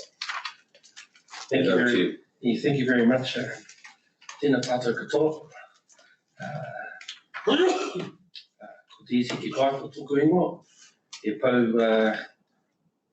Kaitiaki Taia mō te iwi o Ngāti Ranganui. Ko haere ni tōku marae. Tēnā tātou katoa. Kia ora.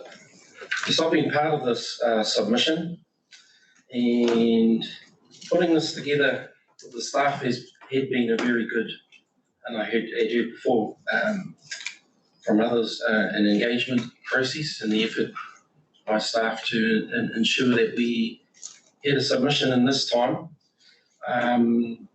because we've just looked at our own records and we haven't submitted for a while, and we understand this is the LT CCP process every 10 years. It was, very strategic for the iwi to get the voice on record. So I'll kind of take that as being read. I suppose the atmosphere and attitudes around putting the submission together,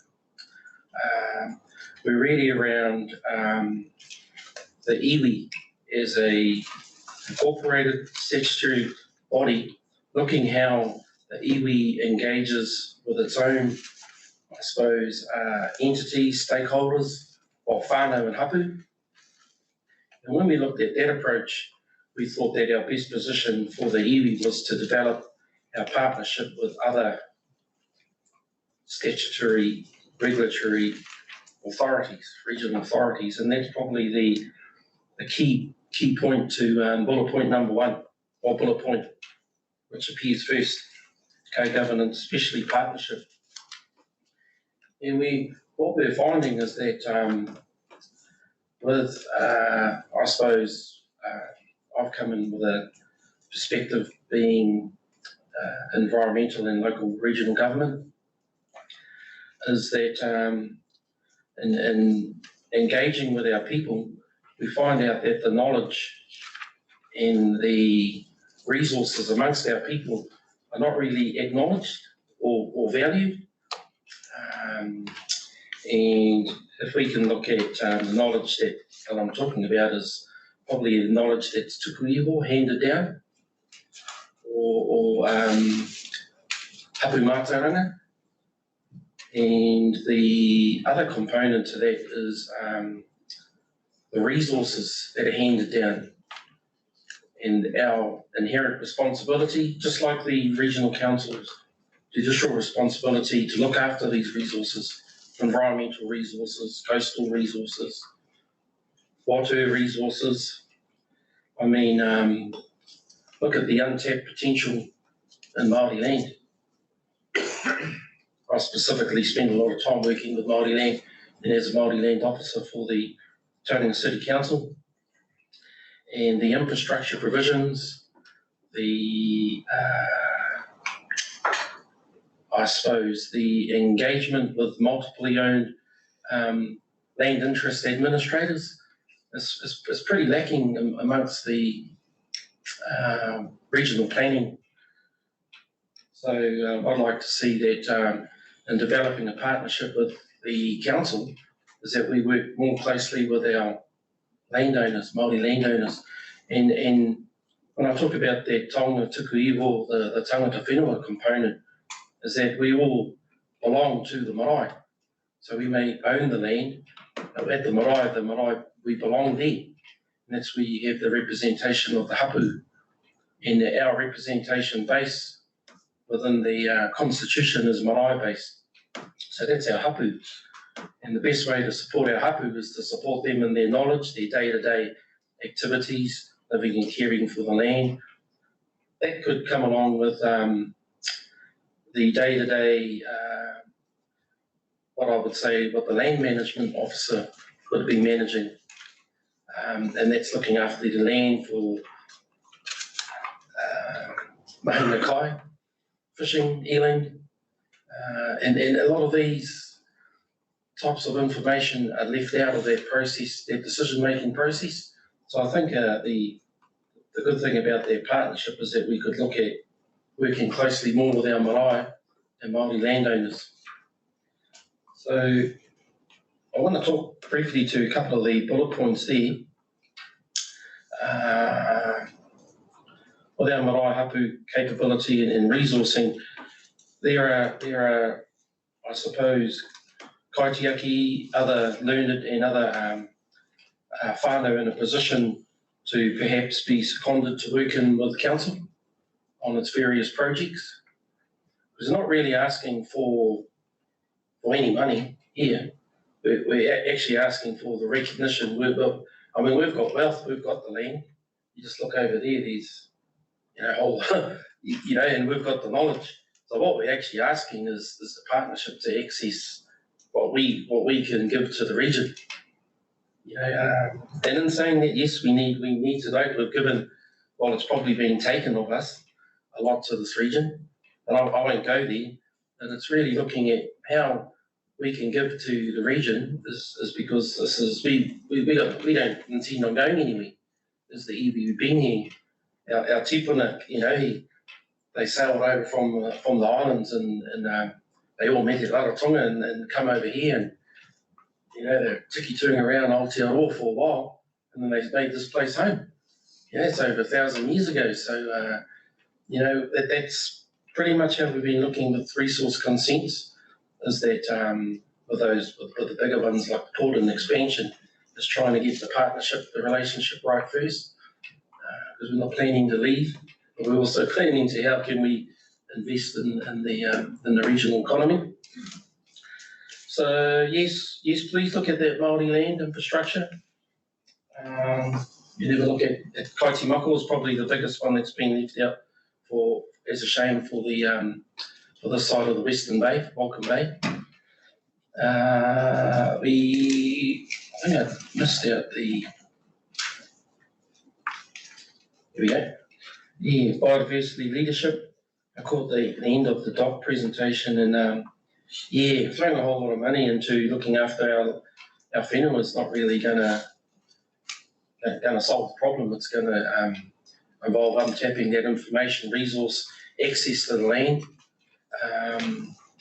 and working collaboratively. And I would say that if you've looked at, I know things have changed now, but if you look at some of the inherent mātauranga principles of managing the whenua, I think that could be better incorporated into a lot of our policies.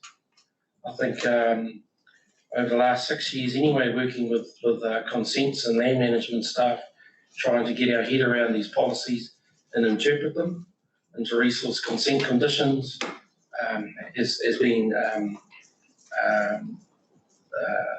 leading.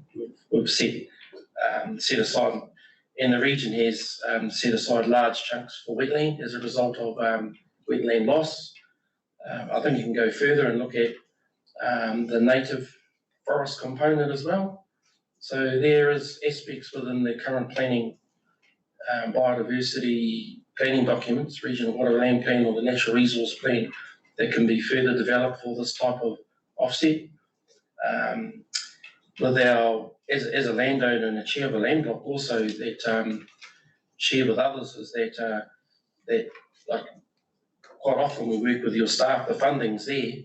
It's just getting the communication to get those agreements in place so that we can look at this, applying this biodiversity management. So I think that's really important, is that, yeah, we, as EB, that we kind of steer things in that direction too, with developing a partnership. I think if I jump to the climate change emergency management, we had with our marae, a number of our marae, we're kind of seen in the tsunami scenario as refuge for higher ground and communal kind of being looked after. So I think if there's any kind of funding that needs to be looked at in that emergency civil approach, is to look at equipping our marae and the whānau there with adequate training and ensuring their facilities can cope with that. I must raise the transportation and buses issue, especially in and around the Welcome Bay Haurani bus lane scenario. I think that's more toting the city council, but it just raises the issue in the infrastructure planning in and around these arterial routes, and because there are different types of roads that are made to travel at certain Ks, roads that are made to cater for the little 300-400 sections metre square that are being consented to these days. So I think there needs to be a lot more of those transportation bus routes, because a lot of our remnant, if I can look at our marae and papakainga scenarios, we've kind of just relied on walking or biking. But now with all the congestion and that, it's, the public, to go to work and to go to school, yes, but to get around and see the whānau that'll on the weekend, it probably doesn't work. So I think, yeah, we need to look a bit more into that. And the biosecurity point there was really tied in with, I suppose, really hazardous substances and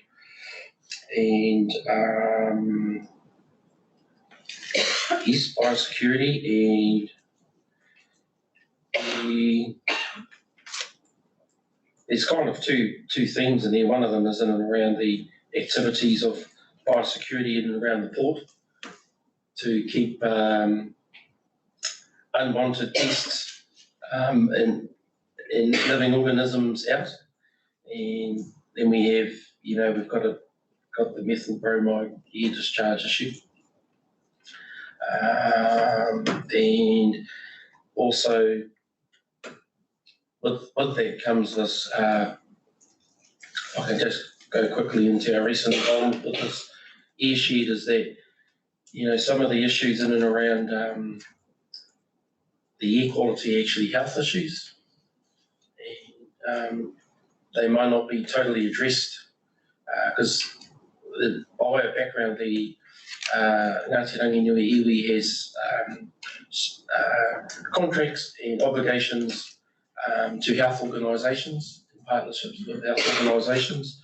So there's been some discussions and talks around looking at the health component to air discharges, rather than just addressing it through the Resource Management Act.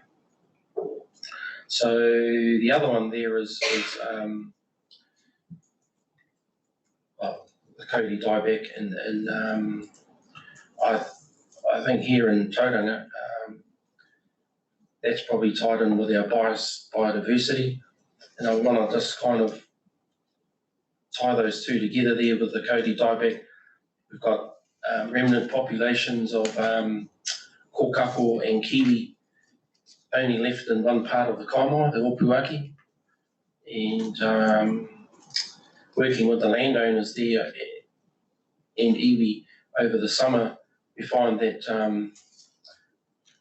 with the longfin eel, the tuna, is now endangered recently in this classification.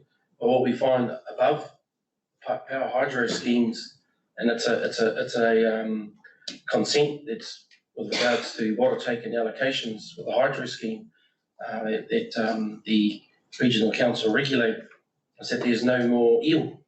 So you've only got a remnant population, just like the kōkako and the kiwi with the tuna. There's only a few living up there. So when you talk about kaimai mamaku and then you look at the map, you only actually see what's really there. It's only a small part. So that's why I say it's quite it's going to be quite a challenge.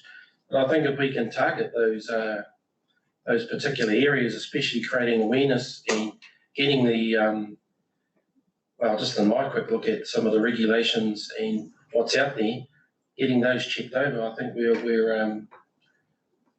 on a good start, especially with the tuna, the eel. They're migrating out now, and there's really no systems in place at the moment to recover and release those. It's all kind of being done voluntarily and just in anticipation of other consents coming up. Okay, can you just bring it to a close, or can we leave it there and deal with questions? Yeah, do by the questions, be fine. Councillor White. Koe te rangatira I harama nei te taha o Ngāti Ranginui. I pai ana tō kōrero pia ngā tauiwa. Yeah, look, it was interesting your comment that, I mean, so you're not asking for any money, but obviously money would be good in the course of time. Yeah. But you're looking really at recognition. Is that correct? You're looking at recognition because I see throughout here, you're commenting on partnerships, evaluating relationships, greater collaboration, co-design. So that is the substance of Ngāti Ranginui's submission to us, right? Yeah. And so you're looking for step-ups. So your views of the partnership at the moment, work in progress, not there? It is all right, but it's based on our relationships and what's going on at the moment. Like there's a bit going on with our land management office team and the consents team. We're trying something new with the consents, so we sit in monthly pre-application. So there are things there, and working with some of the existing budget provisions. It's really just taking it to a bigger level, especially unlocking when you're looking at the regional economic growth, you got to look at the land and the resources. And when you're doing that, then you got to look at, okay, we're going to have an impact on these resources, water and soil, and all that it contains and provides for our mahinga kai. So I think the best people to ask is you really engage with our marae hapu whānau. Yeah, just want to follow up, very quickly, Mr. Chair. You mentioned knowledge is not acknowledged and valued. How is that? What do you mean by that? It's not been considered in the context of input? Well, I said this is a bit of an example. I've got Whanoni here with me, and he's an expert carver, amongst other things, a mentor in and around cultural practices for our whānau. And whenever it's time to kind of put a budget together and explain what they're doing, it's really hard. And then you get the engineer, and he's got to do his bit and part to do the installation, and that, bang, he's got the budget, everything's well understood. It's just, it's kind of frustrating. So that's what I mean, yeah. Councillor McDonald. Thank you for your submission. I was starting to get a headache, Des. Not because I was getting more with the corridor, but I guess I was looking at the number of issues and challenges you were raising. And part of your submission is around capacity and capability. And it clearly indicates that the team that you work with and the expectation of you to cover off everything in depth of what you laid before us today is nigh on impossible to be able to do it from the perspective of how council would say, I guess, and that is being able to do it effectively. In saying that, I'm not saying you're doing it ineffectively, but I think it just paints the picture for us, the magnitude of challenges and issues that hapu iwi have to cover to keep abreast of what councils are doing and the expectation of you to respond to that work that councils are doing. So for me, it was highlighting that loud and clear. The other thing you talked about is around partnerships. And what I could gather from your kōrero, what you were talking about, even if we looked at partnership, and you're quite welcome to comment, because I want to ask a question. Would it be correct in saying that the levels of partnership that would need to be made with Ngāti Rangi Nui would have to be on different levels as well? So would you envisage, given that Ngāti Rangi Nui has a board who deals with governance issues and then works alongside the iwi structure, which is hapu-centric, that the partnering with regional council may have to be done at a governance level, dealing with councillors around this table and senior management, as well as dealing at an operational level with marae hapu iwi landowners on the ground at the coalface. Would you envisage that being the way that partnerships could work for Ranginui? That it's not just one form of partnership, but there'll be tiers of partnerships, given that Ranginui is hapu-centric? That's the hard question. Yeah. Sorry. I know how long a piece of string is. Yeah. It's twice as long as any fold. Yeah. It's one of those open-ended questions, and thank you for raising that, because it's pretty dynamic. You know, you've got your operational tasks, and you deal with the staff, and then you've got collective decision-making made as a board. Yeah. And then even Ranginui itself, when you talk about the hapu-centrically, the settlement, which is for settling the claims, that's another iwi entity. So we're building relationships there, as I was saying, in amongst ourselves, and then amongst our team hapu. It's ever continuously evolving.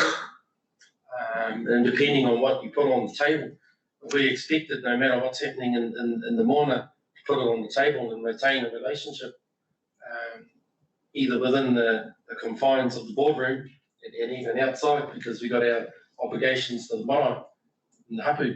So it's a bit of kumara vine stuff, and sometimes you just have to work with who's there too. Just like on the paipai, you don't know who's going to stand up at the kōrero and who's going to turn up. So it's all, the iwi has to be mindful of its relationships amongst itself, even with the fisheries trust. And when we're talking about tuna and tuna fisheries, that has a component in it as well. So we need to talk to them. We need to talk to the whānau that are still practicing that and what they expect. So it is quite dynamic. Thank you, Des. Thanks for your contribution. We also acknowledge Ngāti Ranginui in terms of taking the time, making the effort to make the submission. As you said, it was a request to say you need to participate in this sort of stuff. So, ka kite anō. Kia ora.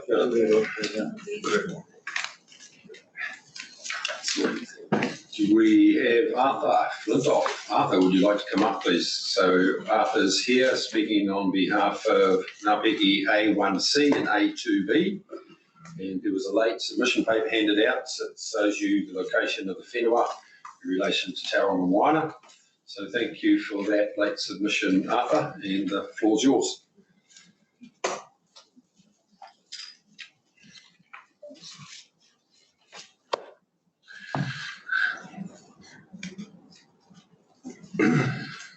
He mana, tēnā koe, kina kai kou nahira, tēnā koutou. My name's Arthur Flint, I'm a graduate planner and a member of the New Zealand Planning Institute. I'm also a trustee on a number of blocks in the Kairua Waitower area of Ngāti Pukenga and Ngā Pōtiki Topi. Firstly, I want to extend a sincere thanks to Regional Council staff, Steph Bathgate and Chris Mackay, who have been helping me with the preparation of the pest management plan to eradicate the woolly nightshade horse in our area, which render much of our lands unproductive and contributes to some health issues for many of our whānau. Now, the Kairua Waitower area is predominantly Ngā Pōtiki Ngāti Pukenga whānau. So our taiao is changing. Once upon a time, our tupuna held it in a natural balance. Immigration or population growth has turned the landscape into an urban sprawl and fields of intensification. Essentially the result of contested baselines and the rights of the individual that permits land users to avoid remedy and the most favoured, of course, in mitigation of adverse effects. Further, and speaking in planning terms, it would be reasonable to conclude that the environmental problems that continue to worsen on our watch are the result of the accumulation of what are termed minor and less than minor impacts from such land use. We have not kept our heads in the sand about all this. The flaws in the judicial erosion of the RMA have been acknowledged and new legislation is in the pipeline to remedy how the environment is managed. The spatial plan has become a new tool that has been able to paint the bigger picture which the RMA lacked. So spatial planning seems to be quite properly started with the Unitary Plan up in Auckland and has been used in much more cities now, and I believe Smart Growth also looking at doing the same thing here. Being able to see and understand the bigger picture is not new to Māori. Ki uta ki tai, often described as meaning from the mountain to the sea, actually refers to our instinctive and inherent understanding of the area in which we reside. These terms used in Te Ao Māori are not static mythological quotes of an ancient people. In scientific terms, ki uta ki tai means whole systems approach to sustainable management. Another term we use is tau urud, which reminds us that the balance must be restored. It's like an environmental tax system. What is taken must be paid back. To sit in a house where the main pole holding up the roof has been chipped away, it paints an inevitable picture. The mana of the pole must be restored. More importantly, it must be made stronger so that people under its roof will have shelter for many generations to come. The proposals I have outlined in our submission are aimed at restoring and strengthening our main pole. To return our taiao to the state it once was, it would not probably achieve the health and usefulness that the environment and the people it supports needs now. Ki uta ki tai reminds us that from Otani Wanuku to Te Tahuna o Rangatoa and the waters of the Waitower River in all its forms is an ecological corridor. It is a relatively short corridor and those who reside in its wings have a responsibility to look after its health. Kaiki Falls is in its 6th year of being unhealthy for swimming.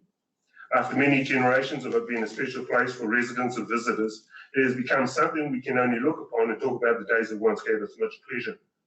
60% of the upstream tributaries have been fenced and planted, but still the stream has high levels of E. coli. Surely the fencing and planting of the remaining 40% must reduce contamination. This task must remain a priority for this council. In our area, we are in for more frequent and more intense flooding. Houses, roads, and essential infrastructure will be damaged. Erosion will occur, preventing access to some places. The sheer volume of the single event will hit up more and Arataki most of all. In our submission, you will see we're asking for the restoration of 2 key wetlands that were altered through drainage schemes in the last century. These have the potential to mitigate and decelerate the flow of heavy flooding events. When the recent tsunami warning occurred, people rushed to Aomarae for refuge. The community knows the importance of Aomaraes. They are capable of looking after many people in times of crisis and disaster. We must keep our options open for the future. Our prospects rely on the quality and quantity of the resources at our disposal. Our community in Marae needs more support from regional council, not just for the potential trauma events, but also in times to come. What we do now prepares us for the future. We also need to protect our historic places. Katikati Point is an important historic site for Ngāpuhi, and it has been eroding into the Tahuna. We urgently need a rock retaining wall to enclose what remains. These are only a few of the points I've raised in our submission. My kōrero was aimed at providing with the Māori lens from which we view our condition and the road we see moving forward. Nō reira, ka mata kōrero, tēnā koutou, tēnā tātou katoa. Kia ora, Arthur. Well done. Councillors, questions?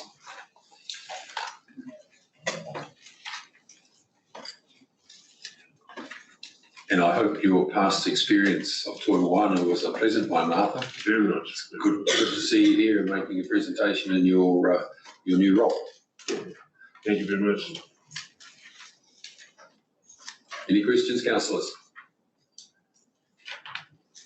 Councillor Iti. All right, well, I'd just like to mention to you for bringing the scope up to the table. There's been a repetitive theme around, the partnerships that need to be formed and the pathway that we need to be walking forward together. But we need hapu iwi to be bringing this kōrero to the table. Mō reira, whitawhi i a koe mō tō mahi kaha, tēnā koe, kia ora. Councillor White. Yeah, kia ora. Rangatira me ana ki ape. Yeah, I like that concept that you put ki utu ki tai, effectively from the mountains to the sea, and the ultimate accounting system, the utu that Māori had. And I think that's the sort of depth of detail or drilling in, that ability to sort of not just look at kaitiaki in its own self, but actually relate it holistically to creating that ultimate accounting system of balance. And I think that's the detail that's often missed out. I just wanted to make that comment because you made that very strongly in your submission. So, nami. Mr. Clark. Won't have an answer to this, but we've heard lots of talks about kaitiaki and sustainability of resources, and it would really intrigue me to know if, in fact, Māori had a significantly lower carbon footprint on Aotearoa than the rest of the population. I suspect they do have it. I mean, it would be interesting to see if, in fact, Māori were getting close to carbon neutral with their forests and their lands. But it would be an interesting document, maybe something to investigate. Kia ora. One of the proposals put in there is for public bus service. Keep their carbon footprint down, right? Councillor McDonald. Kia ora. I just have one question. Since you've been doing a lot more mahi in the Kaiao since your return, how are we actually tracking, in your view? Certainly forward in the right direction. In my view, it's not going in the wrong direction. But I guess it's easy to also feel like we could go faster or do better. I'm also still learning how everything's going and the obstacles that are on this path to restoration and partnership. We had one submitter say to us that we needed to be a lot more, I can't remember the exact word, but I think he was kind of asking us to be a bit more, what was it? It wasn't, I think he was asking us to be a bit more proactive in the long term, in our long-term decisions around what we're about to do. Do you have the same view that we need to be being a lot more ambitious and moving forward a lot quicker and around what you're talking about in the health of Te Taiao? Clearly, through the submission. Yes. Kia ora, Arthur. Could I thank you for your submission? And could I also acknowledge And normally in this sort of forum, as you know, we're dealing with iwi and hapu, but it's really good to see contribution and participation from essentially land blocks, multiply owned land blocks. Really good, because it means that, you know, we're hearing from everybody, not just the iwi and the trust who represent everybody, but these other landowners, these are the people who are affected by a lot of the work that we do in Taio. So kia ora. Thank you. Thanks for your time. So councillors, it's my pleasure now to invite Raven Bennett, long-time colleague and friend of Toi Moana. Raven's no stranger to this forum. Tēnā koe, Raven.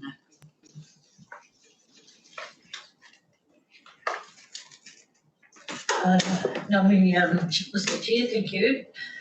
Councillors, thank you for having me here today. Staff, Fiona, good to see you. I did a full submission, so I'm trying to summarise here today. Our submission is about a case. I'm here as Chair of Te Arawa Ki Tai Trust. I've made another submission under my piki hat, and I'll speak to that in Rotorua. So, I had presented to you earlier to one of the council committees, and so you should have a good background on who we are in our work. But I'm trying to make a case here about establishing a Māori-centric wellbeing platform.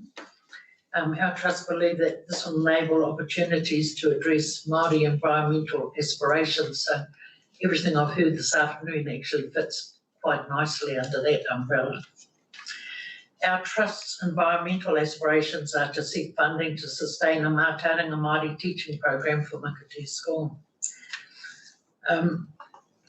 Our full submission has been received, so this is just to summarise.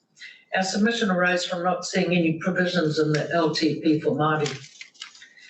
Our trust wanted to seek funding to sustain the school program, which reflects a legitimate Māori worldview about our environment and our environmental priorities. And this involved then a deeper analysis of the Plenty Regional Council activities than we anticipated, and the full submission reflects that critical analysis. And our ongoing analysis continues to reveal anomalies and I think things that need to be changed to better enable Māori in the environmental scene. Because business as usual will not resolve the wellbeing issues. The status quo, business as usual, is predicated on an outdated model of local government, which was designed in colonial times to exclude Māori. So we can't keep on doing the same thing. The LGA provides you the authority to modernise the status quo. And Guy Salmon recently in his lecture on RMA reform also refers to the lack of positive environmental outcomes, and the reasons he sees include, this is quoting him, if your concern is with layers of regulation, you could legitimately point to the fact that when much regulatory practice from the pre-RMA world was simply rolled over without too many questions being asked about its fitness for purpose, although the RMA offered councils the means to be innovative, in reality much regulatory practice simply spilled over from the Town and Country Planning Act into the RMA almost 30 years ago. So that's from Guy Salmon. It's ironic that since our submission was received, we've been sent a CIF application to fill out, so we're back to where we actually started. We don't fit in. We should not have to adjust our tikanga, the way we do things, and miri, which means massage words and outcomes, in order to get funding to address Māori environmental priorities. It's a truly dishonest process we're forced to endure, and time-consuming trying to fit it into someone else's worldview. We claim that the lack of a Māori-centric wellbeing therefore makes it difficult to justify a funding application. We note that in various regional council reports where implications for Māori are assessed, there does not seem to be a set of Māori wellbeing actions that these are assessed against. A Māori wellbeing activity which reflects a Māori worldview of the environment as determined by Māori as a legitimate expression of our culture, and in our own country it ought to be provided for. So I think a Māori wellbeing platform is a key to implementing capacity building, and Councillor McDonald, you pointed out that about having to be at all levels, and I think that's true. It's so true that it won't work unless we're working alongside each other all the way through. And that mightn't necessarily mean being funded all the way through, but just a better relationship going along there. And I think the wellbeing format will provide for that to happen.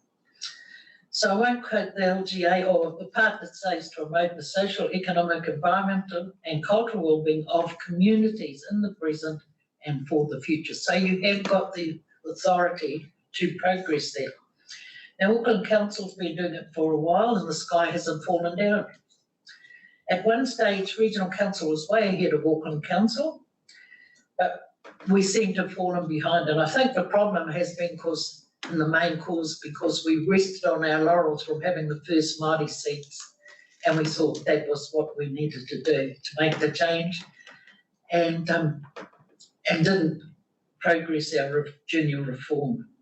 So I think the Regional Council needs to continue to address past inequities deriving from local government practices and adopt practices and activities more suited to the 21st century, and recognise the value that Māori can bring to caring for the environment.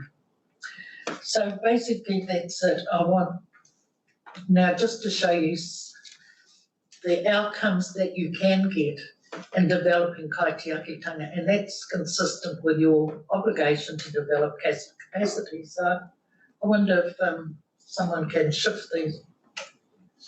So this is why we do it. This is our next generation. It's beautiful makati. The next one, please. And again for our environment. And this is a little short movie. And look at the kids, they're totally engaged on the environmental program. Okay, I'm going to give you some clues. I'm going to give you some clues, okay? This guy here separated his parents who were hangi and papa. Whoa. That's at Waikato Uni in the foyer. Mātāhua, tamariki mā. So tāne mahuta tēnei, nāu, nāna, I whakawehe ai ana mātua, arangi rau o papa, kia puta atu, kia pai ao, ki tā mārama. No wonder He's made of wood. And look at that little boy there trying not to be interested, but he is. He's in the Cody tree up north. Guess what? This is Cody. This is ancient Cody from a swamp in North Waikato. And we brought it over here early last year, and a guy called Whare Thompson carved up that ancient Cody into the Tāne. And what we did is, once we had him in place here, then the kaumātua came in the early morning at 5 o'clock in the morning when we were getting ready to open the campus. And the kaumātua came and they gave him the karakia of Tāne Mahuta. And then at 5 in the morning, on the 19th of February last year, with the karakia, we lit it up in the campus here with the lights. We lit it up with the lights. And so symbolically, for the first time, the campus came to life when Tāne Mahuta came to life with the karakia. Angry. Don't you think he looks handsome? Look, he's got his hair all done up in a top knot, so that he looks handsome because he likes photos. He likes being in selfies with people. Look at tamariki. So there's one more slide if you want to go to that. This is awesome. So here's my outcome. One of those kids in that program there, I was contacted by her mother, and this is what her mother contacted me. She's on Facebook in that personal message part. I was wondering if you would be interested in writing a letter for me to help me get into the environmental course, as you're a significant leader as Ahikan or Ngāti Whakau Hapu. It would mean a lot to me and my tamariki if we could get into the team or something alike. My tamariki especially, and that's the one in the that program, wants to pursue a career due to her time with Matua Zak in the Te Arawa Kitai program. I think being her role model will push her further into this line of mahi, as well as her brothers should they choose. Please feel free to say yes or no. I respect your decision. I look forward to your reply. Arohane. So that's the outcome. So that's me. Very good. Thank you, Raymond. Councillor Stacey Rose. Raymond, you've taken the words right out of my mouth, really. Honestly, the last piece of your presentation here has just shown how much your organisation really cares about tamariki and rangatahi and their growth. And I think this is just an example to other councillors about what's coming through and actually being able to look at the future and go, this is what we've got. So Raymond, well done. I guess the only question I've got is, would you consider putting this to other schools, or would you just are you just trying to keep it within Te Kura or Makatu? Well, we want to take it to the Te Puke Intermediate, and they did ask for it about a couple of years ago because of the students that were coming through. But we just haven't had resources. Like our spare time, we've got a contract at present that pays money, and we put all that money, it's an environment, it's a private contract, and that money goes into here. So keeping that a professional response to that contract and doing our own mahi just takes all the energy. It's quite hard to maintain, actually. But like you say, when you get an outcome like that, you know, that's the mother of a kid that's on the program, and they're all going to be future kaitiaki. So thank you, I would consider it. Yeah. Thank you. Nice to see you, Raymond. Yes, you too, Jane. Thanks for taking the time to talk to us. Did you intend this to be considered as an application to the Community Initiatives Fund, or is this outside of that framework? Well, I went to look at, I knew that, you know, the LTP is where the money's budgeted. And so I looked at how we could fit into it and thought, gee, I'm going to have to put a case because I can't see how we fit into it. So I looked at what other councils were doing. And then I was given the Community Initiative Fund to apply, and they have said to me, if we want money through the long-term plan, we have to use that funding application. I don't know where it comes from. I think you budgeted in the LTP. I don't care how it comes.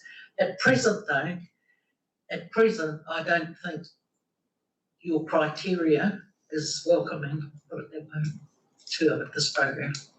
It's just how we evaluate it and where we look at the funding source. So what you're proposing is quite similar to what some other people are proposing by way of delivering things to schools. So I was just wondering if it fits with those similar sorts of applications. I think, Council, it needs to come through a Māori wellbeing platform. I think that fifth Māori wellbeing platform is the key. It's different. It'll have different outcomes, and that's how we want it. I want to be assessed by other Māori and on our outcomes. Well, I don't want that generic stuff. It's too, it's Māori wellbeing centric. Yeah. Councillor White, then McDonald. I totally endorse and support that Māori-centric approach you're talking about. Yeah. I think there is that gap in terms of interpretation, in terms of connecting with the values of Māori. I certainly took with that thought. And so you're looking for how much, Raymond? Did you remind me? I put it in the big funding. 115. Yeah, something like that. And so my question is, that would enable it to keep the program strong and alive with Makatu, with the potential to, following that, to export it elsewhere, should you be so? Yeah. Well, that's right, because most of the time is spent having to look around for resources like resource people. So I've had to work out how we're going to get the kids to Motiti Island, ring up a mate, could you take them on your, it involves a lot of organisation. So that sort of thing is a lot of time, and also the teachers haven't got those wider networks. But our plan is to hire a professional to develop the curriculum so it can be embedded and it won't take so much of our time. Just finally, as you were reading that particular note up there, I noticed a little crackle in your voice. So obviously you're passionate about all of this. It goes right to your heart. So kia ora for that. You speak for me. Councillor Donald. Kia ora, Raymond. Kia ora. Raymond, just a part-time. Around the establishment of the Māori Cedric Wellbeing Platform, do you envisage that being administered and run by the regional council or by a hapu iwi group or a combination of the two? I really hadn't thought, I just looked at what Auckland have and I liked what they had. And so how it actually operates, I don't know, but it just seemed to be answer the questions about why it was so hard for our group to access funding. I think we have to have, I don't know if I'd say hapu group or something like that. I think we need professional, people who are capable to run it. And it might be people within council even, because it's a council where council are accountable for their Māori wellbeing deliverables. So it's,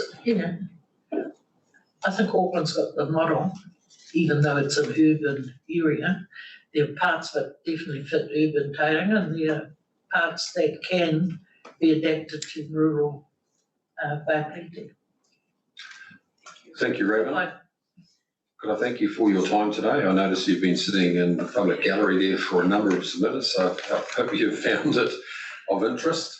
So once again, thank you for your the effort you put in, for the hard mahi you put into this sort of initiative, because as I said, from time to time it can seem to be, little recognition, but when you get letters like that from one of the others of the tamariki, it makes it worthwhile. So thanks very much.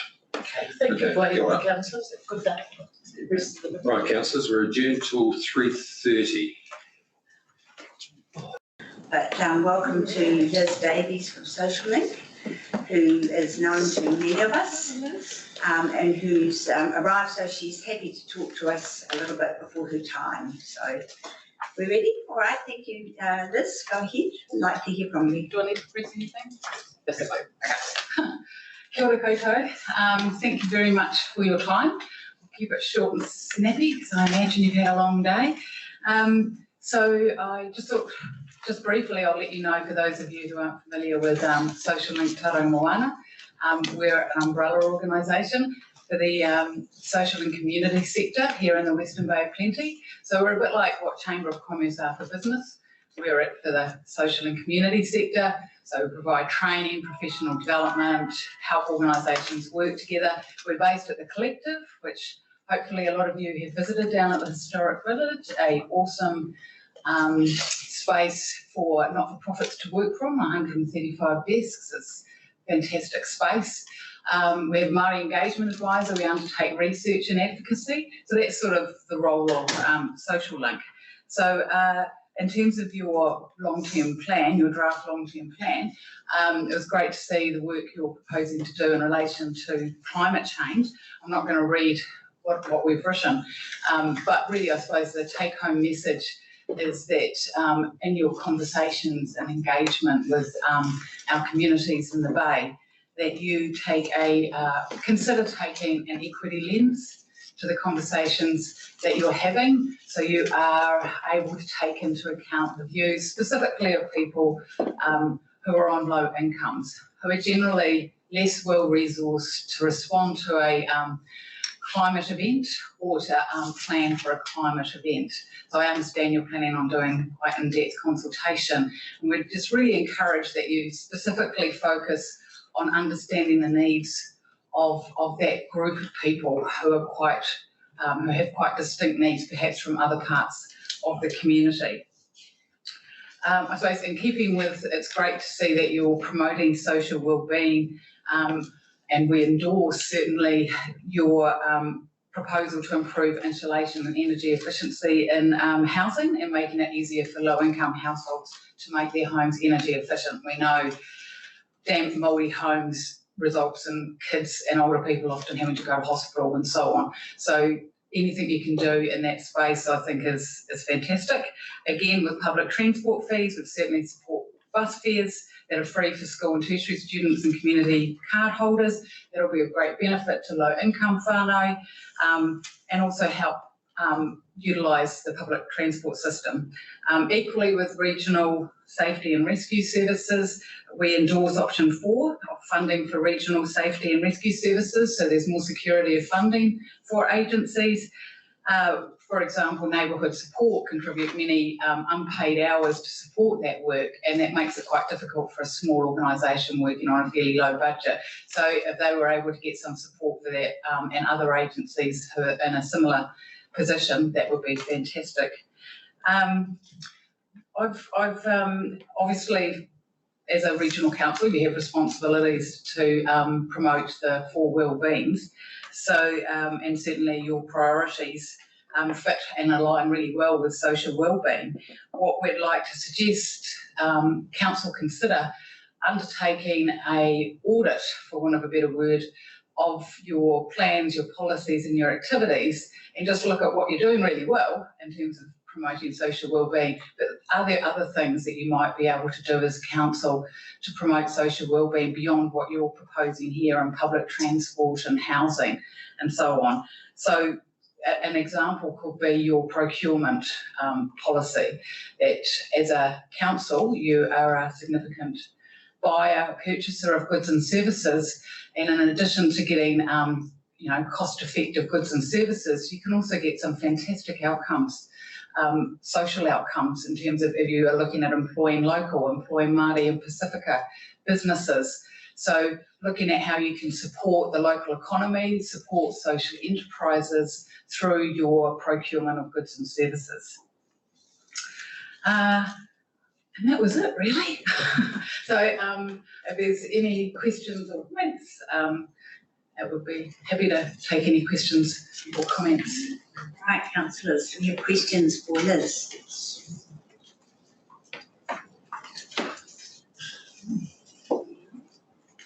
Well, Liz, I have one, if you don't mind. No. You're talking about making sure that we consider the requirements of people on low incomes in our climate change activity. I have heard the term just transition for climate change, which sort of brings in that equity lens. Is that a term that you think we should be using also? Yeah, I think I like the term just as in justice. Yeah, I think anything that it's really about applying that equity lens. Could be that terminology or any other, really. I think better than vulnerable. I don't think vulnerable is a great terminology, so something positive I think's a great idea.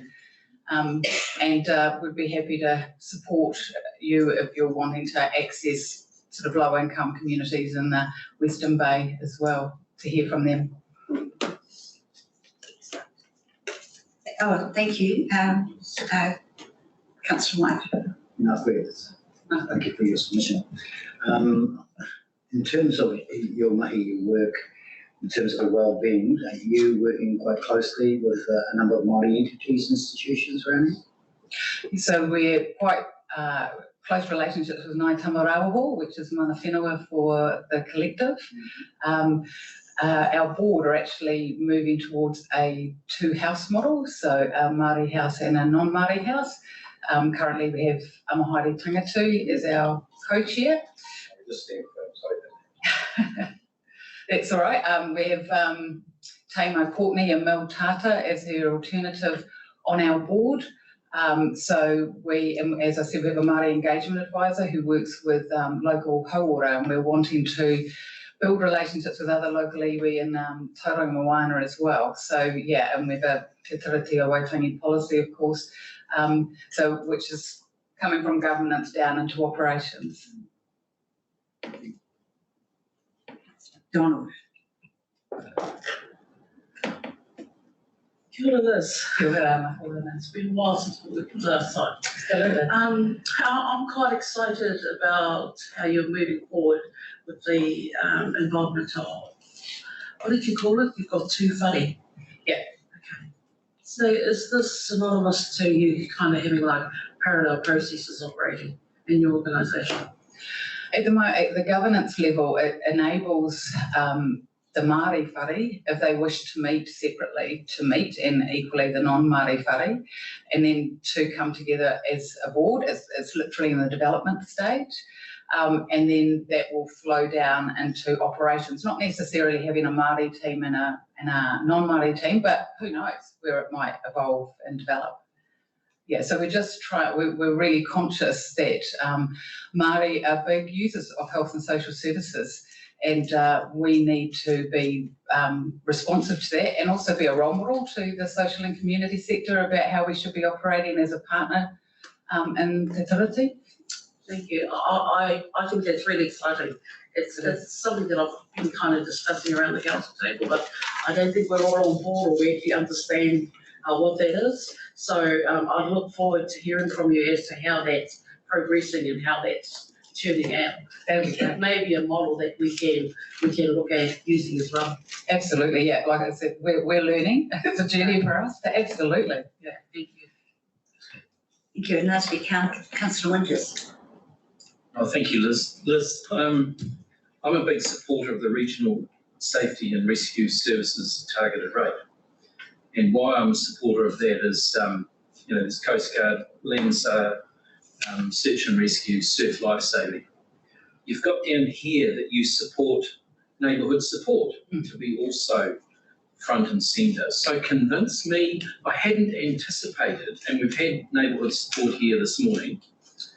I was going to ask them the question, but I'll ask you.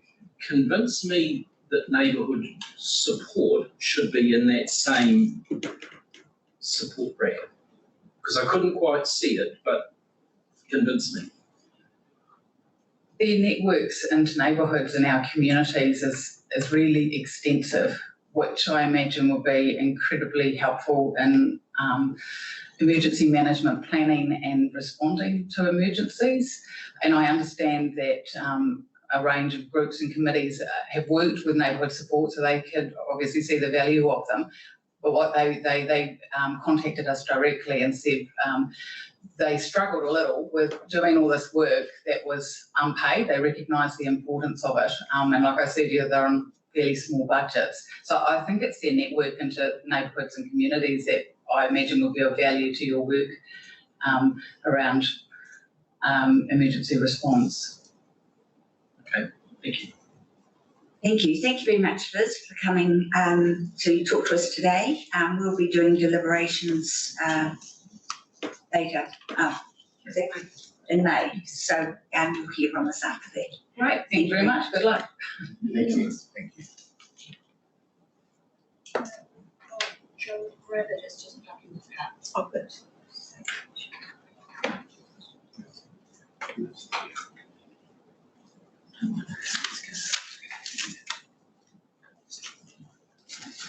The next submitter, everyone, is Jo Gravitt from Bay of Plenty Rural Woman, and her submission's on page 951.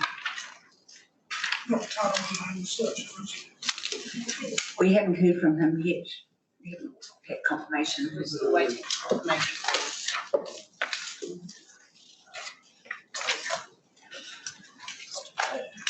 Welcome, Joe. Good to see you. I'll give you a minute or so to gather your thoughts. I can see everyone wants to go home early, do they? They do. You've had a long day, so well, thank you. And Button there, Joe. Make it green. and not hold you up for too long. We're all women New Zealand, and I think that you probably all know something about us, and in the past from when it was WDFF on sufficient fed farmers.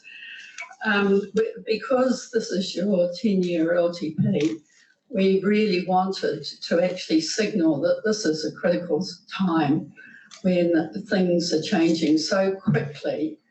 And we're asking, please, Regional Council, can you also be part of it?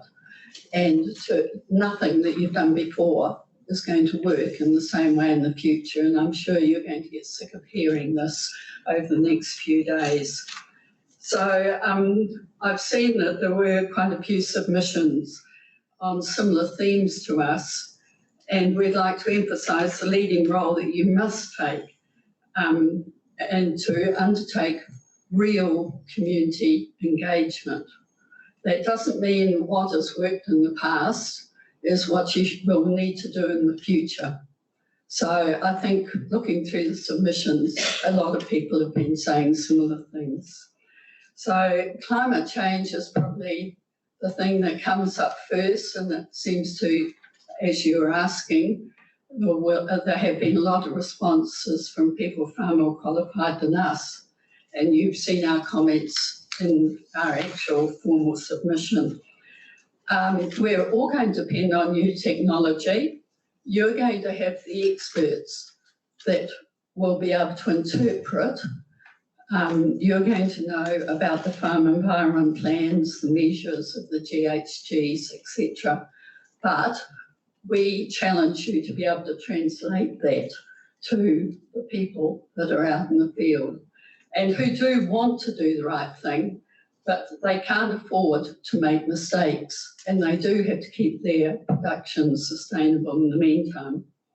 So we commend the general directions of the LTP, and I guess the rating models are probably okay within the 30% cap.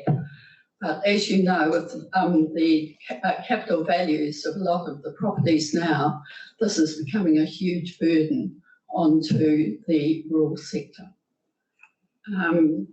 We have rapidly increasing inequality and social deprivation in our region. No one can actually say anything different. It's a crisis.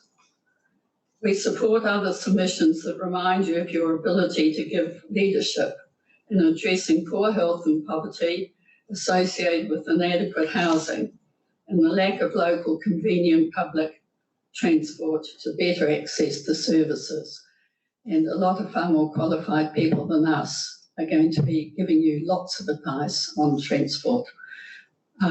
You will see that the one thing that we do have an opinion on, particularly, is that there must be park and rides if you want rural people to actually use them. There must be park and rides. And who is going to buy that land and make provision for it? That is the question which I don't think you have specifically asked. Is it you? Is it coordinated with the local councils? Or are they going to be commercial? Heaven forbid. We don't want to have parking meters out in the rural areas. But if you want people out of the towns to be using public transport, we must have park and rides. And the other thing is, and that's the challenge, of dedicated bus lanes. Otherwise, we might as well sit in the cars and watch the world go by if the bus is in that same queue. We note the strong pressure, particularly from the iwi-based groups, to extend our partnership role in, or your partnership role in restoring and enhancing our environment, Haeke Wakanoa, and we all share the wish for healthy waterways, planting programs and pest control. The Council is putting significant investment into this, and thank you, and possibly some are saying it's too much, others will say it's not enough. But we say use it wisely, what is there. It is enough, but it may be you can do better. Please coordinate the various proposals. The 1,000-odd pages, a lot of them are tied up with environment issues. And to ensure there are agreed community goals, that's the first thing. Does everyone agree on what is being proposed? That there's consistent decision-making. In other words, are we going to get consistency, or you've got the few favoured catchments, you've got the leadership and the volunteers who are in those few catchments. But what about the other ones where there may be absentee landlords or people who are not actually interested in environment enhancement? We've also got to have commitment to long-term projects on both public, tangata whenua, and private land. We've got to be able to actually be able to coordinate what is happening with the private landowner, the riparian strip, the council reserve, and the multiply owned Maori land. Everyone actually has to get around the same table. And the only way that we're going to do that is to have strong facilitation. This has to be by professionals. I see the submissions have got several, quite a few proposals which you need to work through. It is a sector that's becoming very confusing of how do you get started, who are the people to go to, who has got commercial interests, who is just looking after their own property or the reverse and NIMBY about it. So we're asking that it is now getting so sophisticated that the Regional Council has got an important role to actually ensure there's true goal setting together for that catchment. And as you know, in the east, you are doing some of that already, and some in the west also. But let's get a consistent pattern and not just rely on where there is a drive from the community. It's a very good out for a council to say, oh, the people haven't asked for it. But we're beyond that now. This is a whole regional challenge that's tied up with the freshwater legislation as well as the climate change issues. We've got so many whammies coming at us that this is the role that we feel that you can do to actually sort it out and make it user-friendly. The farmer and volunteer initiatives such as the Rotorua Lakes, the sediment funds, I see you've got a lot of stuff there. I support it, and that one of our raw women is right in the midst of it, Chris Patterson. And also, we want local coordinated planting schemes in the little catchment. Someone was talking to me not long ago. They had a little stream, and they said, how do we get started? And this is where I think we know about toolboxes. We know about the Land Care Trust and the work that they're doing. Make sure they're well enough resourced. I'll put in a plug there also, because Raw Women New Zealand is one of the initiators of the New Zealand Land Care Trust. We have got to have that sort of leadership to make sure there is the right start so that one neighbour doesn't upset the other neighbour, and you know what can then happen. We have to be able to celebrate too. We don't just want to have compliance issues. We want to have rewards and excitement. And I think you know how that can work maybe at Makatū could be an example that could be followed. But get the people on board and not wave the big stick. And just finally, from other experience, I would suggest please look at 3-year funding programs to proven operators, but tied up with annual monitoring, not just a tick box, but one of your field officers being out there to say, how's it going? Are you actually doing your weed release or whatever? To actually make sure that it's working in the interests of that community. But people are sick of filling out forms every year. You know what their record is. Some of the other sectors are looking at 3-year contracts to approved operators. And I think this is something which you could be looking at also. I've left plenty of time in case there is actually anything you want clarified from our original discussion. There are a few pages there. Councillors, do I have any questions for Joe? Very good.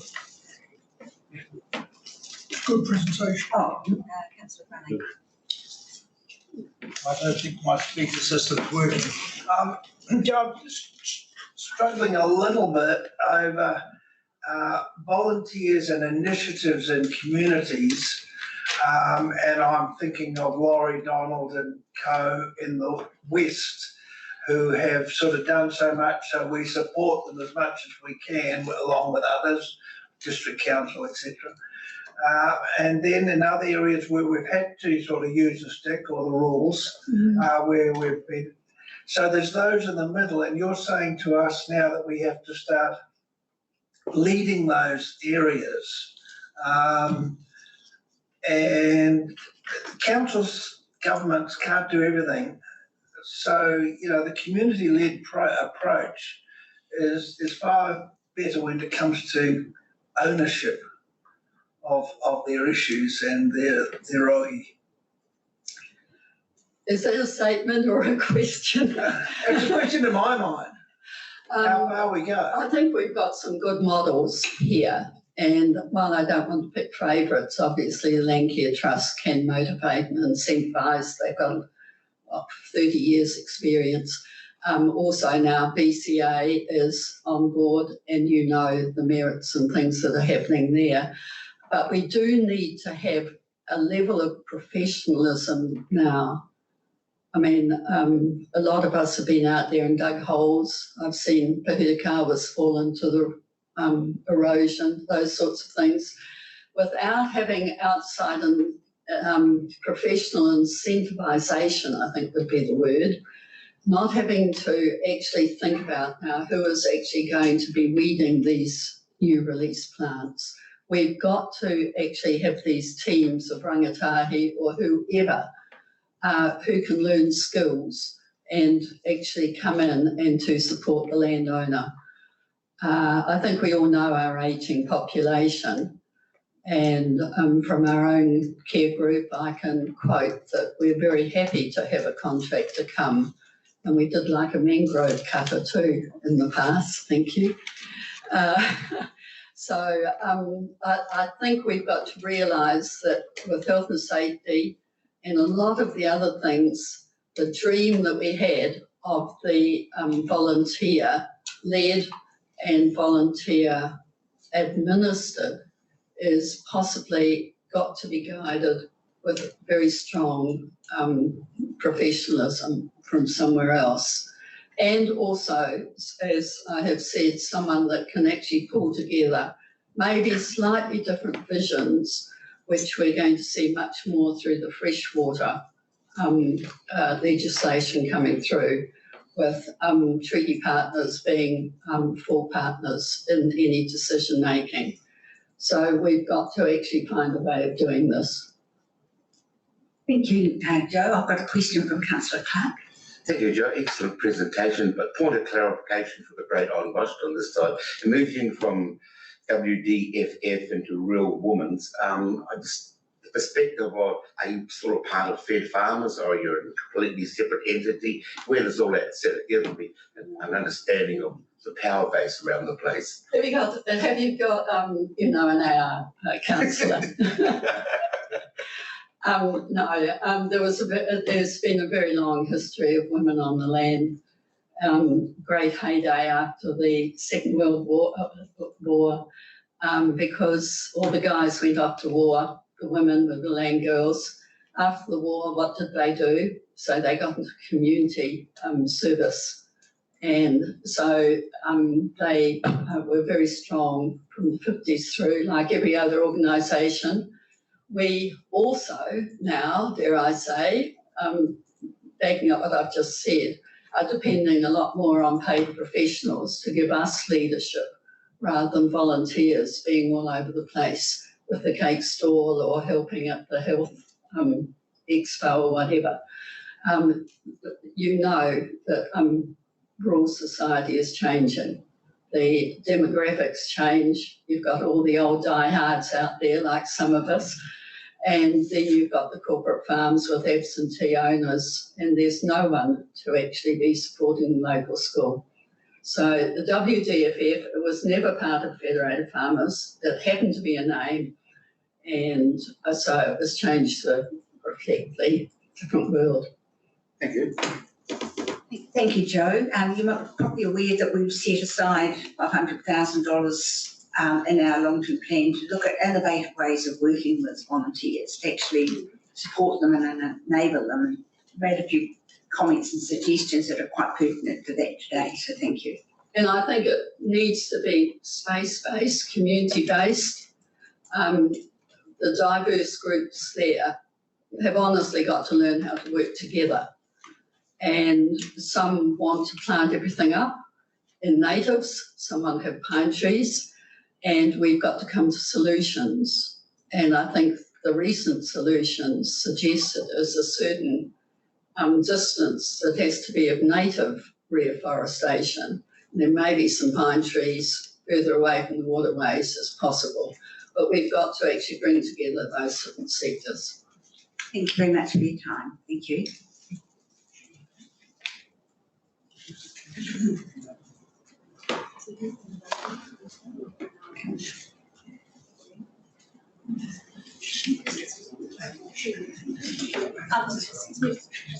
Councillor Denise, I don't believe I need to speak. Our next speaker, is not here yet. Oh, okay. All right, councillors, we've got at least 10 minutes. Yes, talk about yourself.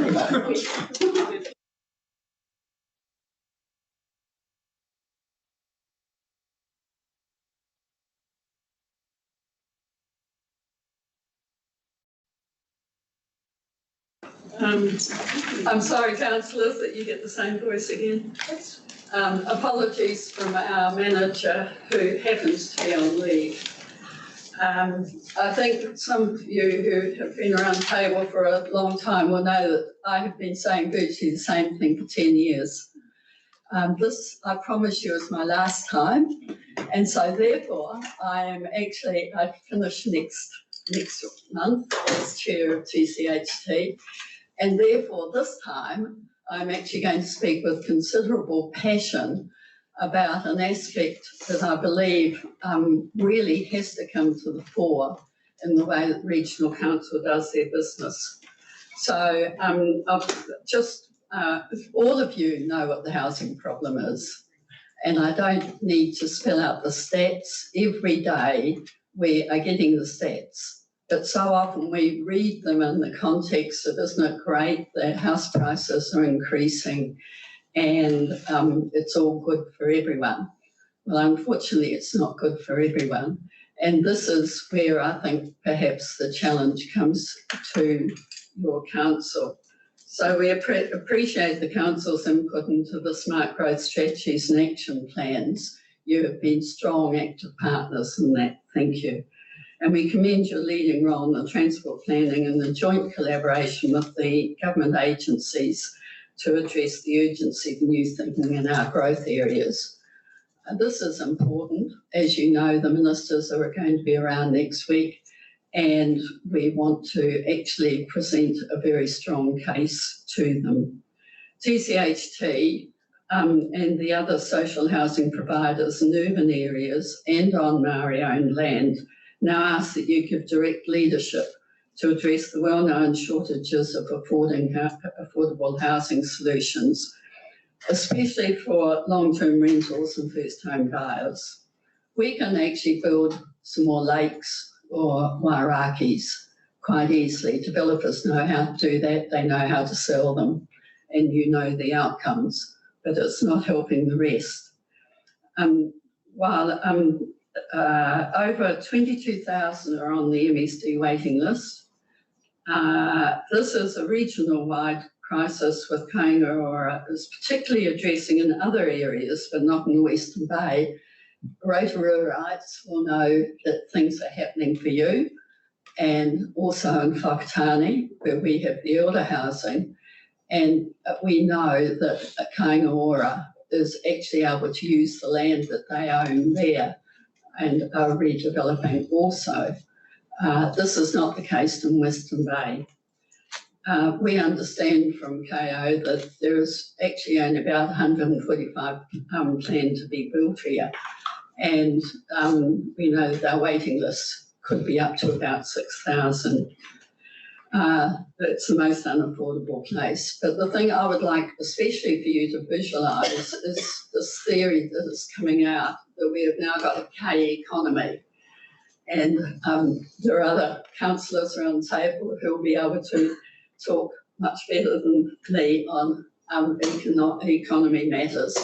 But how I can explain is the K economy, especially in the last few years, where you've got some of the population doing so well that all their markers are doing well.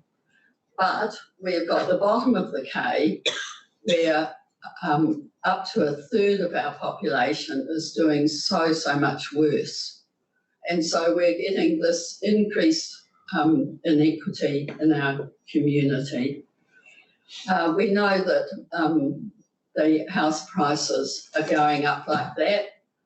Rents are going up not quite so badly, but the margin between what you can afford to buy is escalating up to really bad percentages. Our poverty and health indicators are declining, and you can't have that lovely goal graph that you've got with thriving communities in the middle if those measures are getting worse every few months.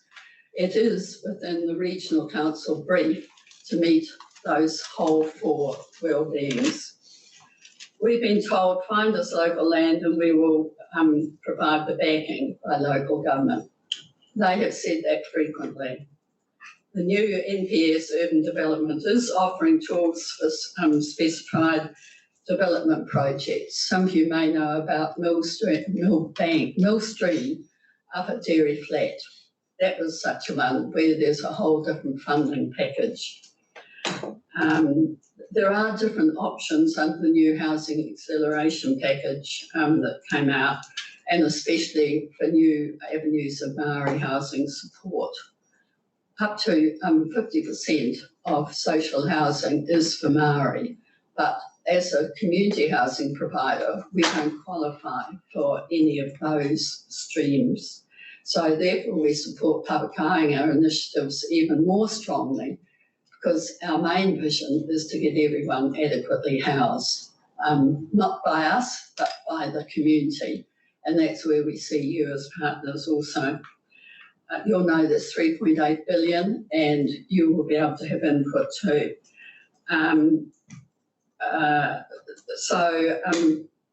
Who pays for what is probably the biggest challenge. We have got brilliant plans on housing. Everything is there, but that last line, the action plan of the funding stream, and I think those of you on smart growth will know that also. Everything else is great, but where is that money actually coming from? And that is the main thing, to actually be able to work out the partnerships to do that. We have looked at a whole lot of these ranges and merits, and this is something for the whole smart growth area.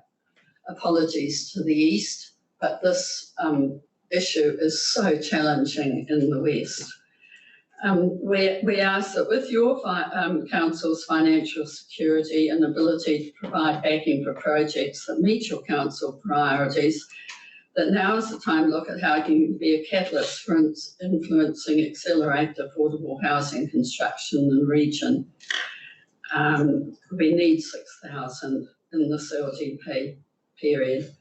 There are many collaborative options, and I'll leave some papers here, which combine spatial planners. We've got that happening with Smart Growth, Maori economy leaders who are looking at their funding streams and the best use of their land, but especially the financial teams, the bankers, the investors, the new philanthropic funders that are coming, especially out of Auckland. We need to have something like that is pulling together all those strands. We've had everyone doing their own thing, but we now is the time when we can't wait any longer. We need to change the banking policies, and you'll know some of the issues there. We need a well-funded community financial social lending structure, and there's models for that. And this is something which you would be able to play a leading role in if you chose. Different ownership models, rent to buy, shared equity, inclusionary zoning, all the things that roll off a housing person's back but are not actually supported by the right policies. And also different construction methods and betterment of value. This is something which is going to come up more often with uplift levies, and your staff will be able to look into that more. There's a lot of technical discussion about this, that if you put in Great Cameron Road Boulevard and then have high-rise each side, well, the people who own that land along there have got a much better opportunity cost, and therefore perhaps should be taxed for the privilege of actually owning that land. But there is a lot of technical stuff about that. So we're really saying, please use your visions, but especially your reserves to benefit up to half of your residents. And this is right across the whole bay, where if you can look into some funding apparatus which retains your equity, but also gives security of construction and different ownership models to the half of your population, which at the moment is unlikely to be able to aspire to home ownership. We need to get that continuum going, and especially when we have got opportunities on Maori land, but they have to be part of all of these financial opportunities, which could well be regional council be the catalyst for that happening. And I note that several of the submissions, the umbrella submissions, have focused on the need for affordable housing. Have I made it clear? Yeah. Thank you, Jo. I'm sure you'll get some questions. I've already got questions from Councillor Davison and Councillor Crosby. Jo, I want to pick your brain on this. It's saturated. But you've got a lot of experience here, and we've got a situation in Tauranga where the last national government sold the state housing portfolio, 1,120 houses, to accessible properties for with the idea of doing joint development moving, and they managed to do one of them, and they've turned it by this is for councillors who don't know, beside the hospital opposite 20th Ave, they've done I think it's 9 units have gone into what was I think there was 2 state houses, old, unfit for use.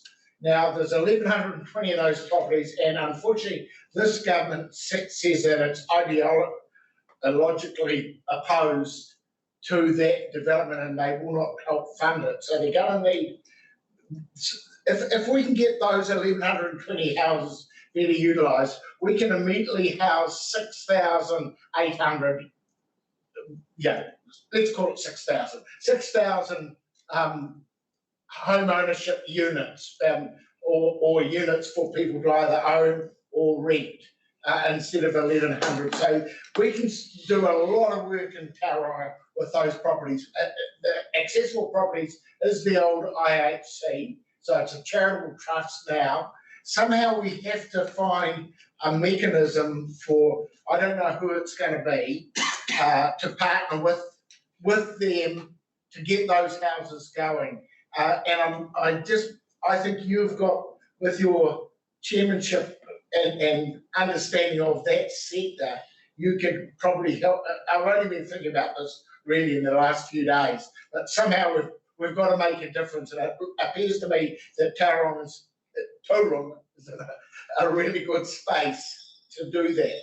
Have you got any thoughts on that?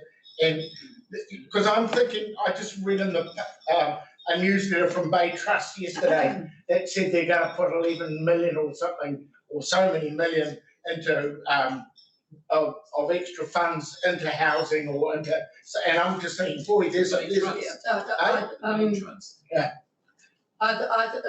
are different versions of that story, councillor, and unfortunately, Tauranga has suffered because the state did not keep the land which could be redeveloped. And this is why Whakatane and Rotorua are getting rebuilding.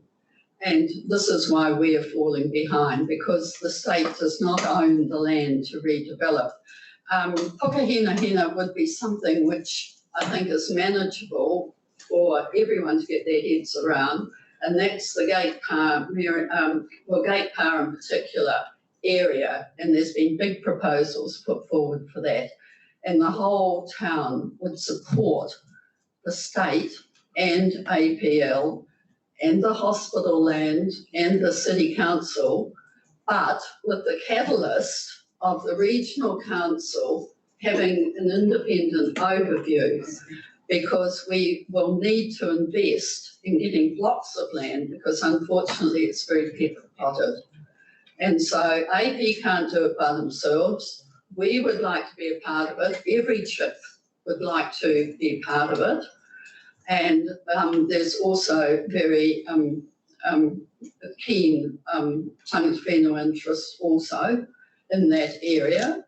And so everyone is ready to go, but it actually needs something which I think Smart Growth will hear a lot more about in their housing action plan next week. There are options, but it needs commitment. We've talked too long, basically.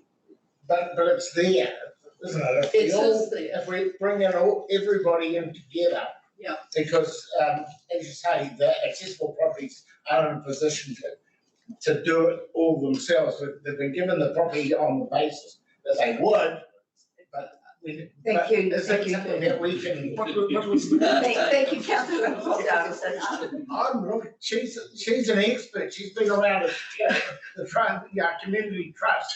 So I'm just taking this advantage. Well, now I'm going to pass over the baton to Councillor Crosby. Thank you. Thanks, Joe. First of all, can I acknowledge your awesome contribution over decades, I suppose, in this space. Yeah. You saw this coming way before most people. A bit like Andrew, just for something in context, housing is a system, and there are many component parts of that system which you articulated. And I have a view there's been a big disconnect between the central government policies and local government, particularly around immigration would be the biggest issue, that complete failure. And we do have now through Smart Growth, I think that connection between central and local government.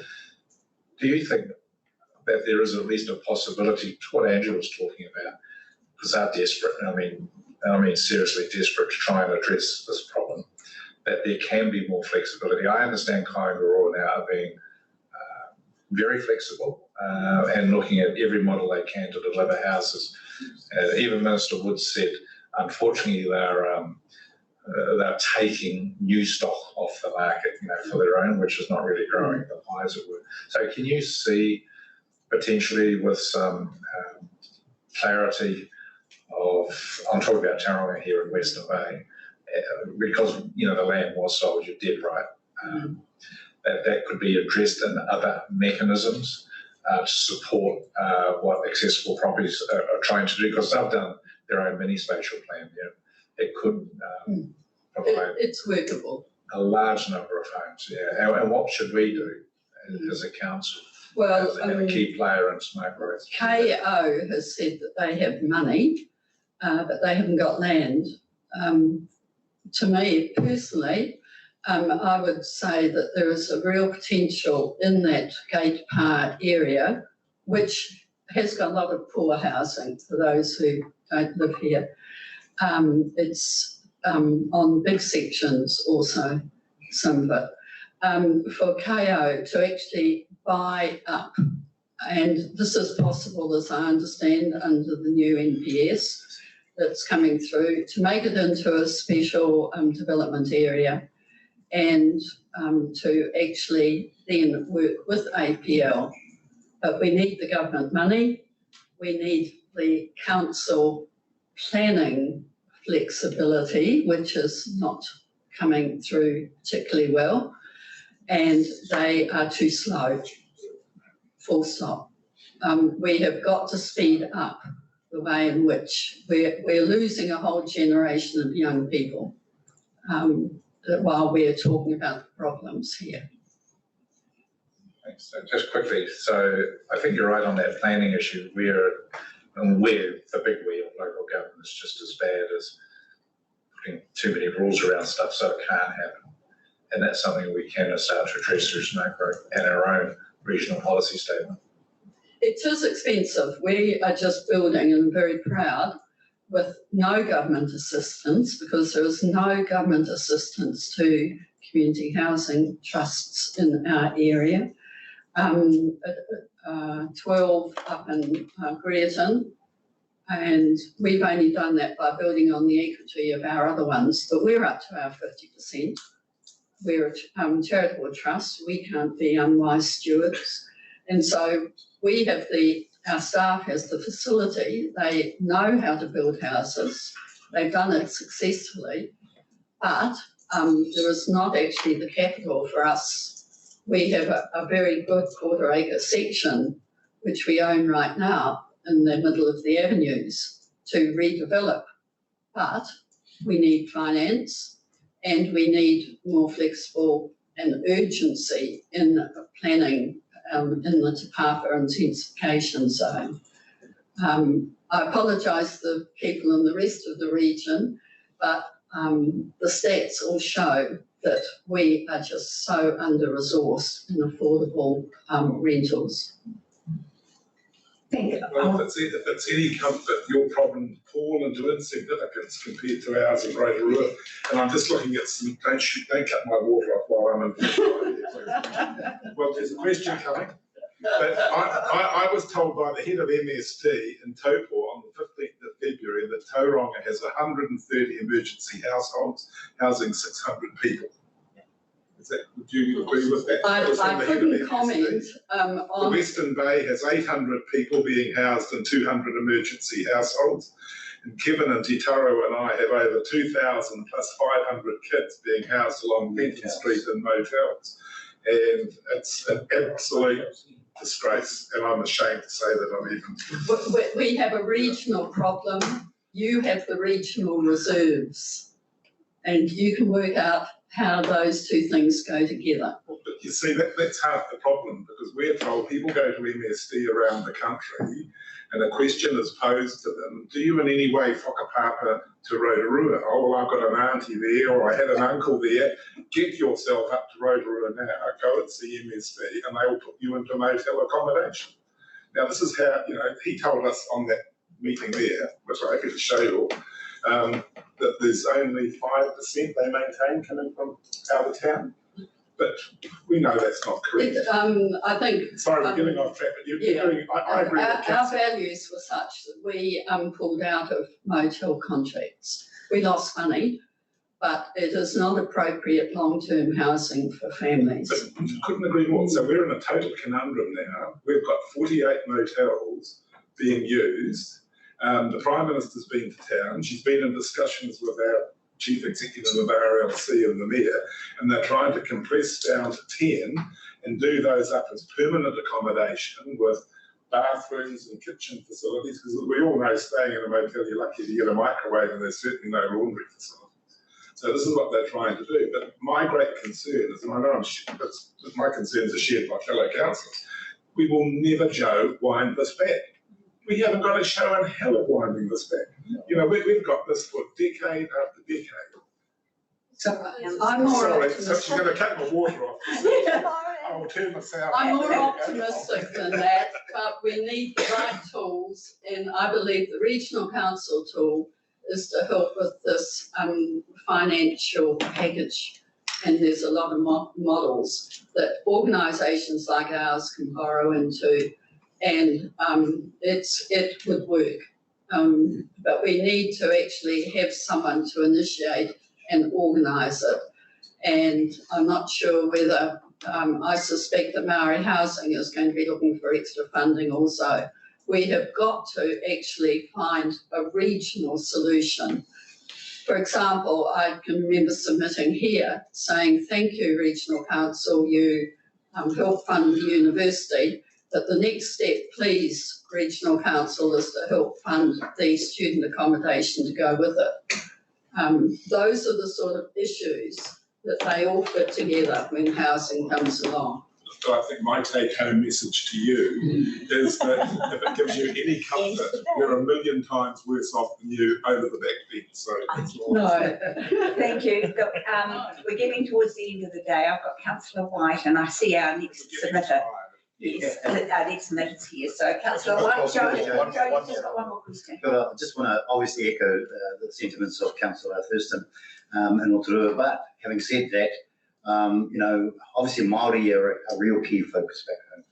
Right? And our Ngāti Whakaui tribe own 3,000 hectares right around the city. We also own a lot of land out in Ngāti Piki around the lakes. The issue for us is how do we engage that space, right? We want papakainga housing, we want ahu whenua lands to be freed up, to be able to house our people.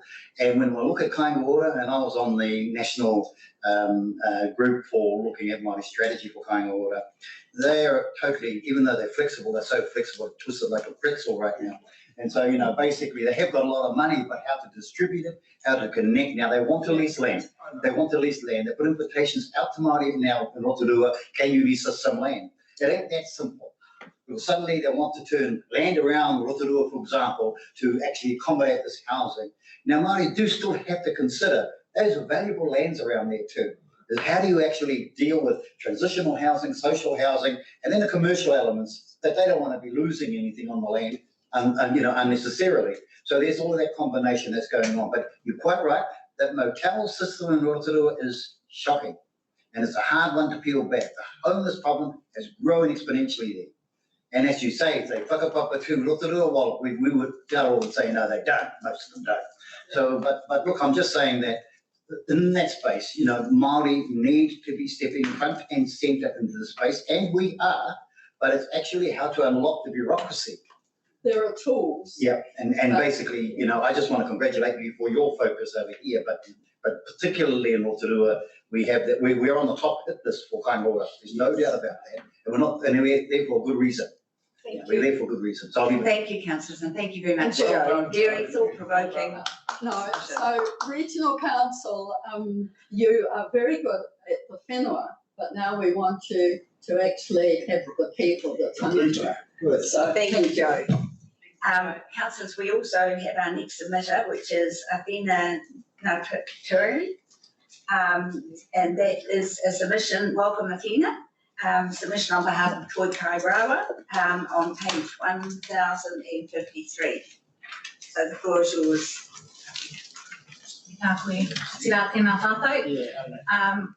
So yes, my name is Athena Naturi. I'm the General Manager of Toi Kairawa. E mihi ana kia koutou, councillors, council staff, tēnā tātou. I understand I'm the last person of the day, so that's exciting for you guys and for me. So as a good segue to my kōrero, which I know I've only got a short amount of time, and for those of you who know Māori economic development in our space, we could have the whole day to kōrero about this. When we talk about, I heard about housing and that it's a million times worse over there. If we put it into the context of Māori, it's a million times worse than that too. So you would have heard us say as a consistent message is that Māori are a curve below the curve. That's why we're here today. So what we actually need is courageous leadership. What we actually need is enduring solutions, and that's what Toi Kairawa is all about. So just heading into my kōrero here, and because you guys are amazing and responsible councillors, I'm sure you guys have read my proposal in full, and you can see it in front of you there. As I mentioned, Toi Kairawa is in the business of enduring solutions that at the core have Māori designing and leading their own development solutions. Our proposal outlines an opportunity to this council to continue to support an organisation that can provide regional insight to Māori developments in our region. A region that has a unique Māori profile of more than 38 iwi, more than 230 hapu, over 163 marae, and an area too that we know have significant numbers of Māori who don't whakapapa to this region. And so Toi Kairawa is looking at the collective interests of Māori development across sectors, across the tribal boundaries of Toi. That's us. Regional Council provided some initial support to Toi Kairawa's activities and highlighted in our proposal in front of you some of the key highlights of delivery. So some of those have been the recruitment of our Toi Kairawa team to implement the extensive work plan and amplify economic development efforts in this region. By the end of this period, to the end of June, we would have completed and delivered 21 projects with a reach of over 5,000 people. Because of our track record, because of our approach and how we're positioned, and our reputation, we have secured further co-investment of $410,000 already just in year one. We have undertaken, thanks to the co-investment by you guys, strategic scoping has been undertaken, identifying step change opportunities for Māori in social procurement, whenua Māori, and high-value pathways in horticulture. And we've also been able to develop critical CRM system infrastructure to promote that connectivity across the region. So we're grateful for the current supports from the Regional Council in terms of our work plan and our mahi, knowing full well that there's always a lot of work to be done in this space, and we have limited, we've only got 5 people on the ground. We're seeking 300,000 per annum co-investment for over 3 years. We need ongoing support for our kaupapa to ensure we can do what we need to do to contribute to prosperity for our people. We have and are deploying an ambitious work plan through our Māori Ora Mātauranga Māori framework in the areas of whenua, Pakehi, Tangata and Rangatahi, and we expect to achieve all expected outcomes and commitment in our work plan for the current year. Your support and partnership enables investment in critical Māori economic development infrastructure. It builds on the momentum from which Toi Kairawa has achieved, and most importantly, invests in the gaps for Māori. What we do also achieves multiple impacts and contribution to the